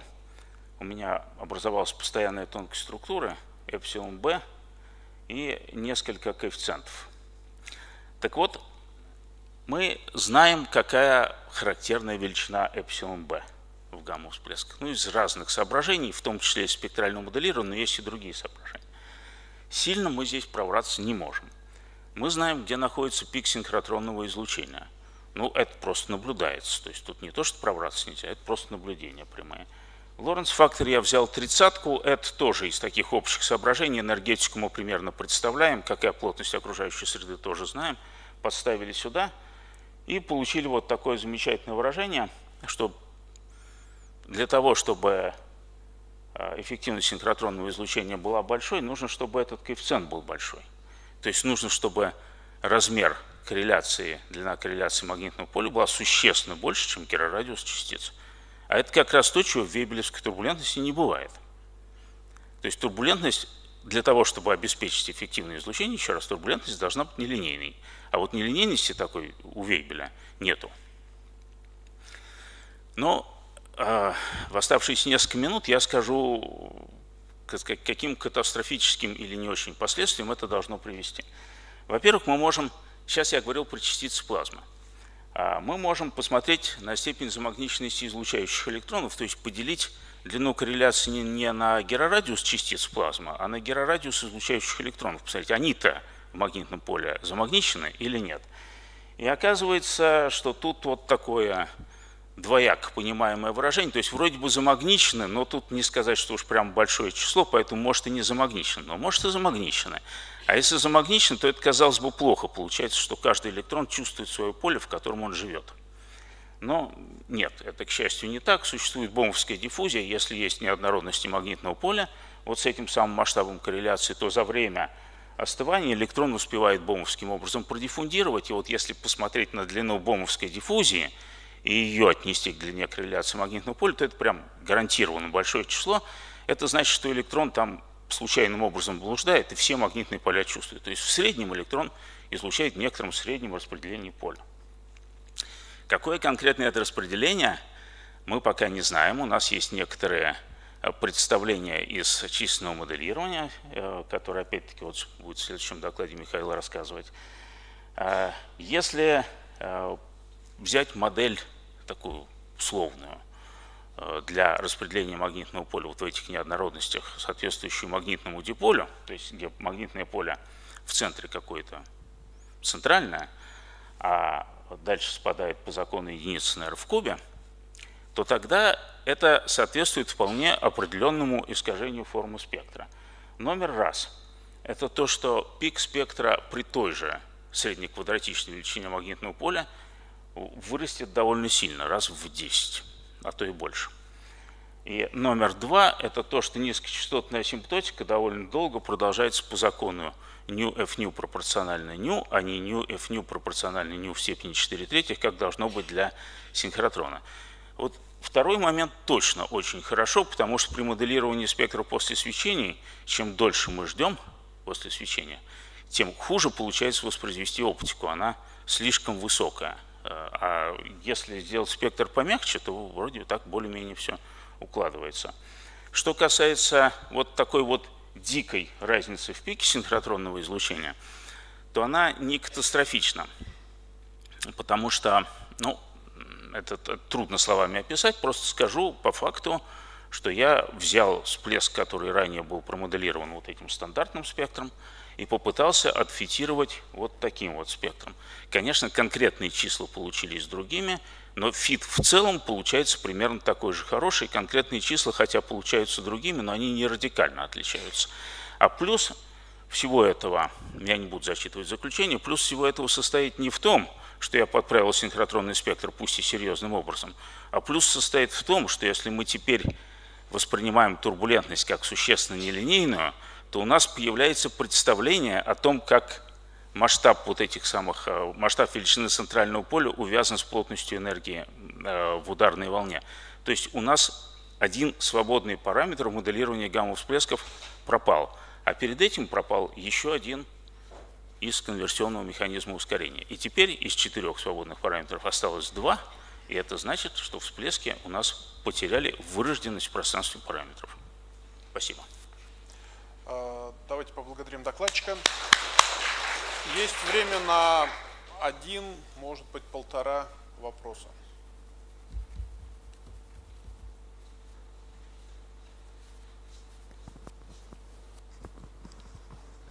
Скажите, пожалуйста, вот то, что вчера рассказывал Андрей Михайлович, там очень важную роль играли ускоренные частицы, ускоренные на этом же фронте.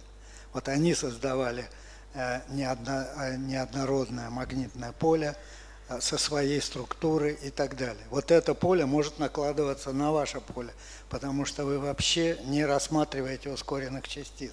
У вас как бы их... Где они? Ну, нет, ну как не рассматриваю? Рассматриваю. Тут фокус состоит вот в чем. Я, вообще говоря, попытался сделать максимально общее рассмотрение в том смысле, что я не хочу сознательно сюда вставлять теорию сверх необходимого. Поэтому я считаю так, что есть частицы излучающие. У излучающих частиц, соответственно, своя энергия, свой герорадиус. А есть частицы, которые магнитное поле создает. У них свой герорадиус и своя энергия. И вот это вот отношение энергии излучающих частиц, которые в знаменателе энергии частиц плазмы, которые магнитное поле поддерживает, это некий свободный параметр, который я могу как-то оценивать и так далее. Но я его специально не хочу фиксировать. Если вы хотите сказать, что частицы, которые излучают, они же и создают магнитное поле, но это просто означает, что это единицы и все. Спасибо, понятно. На этом у нас время кончилось. Давайте поблагодарим докладчика. Следующий докладчик Михаил Горосев. Сверхдлинное численное моделирование того, что мы только что прослушали. Тогда не того же самого, что мы прослушали, но тоже сверхдлинное моделирование.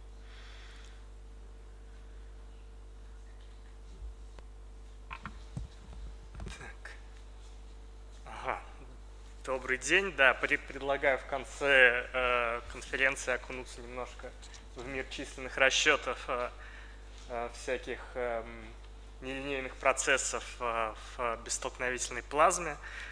Вот Евгений Владимирович уже тут введение, в общем-то, рассказал, что мы от всяких источников космических типа гамма-всплесков видим синхротронное излучение.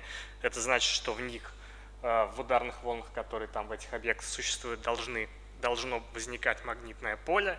И вот как оно может возникать, это, собственно, вопрос, который исследуется на последние, наверное, 20 лет при помощи кинетического моделирования particle and cell методом частиц в ячейках бесстолкновительных ударных волн. Да, но основной механизм, который для этого нужен, это, конечно, вот вейбелевская неустойчивость, которая развивается на очень коротких плазменных временах.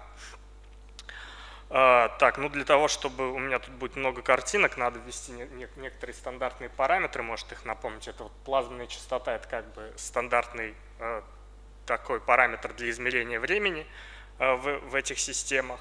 Значит,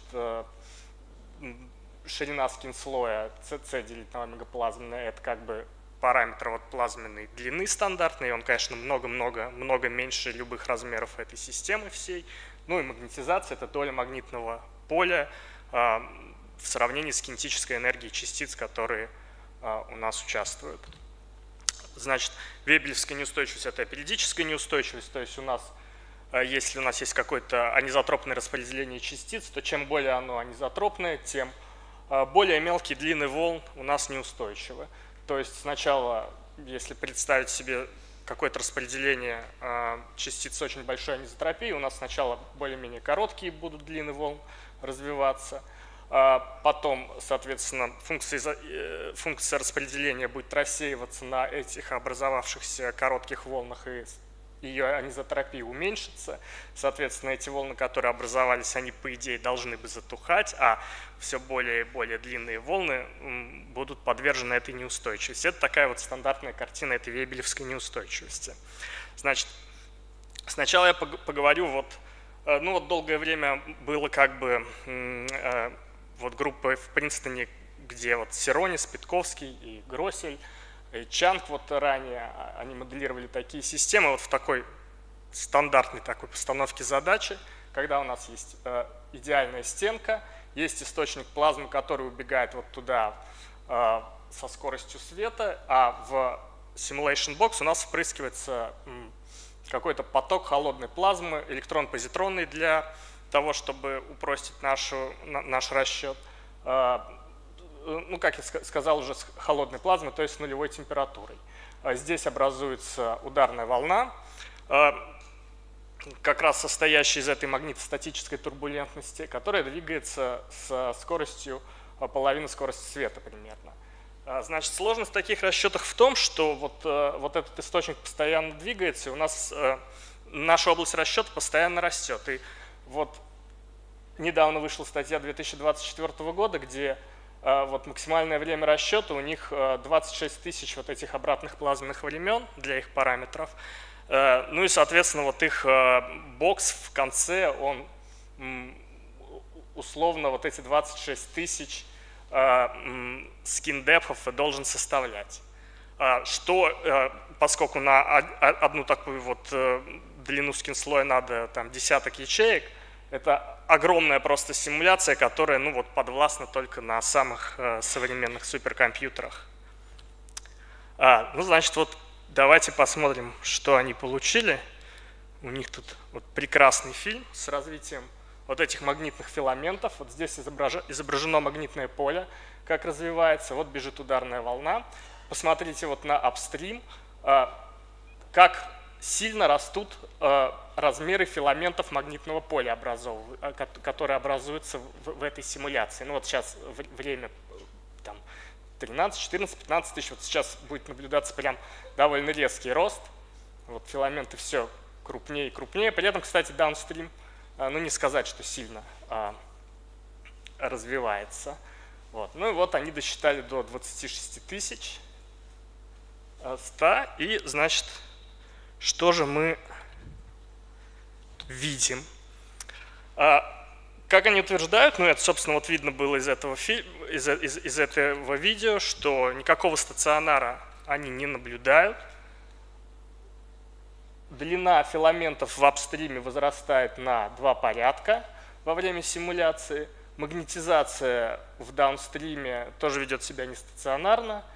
Что они отметили, что вот если рассматривать функцию распределения магнитного поля, ну то есть взять и вырезать какую-то область в даунстриме, посчитать функцию распределения магнитного поля, ну, сколько точек с определенной магнетизацией есть в нашей симуляции, и нарисовать вот такую функцию распределения, то вот возникает какой-то пятачок на довольно больших значениях магнетизации, который, возможно, ну, является какими-то нелинейными структурами, которые могут затухать довольно продолжительное время.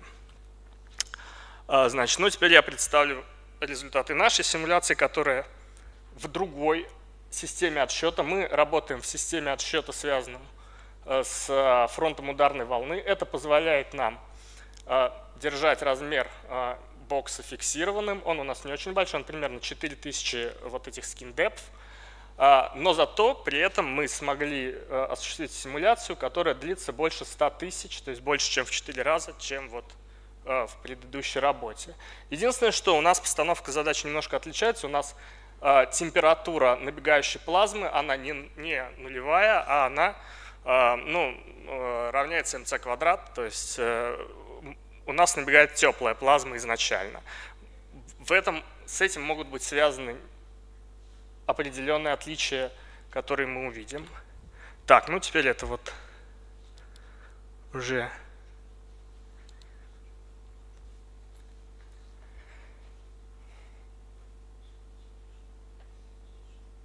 результаты нашей симуляции. Качество немножко похуже. Вот здесь upstream, вот это downstream. Но видно, что у нас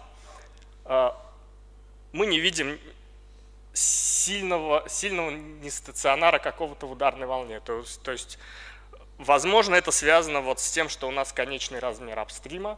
Возможно, это связано с тем, что у нас изначально набегает теплый поток.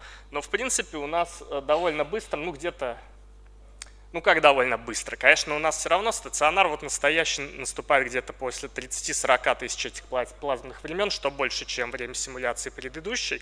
Но мы изначально не видим никакой такой серьезной динамики в размерах филаментов. Это вот, кстати, видно. Ну, плохо, к сожалению, видно на экране из вот этой картинки, что у нас не сильно растут ни размеры филаментов в апстриме, ни в даунстриме. Да, ну вот это увеличенный размер структур магнитного поля, которые возникают, соответственно, в набегающем потоке и в отходящем потоке. Значит, в набегающем потоке вот развивается эта вейбелевская неустойчивость в виде вытянутых филаментов. А в отходящем потоке, особенно чем дальше мы от фронта находимся, тем это более хорошо видно. Магнитное поле представляет собой набор неких таких пятен с очень большой магнетизацией, которая может достигать там единицы и которые, возможно, являются долгоживущими. Вот это значит зависимость общей магнетизации в зависимости от расстояния от фронта. Здесь, ну как бы, магнитное поле, да, довольно быстро затухает до значения 10-2, но мы, к сожалению, не можем большой бокс сделать, чтобы посмотреть, как оно себя дальше ведет. Но вот на этой функции распределения по магнитному полю, чем дальше мы отходим от области, вот, значит, наиболее близкая область к фронту – это верхний график, а наиболее далекая от фронта в даунстриме – это последний график. Вот тут виден этот пятачок, он значим. И он как раз соответствует магнетизации единицы, и, по-видимому, это вот какие-то нелинейные структуры, которые возможно, они могут долго существовать в этом отходящем потоке. Значит, ну вот эта вот картинка, как у нас зависит размеры филаментов в зависимости от расстояния от фронта. Ну, видно, что тоже мы, конечно, тут вот ограничены размером нашего бокса, не видно, чтобы он выходил на настоящий там стационар, и что эти пятна уже не растут дальше, но какие-то намеки все равно на это видно. Ну и вот этот график представляет как раз тот факт, что я сказал, что у нас почти мы не видим никакой динамики в нашей ударной волне, вот начиная вот где-то это вот 50 тысяч плазменных времен, вот начиная отсюда. Это размер филаментов в skin depth, в даунстриме, в апстриме и на фронте. И, в общем-то, весьма стационарное поведение, ну, с учетом того, что статистика, конечно, ограничена. Но никакого разброса от там, 2 до 200, как вот в симуляции с холодной плазмой, тут, конечно, не наблюдается. Ну, еще несколько слов о том, как ускоряются там частицы, я скажу. Значит, вот здесь представлены, собственно, графики частиц. Здесь это частицы, которые прошли от левой границы, от впрыска в апстриме до выхода из даунстрима без отражения от фронта. Значит, так, сейчас скажу. Значит, это вот частицы в апстриме, которые идут без отражения от фронта. Это вот частицы в даунстриме, которые идут, которые прошли через фронт и не отразились, а вышли обратно. А вот это частицы, которые как минимум один раз прошли за фронт в даунстрим и потом оттуда вернулись в апстрим. Ну и могли это сделать много раз. Ну, в общем, это вот сумма всех этих частиц. Здесь это график по импульсам, то есть это px в единицах МЦ, это py в единицах МЦ. Вот такая интересная структура в виде такого полукольца образуется.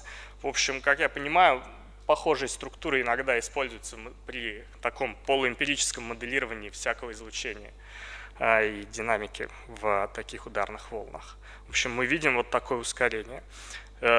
Тут примерно то же самое, ну не то же самое, на эту же тему изображен последний, наверное, у меня график. Это зависимость гамма-фактора от числа прохождений вот сквозь фронт, и вот такая вот прекрасная практически линейная зависимость. То есть если частица 10 раз прошла через фронт, то у нее средний гамма-фактор будет достигать там 3500. Хотя изначально у нас, как я говорил, в начале у нас гамма-фактор 15 у потока.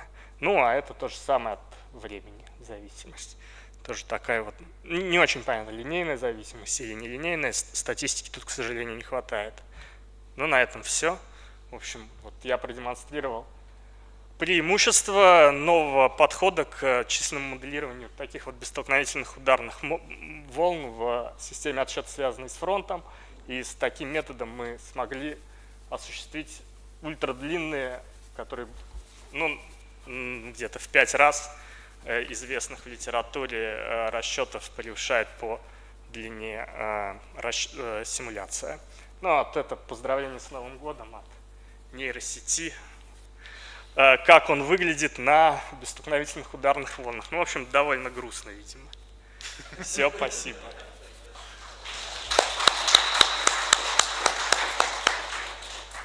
Так, есть у нас время для нескольких вопросов от меня.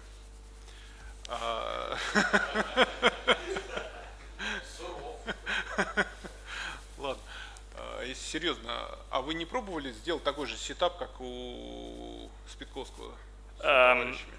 Ну, как бы, понимаете, вот эта статья 24 года Спитковского, она вот только вышла.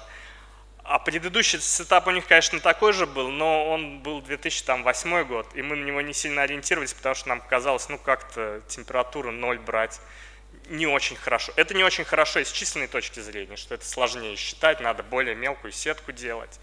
И казалось бы, ну возьмем теплый поток, ничего плохого вроде не должно, мы его не сильно там горячим берем.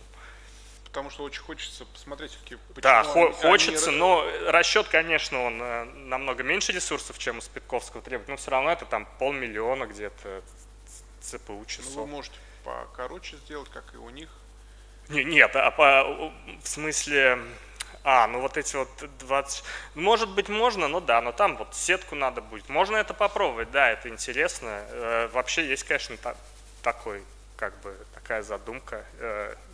Не знаю, насколько она реальна, просто расчеты все равно довольно затратные по ресурсам, надо ресурсы эти находить. Потому что если у вас будут похожие результаты, тогда это будет прям вот... Ну да, но тут вот как бы два варианта есть. Во-первых, вот разный у нас апстрим, то есть у них он абсолютно холодный, а у нас он теплый. А во-вторых, у нас все-таки ограниченный апстрим по длине, а у них он бесконечно длинный эффективно. И то может давать вроде как при здравых размышлениях различные эффекты. Еще вопросы? Еще задам.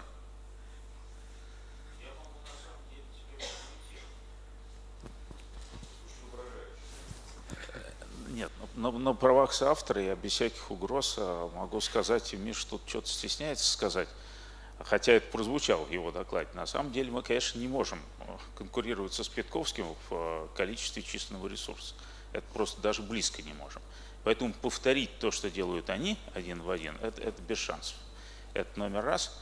А номер два, то, что в даунстриме мы видим все равно то же самое. Да, кстати, в даунстриме очень похожие. То есть это тяжело сравнить напрямую, потому что мы же не можем там сырые данные у них посмотреть. Как раз и прелесть, то, что вы можете за гораздо более дешевыми средствами, если вы воспроизводите то же самое, то только вам слава и хвала, как говорится.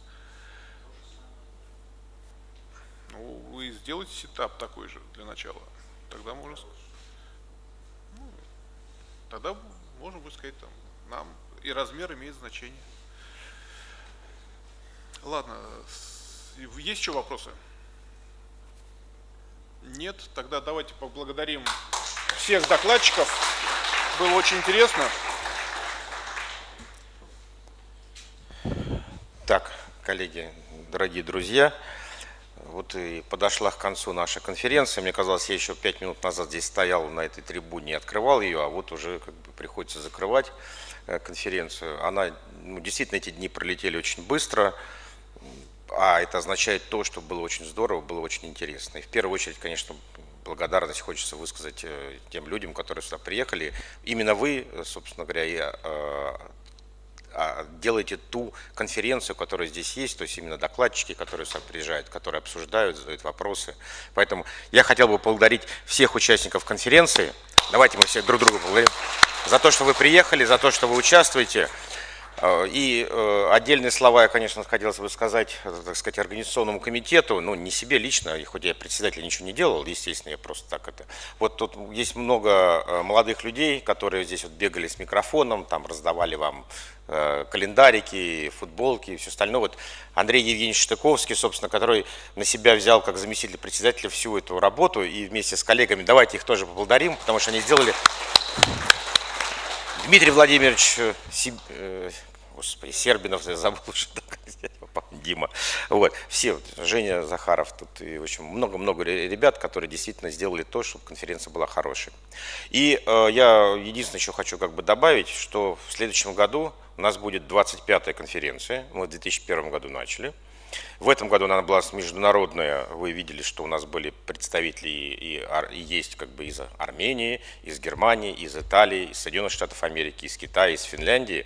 Надеюсь, что следующий год будет еще более насыщенным. И я от имени программного комитета, организационного комитета всех вас приглашаю в следующем году приехать снова на условно рождественскую, будем так говорить, неделю перед Новым годом сюда в Москву и поучаствовать в конференции. Спасибо большое и до встречи в Новом году.